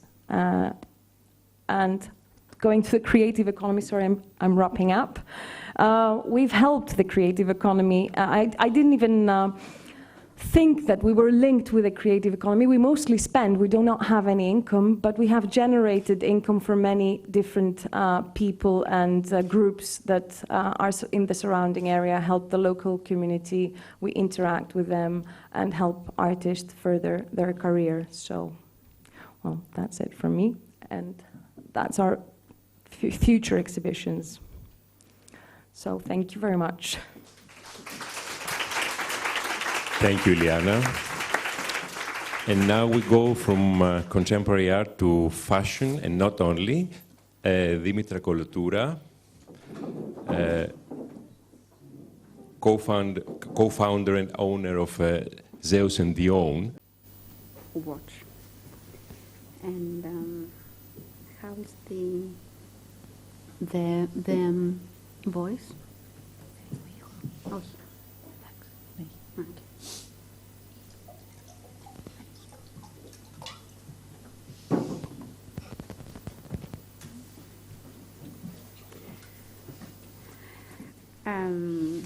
Hello. When we decided to create Zeus and Dion in the middle of the financial crisis, that was almost 3 years ago, actually I put it like it was a romantic exercise. My now business partner Mareva Grabowski, and myself, we thought that the timing was right to prove wrong what was the fact. If you remember, 4 or 5 years ago, press was all about how, I'm talking about Greece, and the press was all about how lazy Greeks are, how South doesn't work, they don't produce, and so on. We all remember that. So we thought that actually that's not right. And we had this idea. Why don't we create the first Greek luxury brand? And funnily enough, one day we said that the next day we start working on it. A brand that would mainly use the local resources and craftsmanship. And that's how it started. We traveled the whole country, and we allocated small workshops and craftsmen that could embody what we had in mind. And what we had in mind was an excellent product of high quality and aesthetics, and on top of that, we would have a story to tell. As Mr. Senior said earlier, that a story is something really, really very important. And we Greeks are renowned for our stories. So we went back to mythology and we said, even the brand should say, the brand name should say a story itself. And that's how it came, Zeus and Dion. These two, the name of the brand itself is a love affair. It's Zeus, the god of gods, and Dion, one of Oceanus' daughters, get together, created Aphrodite, and Aphrodite is was supposed to be the most beautiful creature and something that was cherished and desirable. So we thought that we as well like to create desirable products, items, homeware, clothes, everything. That comes from, and they all come from our very rich culture.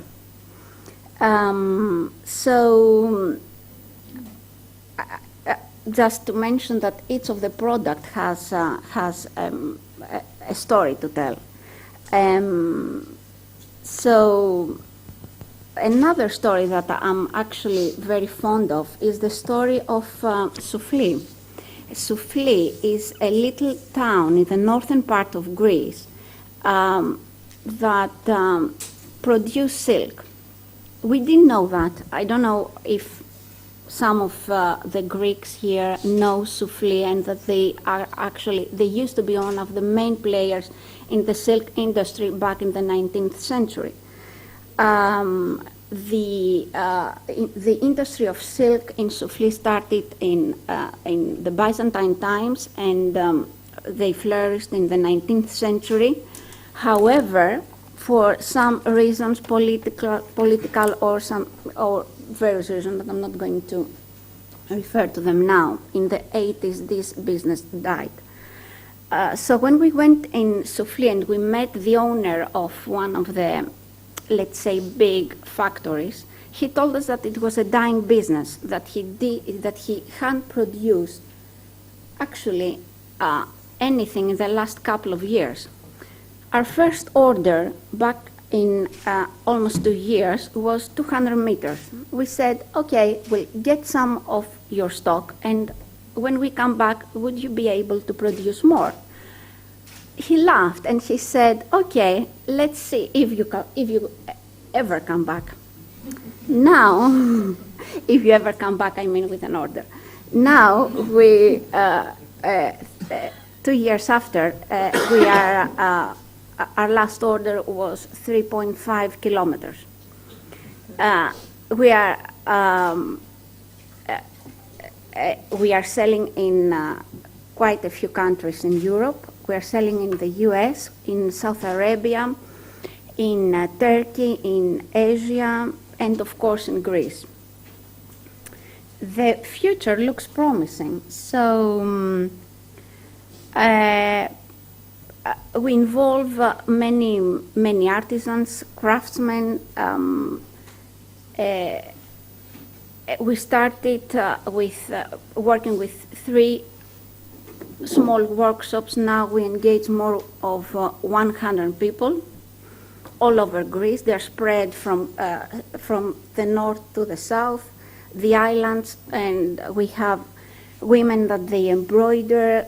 We use traditional looms to weave the fabric with a classic way, or extremely modern infrastructure if needed. And our motto is, so far, as we stated at the moment, is that if we grow, we all grow. So the more people we are going to engage and the more people that are going to, in a way, come out of a financial downturn. What would be the challenge in this whole adventure? The challenge would be not to lose focus, not to compromise on quality, and stay loyal to our initial values and ethos. That's all I actually have to say about it. Thank you, Dimitra. And now we're passing from fashion back again to contemporary art in a way. Stefania Struza, please come. Stefania calls herself an artist, but we'll see it's not exactly only this. Hello, everyone. Can you hear me now? I will quickly introduce myself. I present my artistic work here. I studied architecture in the beginning in the National Technical University in Athens. Then I moved to Edinburgh and I graduated from the Art, Space and Nature course in Edinburgh College of Art, and then moved to Vienna, where I studied in the Academy of Fine Arts, and I currently live there.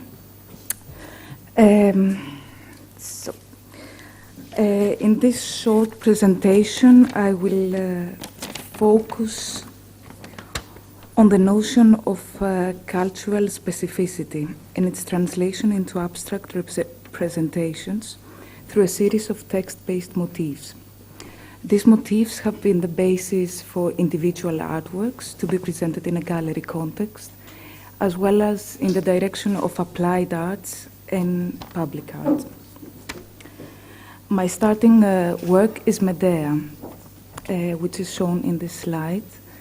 Medea is the focal work in the project. To a certain degree, sacredness is in the eye of the beholder, which I have worked for the past 2 years in collaboration with curator Apostolos Vasilopoulos.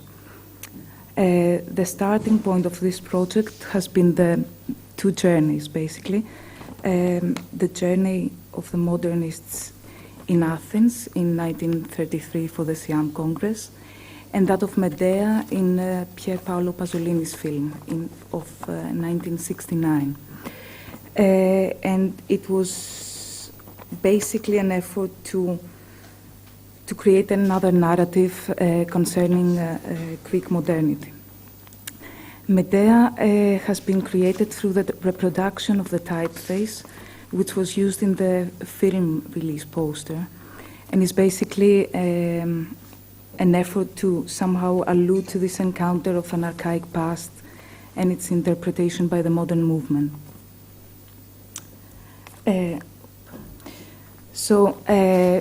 Basically the project was presented in 2012 in Vienna for the first time in an independent gallery. Then I presented some works in the exhibition Afres in the National Museum of Contemporary Art in Athens. And this year we presented the project in the Athens Festival, which supported us and created an extensive installation that included also 3 sound performances by selected sound artists. So these are some installation shots.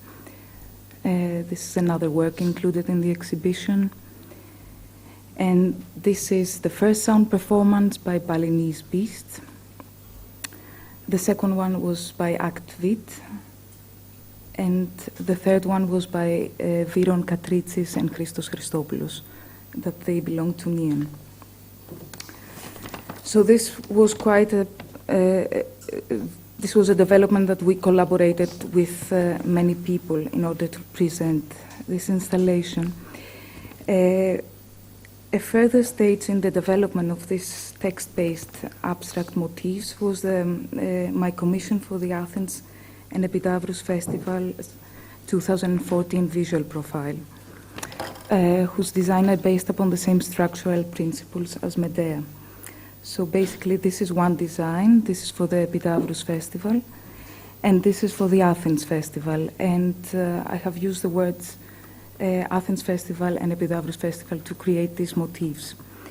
And they were used in different ways, such as in this site-specific kind of work, in a way, in Piraeus 260, in the publications and different other catalogs and posters.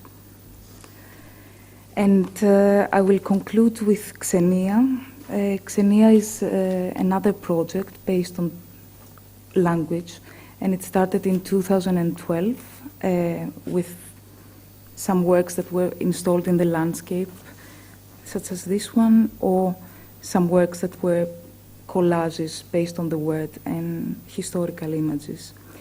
And what interested me in Xenia as a work was basically the fact that in Greek language it means hospitality, and in biology it means hybridity, so it has this double meaning in a way.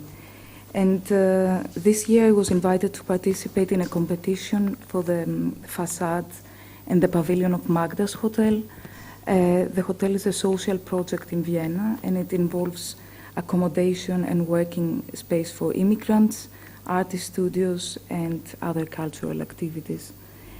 And basically my approach and my proposal was introducing Xenia as a motif that works on the facade. It's a metal structure that actually looks like a web on the facade. And here we have two scales of the pattern. One operates as a sign to be seen from a distance, and there's a smaller scale that creates a rhythm in the facade. So these are some images of the proposal and the other facade. This is an impression of how it would look like, the interior courtyard as well. And this is the pavilion. Here in the pavilion I propose that this abstract pattern works as a transparent box. So it has this idea of a see-through structure. And I will close with this image of the pavilion, which is basically a collage of the whole idea, just as another effort into translating this, translating language into matter, or an abstract form into a spatial experience. So, thank you. Thank you, Stefania. Now we move on quickly north in Greece to Thessaloniki. Apostolos Kalfopoulos, who is an architect, a curator, an art critic, and a member of the faculty of the Aristotle University in Thessaloniki, as well as director and founder of Dynamo Project Space. Apostole. Hello. I would like to thank the organizers for inviting us to come here and present our work. Dynamo, we describe Dynamo as a generator of currents, trends, and ideas, a converter of knowledge and ideas to tools and practices, and as a powerhouse for discoverers, designers, dreamers, and doers. We like to describe ourselves as 4D. What we do is we generate creative interdisciplinary research that leads to innovative ideas, which can be put into practice right away. We ask what-if questions, and we would like to think of ourselves as people who provide great ideas. What we have been discussing today, among other things, is a change of paradigm, a change in the economic condition that leads to the production of creative and innovative products, services, and business models. The main aim is to bridge, under these conditions, creativity with businesses, which is a very, very difficult task, especially in an environment like Thessaloniki, which is characterized mostly of very, very small, small businesses and small family businesses and orientation. All these things are of great importance in an international environment where the competition between cities, their identity and their radiation is fastly growing. And especially because investing in such a development of creative economy enterprises is internationally proven to be extremely auspicious and prosperous, especially for medium-sized regional cities such as Thessaloniki. European cities of similar status have already gone through this creative shift, or they are underway of this creative shift. Bilbao, Valencia, Porto, Glasgow, which I had the chance to live for 7 years, right after Glasgow was the cultural capital of Europe and until it became the city of architecture and design. So I get to see the impact of this kind of change. Porto, Glasgow, Manchester, Brighton, Genoa, Munich, Leipzig, Dresden, Marseille, Saint-Etienne, especially. These cities have continuously advanced systematic mapping and recording of their creative sectors.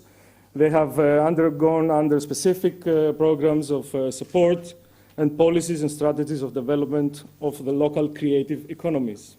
Also, they participate in European and international networks.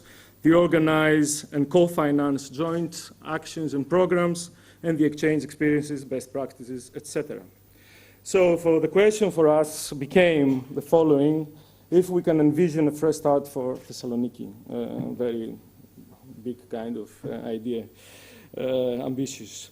Thessaloniki is related to a series of stereotypes and cliches. You know, in Greece, the most famous is that Thessaloniki is the erotic city, or the culinary heaven of Greece, or etc., etc., etc.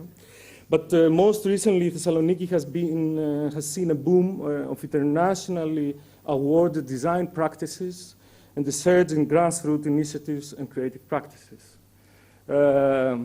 Big project, international project like the Volvo race, for example, is produced in Thessaloniki in terms of its communication. Also, the Final Four for the last 4 years in the major European League basketball organization, the communication is designed in Thessaloniki, and I can go on for several projects. So we have big projects that come from abroad and happen in Thessaloniki. Also, Thessaloniki has a very long tradition of organizing and hosting a series of international and national events directly related to creativity. The film festival, the Biennale, the state museums, documentary festival, etc. Though the model of hosting international events, only hosting international events, which until a few years ago was considered to be sufficient enough to enhance the competitiveness of cities, it is now understood to be insufficient, if not accompanied by policies aimed at development of local creative industries. So it is no coincidence that in the past, the boom of the music scene of Thessaloniki, for example, in the late 80s and the beginning of the 90s, could not be sustained because exactly of the lack of local music industry and support structures.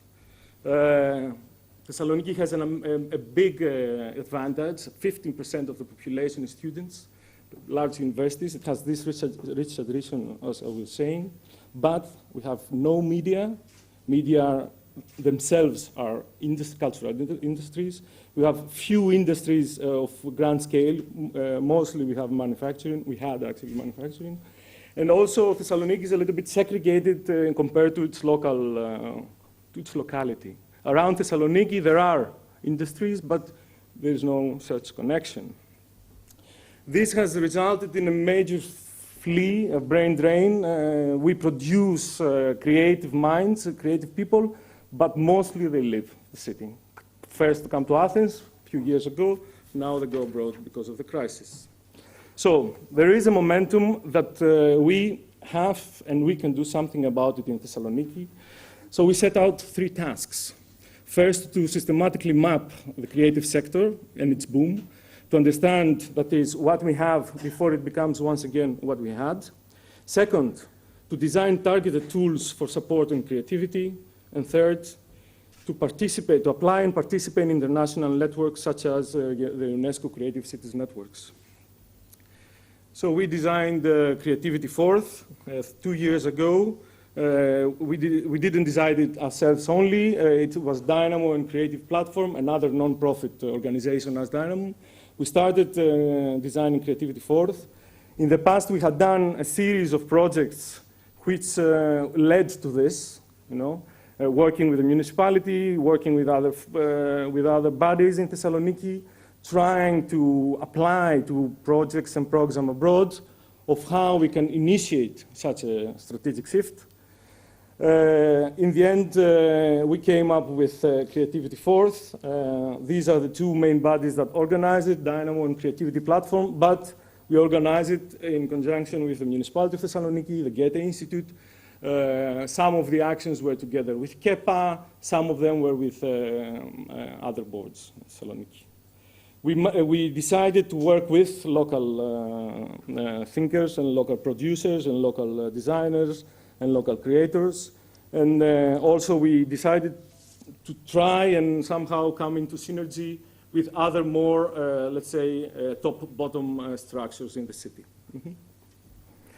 We worked in a specific area of the city. We call it the Creative Diamond. It's the old center of Thessaloniki, the old manufacturing center, where at the moment more than 150 creative spots are located. It's near the city center. It's empty.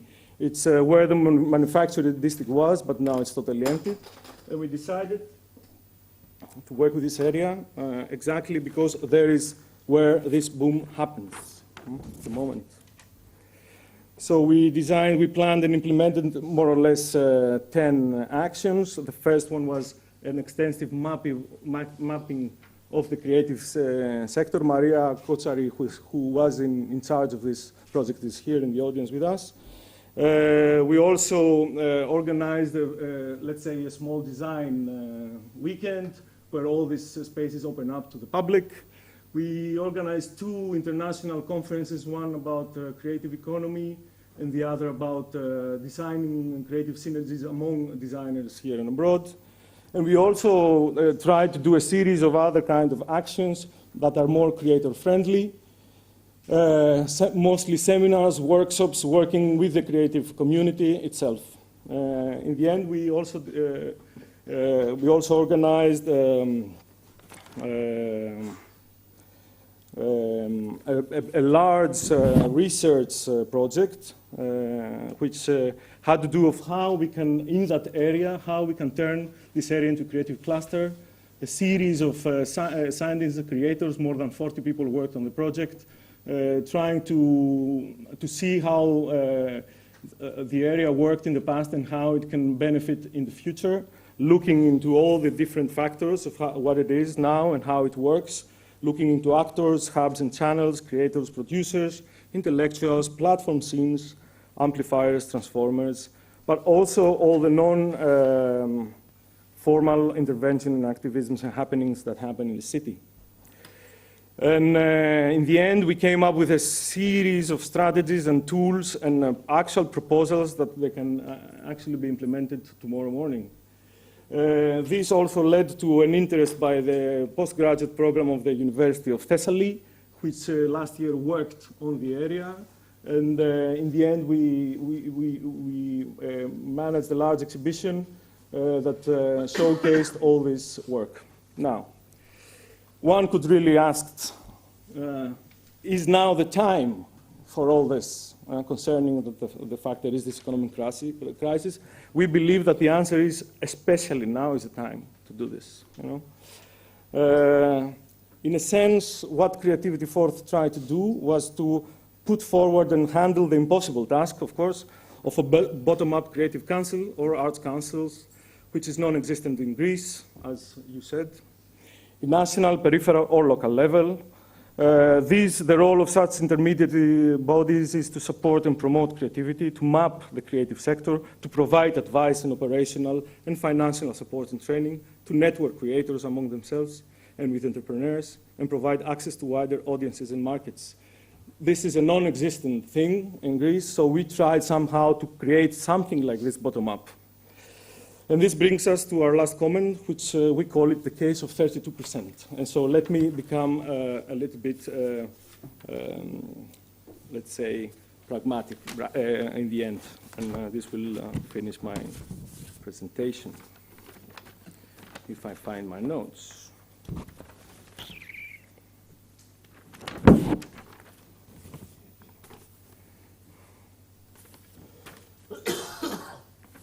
All right, here it is. The program Creative Europe 2014-2020 is the main European Union funding program that supports creativity. This program finances at best 60% of a project. This means that the remaining 40% must come from other sources of funding by the applicant. This 40% cannot, in any case, be obtained from other European funding programs. Okay? While the contribution to this 40% that results from the operating cost of the applicant, the money it gives to stay alive, to perform, to operate, can only be the 8% of that 40%.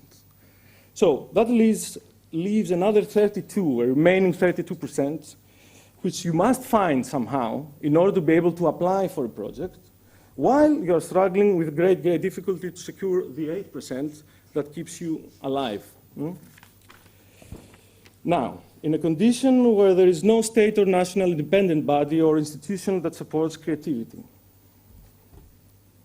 the sponsors are non-existent because of economic crisis, private sponsors, or usually private sponsorship is targeted to specific projects which are completely controlled by the sponsors, and this is not how creativity works.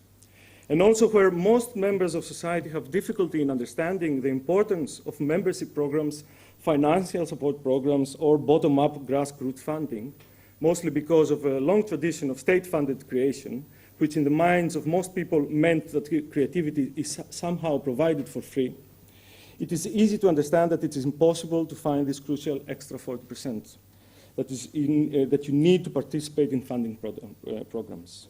So, if you are in an independent body, an entity, a creator, or initiative, or a creative business not related or not financed directly by the state, which gives you this extra 40%, you are de facto once again outside of these programs. The funny thing, actually it's not a funny thing at all, but is that especially this Creative Europe program is specifically intended to support non-state independent creative industries. So there is this problem. To give you a personal example, we tried 6 months ago, we came in touch with the people in Lebanon who organized the Design Week in order to do a joint project. And in the end, we have to drop out from the project because we couldn't find this 4%. Now, let's finish with something more optimistic. I was walking a while ago in my way to Dynamo in front of one of many shops in the area that sell agricultural and horticultural products, showcasing them on the pavement, Oriental style. I hear a toddler of about 6 years old standing in front of the tools and these machines, similar to the one here I'm showing to you, literally astonished, shouting happily to his older brother, "Wow, Vangelis, see, inventions." Only for his older brother to answer unresponsively, "You are an idiot, these are not inventions." Okay? And I immediately thought that what we need is to see these and all other non-creative, mundane, everyday objects and similar products, which we do not produce anymore here in Greece when we should, with the respect, the surprise, and the exploratory look of this kid. The look that an invention requires, the look of the invention as the other half of creation. The toddler was absolutely right. And a final word of what we are doing at the moment. Within 30 minutes from the center of Thessaloniki, there are 2 lakes, 2 sea lakes, 1 forest, 1 mountain, 2 rivers, 2 thermal spring areas, the beaches and coastal fronts of Perea and Epanomi, and the agricultural plain of Thessaloniki. Still, most of these, for a number of reasons, are largely distant to the citizens and visitors of Thessaloniki, and visitors which grow in amazing numbers in the last 4 years. This year, Dynamo is researching, designing, and working actually on the production of proposals, tools, and strategies for alternative sustainable models in outdoor activities, tourism, and hospitality for this peri-urban ring or arc of Thessaloniki. Thank you very much. Thank you, Apostole. This is to prove that the thought as oxymoron relationship between culture and economy is not right. We move on to industrial design.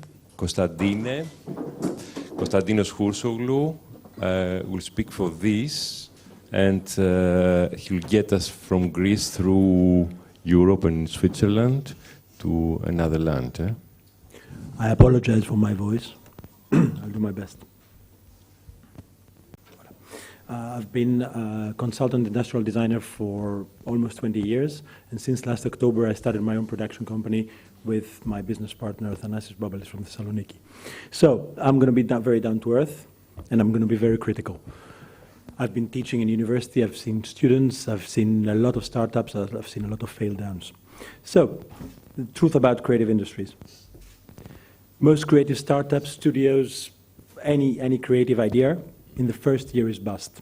About 2% globally succeeds in the long run. And I'm not saying people who manage to survive because of private funding or anything else, really doing business, really creating revenue. And why? Why does this happen? For me, it's very, very simple. It's lack of creativity. And I will be very precise when I talk about lack of creativity. I don't speak in reference to their own product or produce, but in terms of their behavior. The problem is that as we are creatives, we think we know everything. So number one, very big mistake, insufficient or very bad market research. Designers, creatives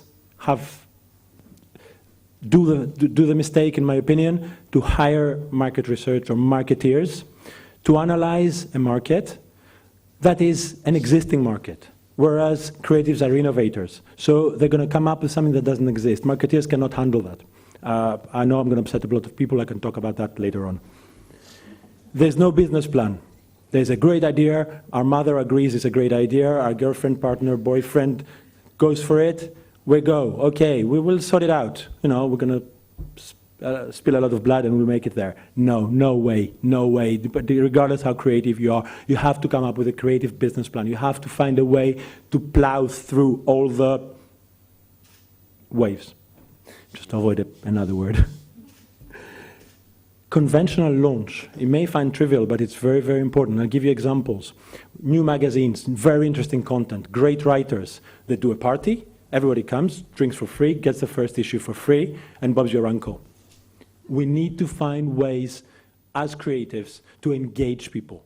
Yes, we do have the content, but people flash information in front of them. They don't have the time to stop. They don't, everything that's conventional for them is, okay, one more. It's gone. There's no reason for it. Let's be honest. Most ideas, 99.9999%, are bad. They're bad because they're ideas that come from within. And that's a big difference between art and design. Art is the idea within, in my opinion. I apologize if you have a different idea. It comes from within and it's being expressed. Design is exact opposite. It's the saturation of everybody else going through the designer as a filter and coming out with one proposal. Designers do not design from themselves. I repeat that to my students. I repeat that to everybody. We are not the consumers of our own products. Successful designers design things that they don't like, or they wouldn't use, or they wouldn't put them in the house unless they're very super arrogant and the only thing that they care about is their image and the pictures in the magazines. Creative arrogance, that follows what I was saying before. Just because I did it, it's good. No. If it doesn't sell, it's not good. If people don't appreciate it, it's not good. You know, I'm not an inventor that I have an idea and I eventually manage to sell it. It is a design and creation of objects or produce, products or produce, is linked to the market. Yes, there is a time, and we have to allow for a time of absorption, of maturity, so that the market can accept the idea, but there is a limit. There is a limit to everything. And you cannot just because it's your idea, it's a good idea. It's just an idea, and usually it's a bad idea. Obsession with the original idea, that goes back to this. It's my idea, it's good. My mom says so. It's good. Everybody supports me, everybody I like. Nobody's critical. Go out, go to a show, go to any of the art shows and see people being critical, not being clever and saying, yeah, well, why is that art? I say that to my wife, she's a curator all the time, and we have huge fights, just because I want to provoke her, because I don't know about art and I want to learn about art. So I'm provocative, I apologize to her, she's not here. So nobody enters anymore into a constructive discussion, so that we can move forward. We present an idea and that's it. We don't hear comments, we don't accept comments, so it cannot evolve. So everything collapses. It's like it inverses in its whole self. And the most painful is people who start well and then they cannot follow up because they don't have the idea, the lack of creativity again, it's a one-shot wonder, or they don't realize that once they've started a business, there are no more creatives. There's business people with a creative approach. Unfortunately, we live in a society that everything is money-driven, money-controlled. If we produce, we're successful. If we don't have income, we're not successful. I don't support that at all. We can have a philosophical discussion. Somebody said earlier about GDP, and in my opinion, the biggest mistake in our society is that we evaluate the state of any country based on GDP, which is, it's the worst, the quality of life, and I come from Switzerland where, you can understand what I'm saying. I'm not going to go into it. So I'm quickly going to an example of a French designer called Oraito, who in 1999 graduated from Les Ateliers à Paris, in Paris, and he didn't know what to do, regardless that he was the son of one of the highest society jewelers in Paris. So he came up with 3 products using existing brands. This is a lighter that he designed for BIC, which is a nuclear lighter that lasts for 99 years. He uses the technology of the time, amazing renderings, real high-end quality. He did a laptop for Apple. At the moment, if you remember in 99, everything was black and boring. So he did this, and he did this backpack for Louis Vuitton. Everybody was gobsmacked. Everybody was like trying to put them in production. No, it started that way. Magazines put them in their editorials. People were trying to buy them. The companies did not have the product. It was not theirs. Nobody sued them for infringement of identity, of brand or anything else, because they were great. So they hired him. They tried to convince him to make it. He wanted to, but it was impossible because he was not a good industrial designer in that respect. He didn't design the products in its wholeness. So he got a lot of projects. And now it's about the follow-up. Later on, a few years later, Swatch commissioned him to design a follow-up watch that they were thinking at the time. It was an internal competition. They had asked 4 designers, amongst the one was him. And before they even decided which designer was going to get the project, he publicized it. That was it. His career went south since then. French being very nationalistic, he has a lot of work in France, but unfortunately, globally, he is a pariah in design. So people have to be very careful. They cannot be arrogant. Designers, I'm only going to talk about design, should not be arrogant, should be humble, because we design for other people. We design for industries, unfortunately, and that's the big problem, because design was supposed to be a profession that came out of the Industrial Revolution in order to democratize objects, but we became tools of the Industrial Revolution and eventually of the capitalist system, and we feed it like, choose whatever word you like. So creativity is something that will drive through, and it's something that's missing. And it doesn't mean because I draw well, because I design one nice project, or because I can talk nicely in public that I'm creative. Creativity is a proof in every, has to be proven in every instance of our being in order to be within the creative industries. And just to finish, in creative industries, the product is not the product.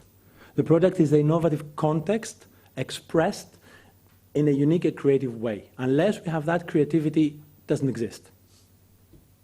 Thank you. Kostadine, thank you for being pragmatic. You've contributed to our creative confusion. Now I would like to ask Jenny Marchetto, who is going to speak from the table, to go on with her presentation. Jenny is an artist of the world. So should I start? Thank you very much. I want to thank very much the organizers, and especially Elena, that I met her a few months ago, for being part of this exciting and interesting day of exchanges.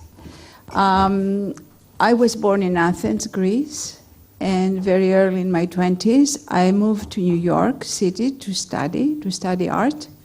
That's where I did all my undergraduate and graduate studies at Pratt Institute. So from the very beginning of my experience and my practice, I realized that I don't belong to one place, I belong to many. So my presentation today will be, I'm not going to show the portfolio of my work, I'm just going to focus on 3 aspects of my work, which I think somehow are in dialogue with the theme of creative economies, and how do I see myself as an art practitioner or a cultural producer in our times. And so I'll try to keep my 7 minutes. And I know everybody's getting tired. It's the end of the day. And I hope we have a discussion. So I'll read my thoughts. It's more. So being aware that the arts are both the most local and the most international of activities, proud of their traditions and their identity, but at their most exciting are when they break down barriers and cross borders. I would like to speak from my experience being always between 2 countries, born in Greece and living in New York, and how I have been able to sustain an artistic practice and at the same time be able to create interesting and important projects with social value. It is very obvious through the trajectories of my art practice, you can see website and my blogs, that I keep traveling, being an explorer on the go and preferring to create works on site, although I have an incredible studio, and doing so processing the energies that circulate, being on location, and primarily concerned in discovering new artistic concepts, sensing that art making today is no longer national, but influenced instead by a sort of contamination of people by people and ideas by ideas. It has been essential in my creative practice to be in tune with the nomadization of culture, as I say, all the culture's mobility, and with the value we attribute more and more to ephemeral forms of art, such as video, film installations, performances, festivals, public interventions, and community projects. Also, I should say that the internet has been an amazing platform for me and for many artists to facilitate this collaboration and projects all over the globe. What I find the most inspiring in this practice is the loss of supremacy of the canon, the loss of the old centers of power and knowledge, and create different ways of thinking and collaborations. The image we see in the background, that's the only image I'm going to show you today, because I hope that during the intermission during lunch, you saw the video flows. The image that you see in the background is the picture of my team. The team which was the most important aspect, because in the work that I'm doing with community or process-oriented, working with the team is very important. So this is my team, which I met for the first time in Cartagena, when I was invited to produce a project for the first biennial of Cartagena, which opened in February 2014.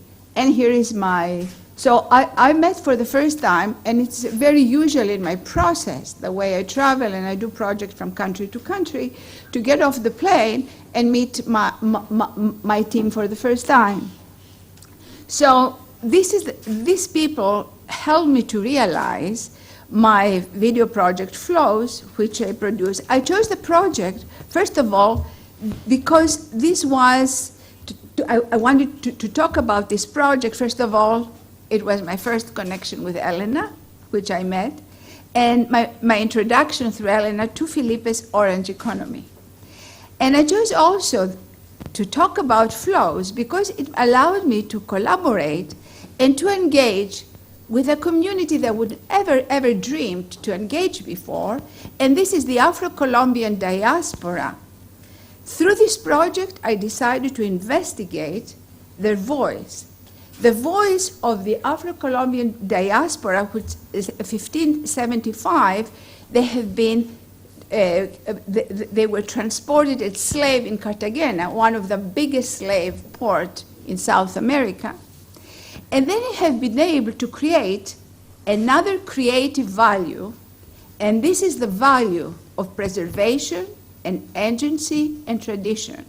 Because I think when we talk about creative economies, we have to address the issue of the cultural value, the politics of preservation that every country and every culture has.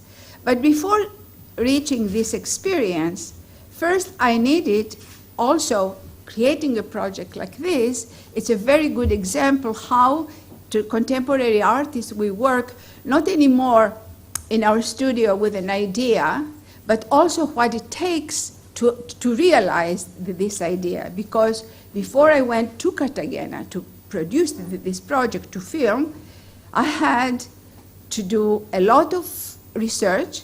I have to find out the budget. I had to find out the people that they can help me to find the right people when I go there. I had to work with Bomba Estéreo, probably Felipe knows them. I had to work with Radiofonica, Radio Nacional in Bogotá, and I spent several times in finding out where I should travel, where I should go in Colombia to find this special voices. And I have to say that what I wanted to explore is this Afro-Colombian tradition is, and especially through women, instead of writing, because the culture is very oral. Every day, somehow, they sing their everyday life.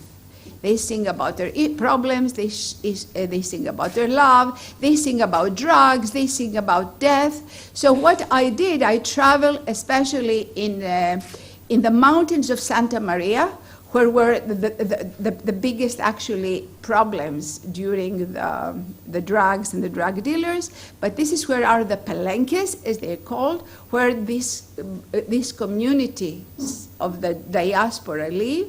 And I lived with them, and I was able to somehow to make a film, a video of these women that every day in a very, they get up in the morning, they start singing their life, they start singing their, and this changes every day. And what was very interesting is that it's something that you can never repeat. It's something that passes from generation to generation, but it is always very precarious.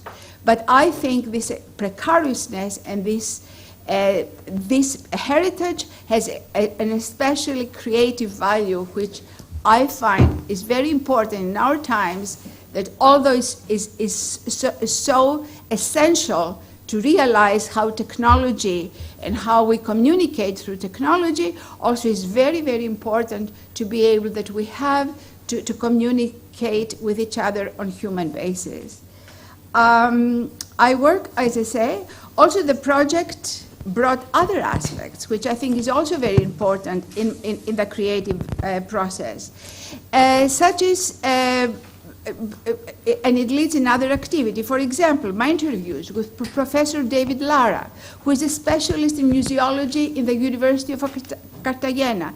These interviews now are becoming a book. Avianca, the airline, gave us a budget, and now we're going to produce a book. Also, the Afro-Colombian musical preservation became also a method of thinking through my shooting in the mountains. The accumulation of information from the people that I met through this journey became an archive, an open-ended creation, always in the making. So, and this project brings me to another project, which I'm leaving in 10 days, and I'm going to Western Sahara to work with the women in the camps of in Western Sahara, that, as you know, they live for 35 years as refugees. Another also aspect of my work, of my practice, is collective thinking and collaborations with other artists. 2 years ago, I collaborated with Sharon Loudon, a visual artist based in New York, and we all contributed, and we published a book. And this book is called How You Can Sustain a Successful Practice as an Artist Without Having the Support of the Gallery. We have 40 artists that we contributed in this book. Has become one of the best sellers. It's in all the museums all over the US. And now the rights were bought, and there's going to be distributed in China, in Hong Kong, and we have been asked to do another one in Europe. It's an incredible book because we all were able collectively to express how we really have a living, but at the same time we don't depend necessarily from the galleries. Finally, I must say that in my process as an artist, I'm going to be a full-time teacher at Cal Arts, and it's I find very, very important and very deep-rooted in the system that it's very important knowledge in the economy of art education. As we all know, all our art schools today are there is a crisis, and there is an anxiety. And what we are going to do, what we are planning, and we are in February of 2014, we are organizing in New York a conference in which we are going to explore different models of alternative education, in which we are collaborating with another group, Art and Labor, and we are outsourcing how we can come ideas, how we can have 30 different models of education, especially for me that I have taught at Cooper Union. And Cooper Union, after 100 years of being a free school, now the students have to pay $40,000 a semester. That's a crisis in the economy of education. And also, I happen to lecture in many schools around, so I have a first-hand experience how important education and how important is to rethink reschooling. And I think I would rather open that. Thank you, Jenny. Thank you for bringing up education again. No round table would be complete without the presence of music. So Kostas Makrigiannakis, who is artistic director and also creator of Music Village, will have a word with music. Hello, everyone. Thank you, the organizers, for inviting me to this absolutely magnificent event. It's my honor to be together in this table with these people. I will present myself. At first, I'm a musician. My name is Kostas Makrigiannakis, and I'm a co-founder of the international arts community. It's called Music Village. That is been actually happening in Mount Pelion in Greece, in Thessaly, central Greece. Together with Thimios Atzakas and George Lazaridis, two other great musicians and colleagues. In 2006, we decided to form a non-profit civil partnership called The Art Tree, focusing on how to create a new idea about music making and how market should actually, to vision a market about music to be integrated in. We came up with an idea which was named Music Village. and as I see it became one of quite important cultural points concerning music in this country. We believe that Music Village has been an innovative idea that has changed the way musicians perceive art, music making, creativity, and music education.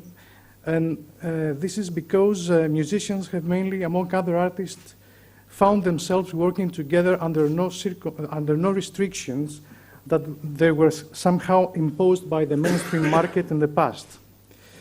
For example, classically trained musicians started working together with self-taught instrumentalists, folk musicians, etc. In Music Village, on the same time, courses focused on the musician's body were issued in the workshop schedule. That was actually maybe a mainstream thing now, but back in 2006, that was not the case at all in Greece. Music Village is also one of the largest communities in Europe aiming to deal with music interacting with theater, education, and dance. At the same time, it has been able to share the results of this process immediately with the audience through performances as results of unique collaboration among artists, which have gained success and have traveled in many venues all over the world, performance and recording-wise. It is important to focus on the community idea since Music Village is not exactly a festival organized under the traditional norms of workshop and performance lineup planning. It is mainly, not to say entirely, based on the experimental and symbiotic attitude as us as organizers and artistic directors have tried to inspire to people that keep on coming to Music Village. Moreover, Music Village has given the opportunity to the community of Agios Lavrendios, that place in Pilion, this little village that hosts the whole event, and the municipality of Volos to host a large number of visitors from all over the world, and actually to make this little village one of the most important cultural points of Greece. That, of course, as you understand, has affected the way locals have perceived creativity itself through the arts. Hostels were built, restaurants have been renovated, just some examples. We had like 100% increase of beds provided since 2006. That's 100% is a number. Also, new restaurants and cafes were built. All of them have been renovated, okay? And Agios Lavrendios, because of Music Village, has been a leisure time hotspot and has been covered by most of the hardware/digital communication media in Greece. That has provided, of course, local people with jobs and has increased the cash flow of the village community. It is important to mention that despite the crisis in Greece, the village seems to enjoy full benefits during late August, as well as sometime during the whole year. Locals claim that if there was not a crisis, they would have gained full benefits, financially wise, for more time within the whole of the year. What I think the most important among all the things that have happened is that the attitude of the local people towards creativity, multiculturalism, and economic growth has been dramatically improved. The community of Agios Lavrendios has mostly been reluctant to changes in the past. My notion is that this was because of the past glorious times when the village, as an important commercial center of the area, has known and enjoyed great admiration and progress. I dare to say that some of the most beautiful buildings I have seen in my life exist in this village. It's worth visiting it.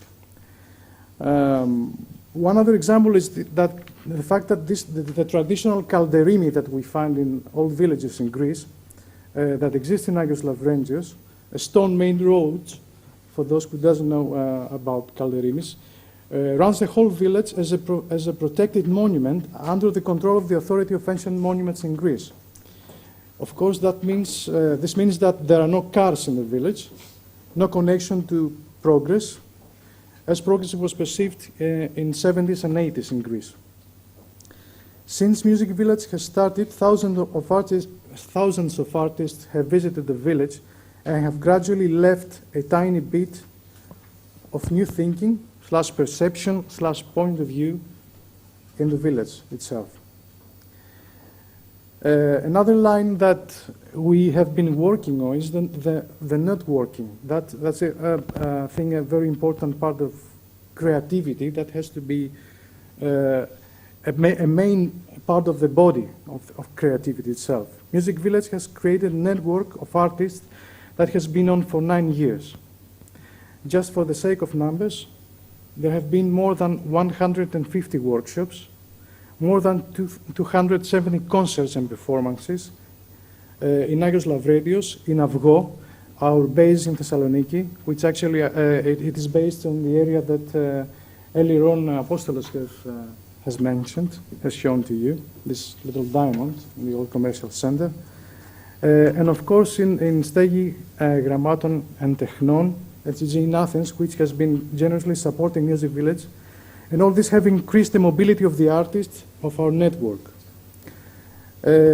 I will finish by mentioning 2 key points for us, 2 things that are really important to us as a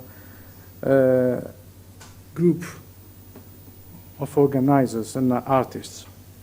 One is that we never sacrifice a good artistic / educational idea for financial necessities.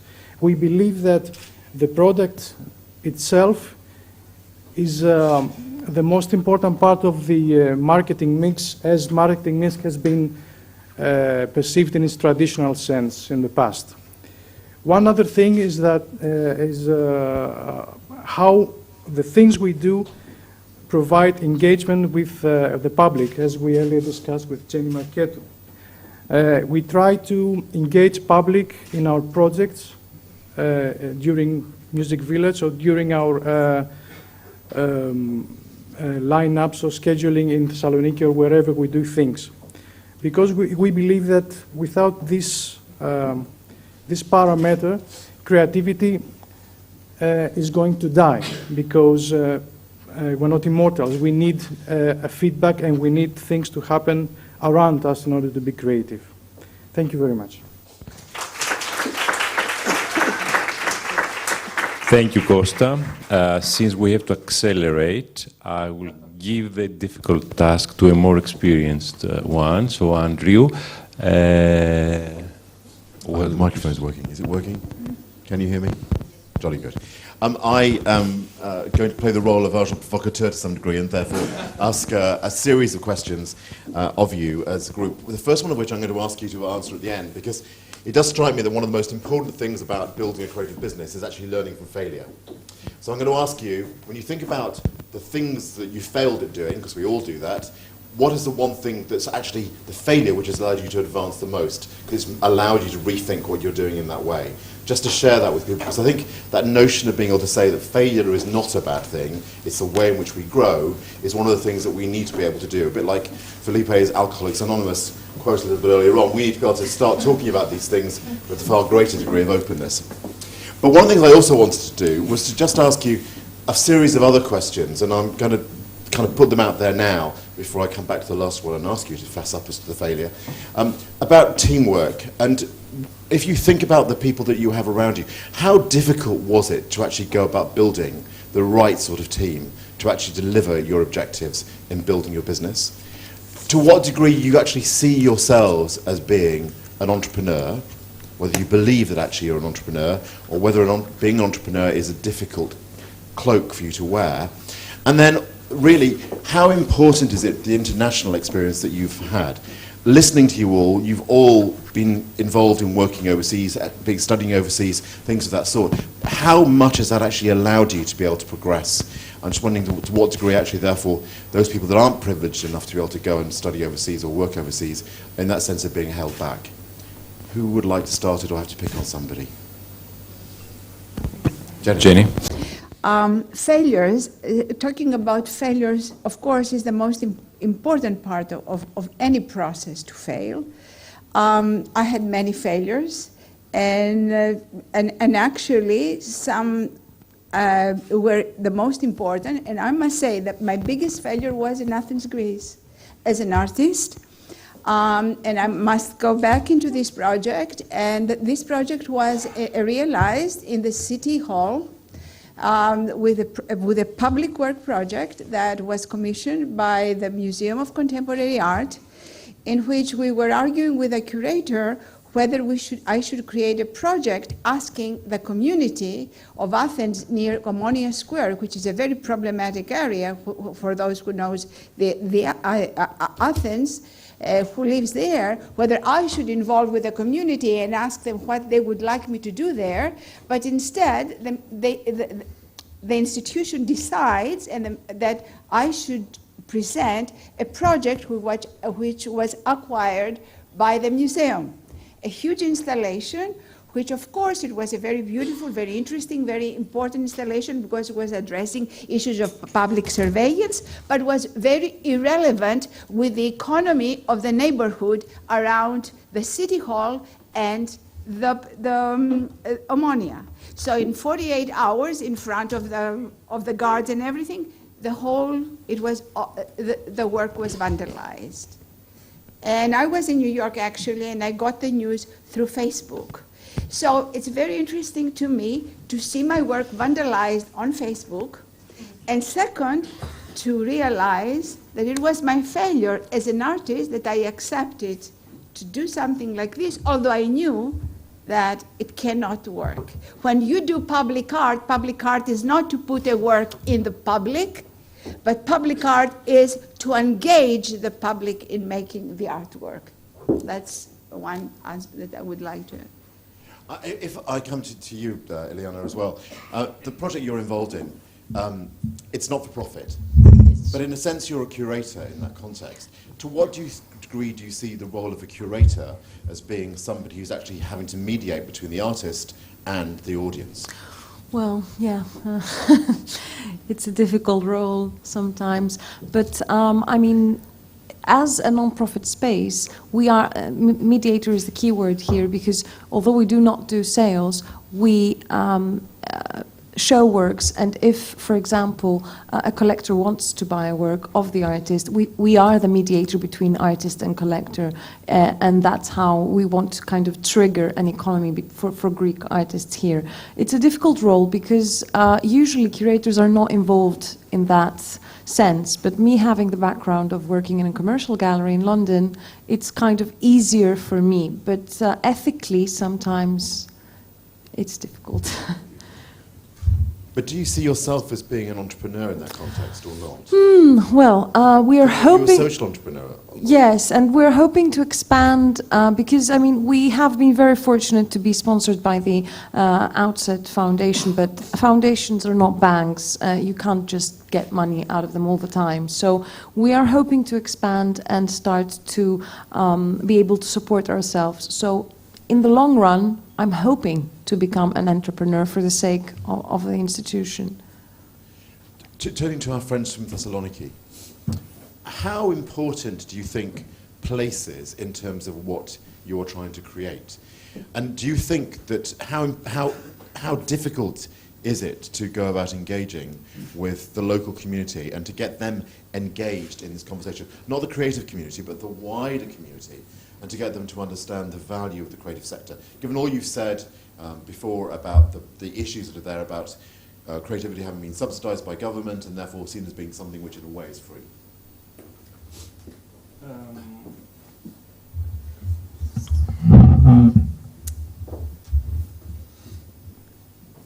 Middle-sized cities have a fantastic record of making a creative shift all around Europe, and somehow they seem to be more easy to do the shift than larger scale cities. There are many reasons for that, which we will not go in now, but they are well documented in the problem. There are many advantages in a small city. You can do some things easier. Some things you can do easier. I mean, you can get in contact with the right people easier than here, for example, in a large center. which is also a blessing but also a curse. You know? Because all this thing creates a personal kind of relationship which actually we do not like. The most difficult thing is that there is no critical mass in a city like Thessaloniki in all terms. There's no critical mass in terms of its economy that it can support. The private sector cannot support this kind of shift. The government cannot, the local government cannot support on its own this kind of shift. And there's no critical mass of the specific community first, and then the larger community that on its own can support this shift. So it's very difficult to work within this kind of context. And this is exactly where we failed. But allow me to be arrogant enough to say that it's not our fault that we failed. Of course it's our fault. It is our fault. It's a manner of speech. It is very, very difficult, this paradigm shift to happen, it's personal view, of course, in our society, and especially in our city. It's a very difficult change, It needs a lot of effort, and the only way it can happen is through this kind of projects. You know? It cannot happen in a day, and I don't want to sound at all romantic, I'm a pragmatist. It cannot happen in a day, but the only way it can happen is within these projects. The fact that we had to work, like more than 40 people worked from the local community of the creative community, they worked let's say voluntarily about all these things that we saw. The fact that it started bottom up, the whole thing, and in the meantime we managed to engage some of the major institutions of the city. We think is a success, but in the end, the amount of time, effort, and energy that we spent on this project didn't allow us to focus on other things of how we can make our non-profit, our organizations move forward in other ways. If we really used all that energy and effort in order to do our personal projects in our organization, we would be in much better position now. It's a personal struggle, personal in terms of our organization, not my own struggle, to manage to produce change. I don't know if I've answered your question, but yes. Kostas, thinking about Music Village and the space that you moved into, you must have been faced by people from the local community who were like, why are all these crazy musicians coming here? How did you go about building a consensus and building an engagement with the community which allowed them to feel more at ease about you being there and actually to celebrate and join with you and to see the benefits of what you were doing? Well, I'll be pragmatist as well, okay, in the first place. Money was talking. Yes. You mean you bribed them? Yes. I mean that, for example, Lagos Labradis is a village that actually has a short summer.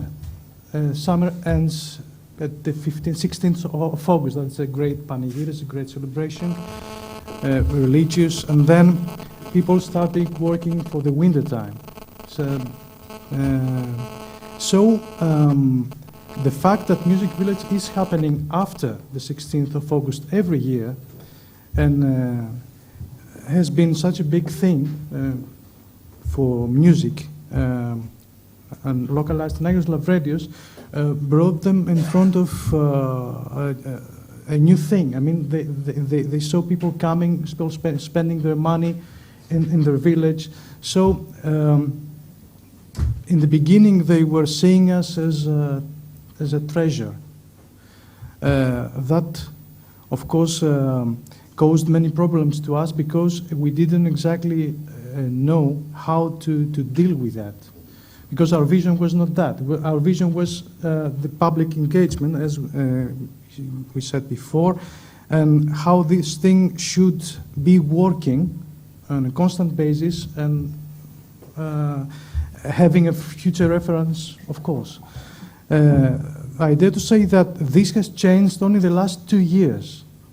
I mean, it's been on for 9 years, and since 2012, I first realized that people have understood what we're doing there, actually, and they are supporting us fully.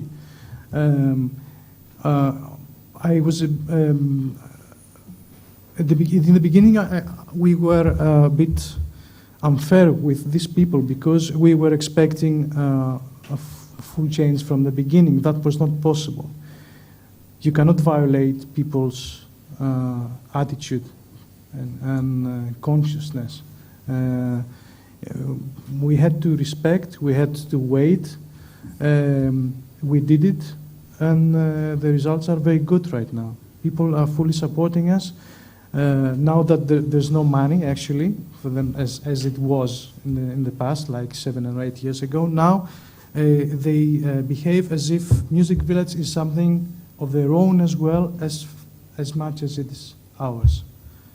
Dimitri, did you have the same sort of experience when you kind of saw this grow to 2.5 kilometers of cloth that you were being, you got out there kind of putting the order for? But as time has gone by, has there been a change in attitude? Were you seen as being a bit crazy when you went in? Yeah, we were these two crazy women that we were talking about something out of context at that time, producing silk all over again. And when in our second trip, when we went back there, of course there was skepticism and curiosity. They wanted to see, because gradually we went to 3.5 kilometers, so it was 200, then 700, then 2 kilometers and stuff. So gradually they were convinced that we are kind of serious.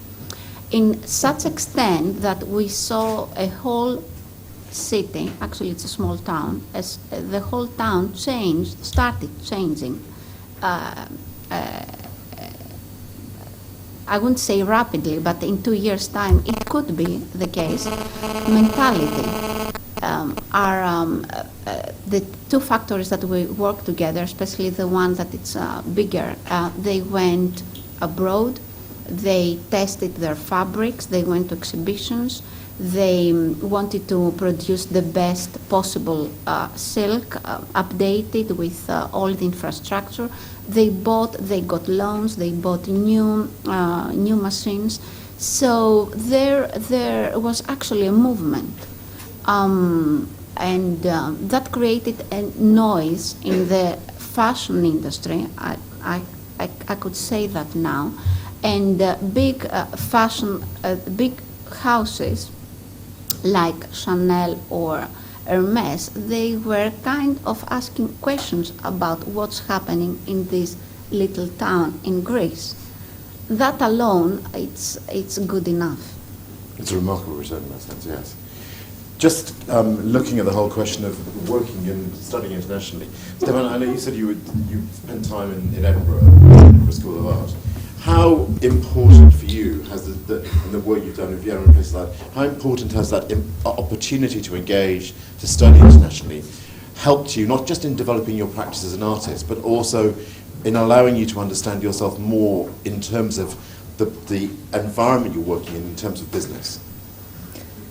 I think I would start with the fact that getting out of your own context gives you this opportunity to look things from a distance or outside. And I think that would be Edinburgh or Vienna or another context. And I think for me that was really useful, this point where you start reviewing things that you experienced as culturally specific or based on specific experiences you had. In Edinburgh, specifically, it was the opening point to somehow articulate in an artistic practice this experience of architecture and working in space. But I think my practice changed from architecture to environmental art and then to studio-based art. And then you see how these points always intersect, and somehow you can be open to all variations of these motifs that I said before. So, did you become more aware of yourself in terms of being an artist, yes, but in terms of that shift between being an artist but also being somebody who wants to make a living from being an artist and therefore having to manage yourself in that context as well? I would say managing myself would be in the sense that sometimes as an artist you divide your time, and I consider having this time where I make my living as an architect or as in other fields. And there's always this idea about making this, like in the Athens Festival, making it a bit wider and including other people, and then trying to share this income, this budget that you might have. And I think that produces other invitations from other people, and we invited other people as well. So one aspect is doing your own individual task and then trying to see how that works with musicians or other cultural fields that we worked. I'm running out of time. Christina, can I just ask you one question, so I've been fair then and asked all of you questions. Just picking up on that question, you gave an analysis of why creative businesses often fail and some of the prerequisites for success. But sorry, can you hear me? I apologise. Yeah, so prerequisites for success in that way. I just wondered whether or not, I often think there are very many similarities between an entrepreneur and an artist in terms of taking risk. But where the problem arises in a way is in terms of being a manager. I just wondered whether or not you feel that that there are opportunities for artists to actually develop their skills as entrepreneurs. Where then do they go about finding the management skills from? As I tend to have a provocative approach to management, marketing, and everything else, I would say that looking at the failure of everything around us, we should just stop having managers and put artists in their position, because at least they have the guts to put themselves forward, not protect themselves, but expose themselves, stand for what they believe, and try to convey it to everybody very passionately. We see more and more managers in banks, in big industry, everywhere, and we're not going to pick up on things, being hidden behind systems of protection that artists don't even want to engage with. And if we want to change our society, and if we want to have a society that evolves, and a society that takes us somewhere else, and this is the beauty of that we will not know where this somewhere else is and what it will be, I think we should trust artists, because they're people that really lead with passion their lives and what they do. But I'd argue that in that context, entrepreneurs do exactly the same thing. So do we need to trust entrepreneurs as well? Or do you think that entrepreneurship is a bad thing in that context? It's a bad term.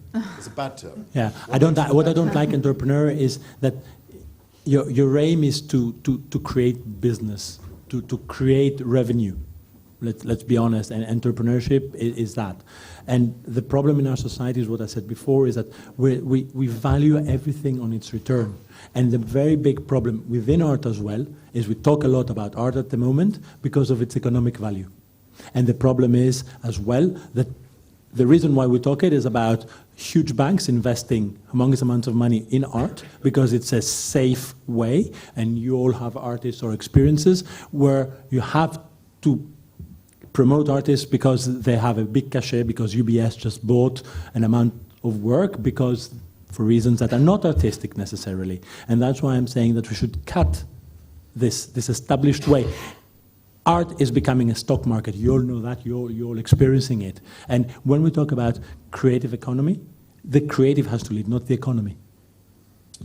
But without the, I'm not quite sure how you expect people to be paid if that's the case. But that's the whole point. If we always return, and I can go on for hours, so I'll try to be. It has to do with the internships we were talking before, and the problem of paid or unpaid internships, and experiences I've had running a studio with interns. The problem is that we value everything on our buying power. Yes, we do need money. We do need to survive, and we have to go and buy food, and we have to do one thing and the other. Of course, it's what we've constructed. But if we start changing this paradigm, and then look at other things, and then look at our society, and look at happiness. Just a simple thing. I have a 4-year-old daughter. I care about her happiness, and I see her friends being happy through a tablet. But how do you get this? How? How do you achieve their happiness? It's a humongous discussion. It's by engagement, by freedom, by not being judged if they produce sufficiently, if she managed to draw within the lines that her teacher told her to draw in, and on and on. Just to allow people to be Yes, but still we need an economy in order No, to... we don't need an economy. I'm sorry, I'll be very, very provocative. We don't need an economy. So what do you need to explain us? Because I don't have the answer. I can you push, I have can a put the treasure discussion. that you're hiding from us. You Tell us. have what, sorry? You should tell us your secret, because if you can have a all secret. these I have a things business without that's- an economy... It's obvious that we are going. This is an area of great debate and discussion. I am going to forgive me, but I know we have to wind up. So I'll just come back to each of you very careful, with the exception of Jenny, who's already done this. The failure that you've learned most from. You, me? No, you've done already, Jenny. So Yes. just come down the row. Yeah, the Yes. failure that you've learned most from.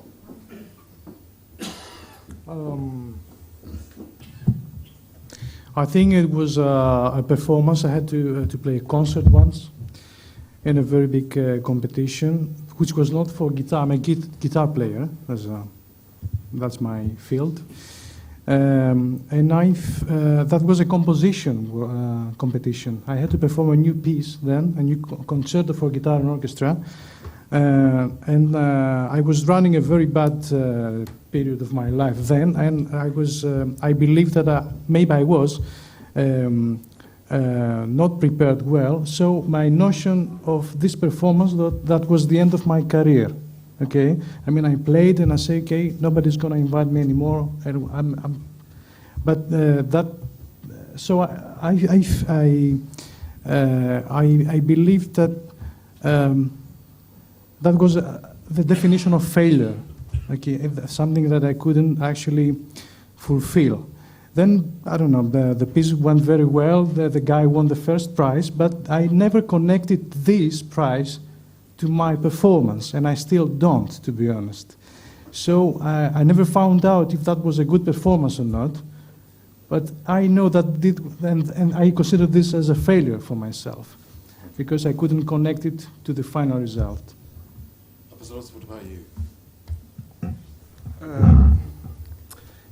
It's not easy to talk about a specific failure. I know one, and it's not easy, but not in terms that I don't want to accept the fact that we are making failures, but really we make failures all the time. I mean, creators, the way they work through failure, as you were saying. For example, architects build models, designers build prototypes, musicians build demos, cinematographers build pilot shows.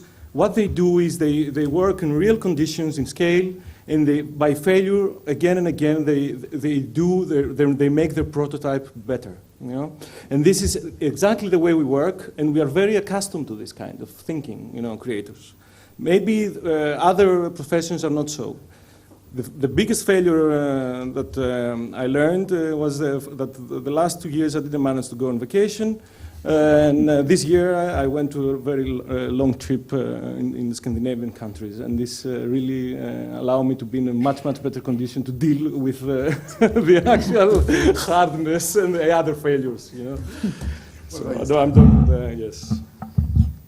I think my biggest failure, it was in 2012 when I invited 2 sound artists to perform in a show. I was presenting in Vienna, and then the art audience went wild, basically. They didn't respect the performers at all. So I think for me it was really an awful feeling, exposing somebody, inviting and then exposing them to a situation I didn't think about and I couldn't control. So, yeah. I have to fully agree with you that our creative process is failure. Meaning that every time we fail, we test, we redo, we change, we fail. It goes on and on and on and on, and that's the beauty. That every single little thing, what I say now, for me, there are elements that are correct, elements that are wrong. I'm going to think about everything I've said. I'm going to stand behind what I've said always.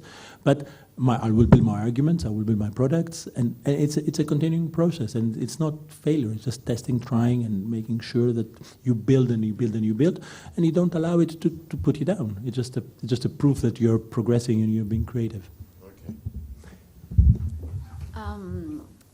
When we talk about failure, I mean, I can think of just one failure. So there are quite a few in the last 20 years I'm working. However, the one thing that I learned of a habit that maybe some of us have, insisting on dysfunctional relationships, as we said, teamwork is essential, or something that doesn't, as Konstantinos said before, you have ideas, creative ideas, and you think that they will work and they don't work, and you keep insisting.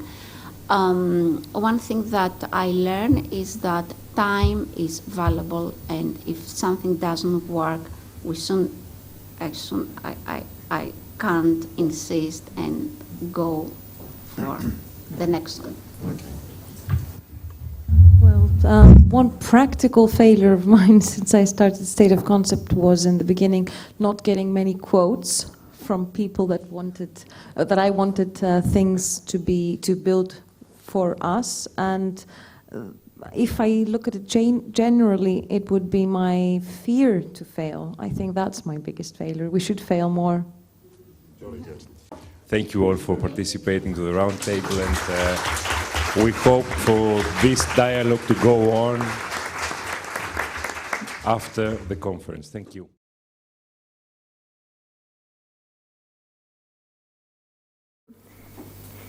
This meeting actually was based on the orange economy, the concept and the publication, and was organized aiming to present basic information in order to understand, comment, and debate on the theme of why creativity in all sorts of areas is so important for our social and economic development. We managed to bring together in this one-day event not only important professionals in creative economy, as well as artists, designers, and curators from Greece and abroad, but also kind and generous people that responded immediately and with great interest in this international call in order to investigate how our work can be improved for the benefit of our lives. Conferences and international meetings on creative economy may provide a foundation for exchange, the possibilities that we need this interaction to bring to you, the participants, the networking, the exchange of information, and taking about actual creative ideas. We did not manage to invite everyone, and our list is definitely not complete, as it is obvious that the discussions on creative economy, entrepreneurship, creative cities, creative industries, cultural entrepreneurship, etc., are issues that many other organizations, universities, important academicians, and researchers are working on for at least the last 10 years in Greece, and I think almost 20 years internationally. We would like to thank Lockery Smith, who kindly accepted to be with us today, not knowing much at the beginning, but with genuine curiosity and open heart for our concerns and our efforts to contribute in this international dialogue. His important work to help creative industries in UK grow in a fast and dynamic way is certainly a case study and inspiration for us. I would like to thank Professor Andrew Senior, who is working on our side, investing his valuable time, guiding us with his broad knowledge and international experience on creative entrepreneurship. He was consulting us from an early stage and hope he will continue being on our side in the future. His work is greatly contributed in creative economy projects all over the world. I would like also to thank Professor Stuart McDonald, who has presented and emphasized the importance of creativity in education. As we all know, educational system in Greece is struggling to adapt to the current situation with limited funds, but with enthusiastic teachers and professors that invent ways in order to continue their work. It is for our benefit and a major priority to see how we may find better educational models suitable for the contemporary needs, and not only adjust them in our educational system, but invest in them in full. This is our most important investment. I would like also to thank Professor Norman Palmer, who has presented the importance of the legal technology in the creative environment and how important it is to organize systems that will enable the circulation of cultural artifacts internationally. I would like to thank also Lyne, that I adore. And actually, whenever I see her talking about her work and the importance and the dynamics of art, moves my heart. I would like to express my greatest appreciation on the work of Mr. George Zifkos, who's been on our side as a young researcher. And last but not least, Felipe, from whom I will ask to comment on what is being said today. I'm joking. I would like to thank Mr. Epaminondas Farmakis and LPs, Kathleen Soriano, who traveled from UK with her fantastic ideas and who I personally admire a lot, and Fiona, who came from Ireland. Thank you all. I hope I didn't forget anybody. I'm grateful for this opportunity, and I would like to close with the following note. Our economy is not longer just about companies and organizations. It's about people and their cities. It's about how we want to live our lives and in what kind of environments we want to live. As Richard Florida said, our world is being reshaped around the cities, the metropolitan areas, and mega regions. They have become the primary social and economic organizing unit of our time. New ideas are the source of success today and the greatest source of personal satisfaction. And this event in our beautiful city, Athens, hope has inspired many of you to think of the next idea, the next outstanding creative project for us to discuss in the future. Thank you.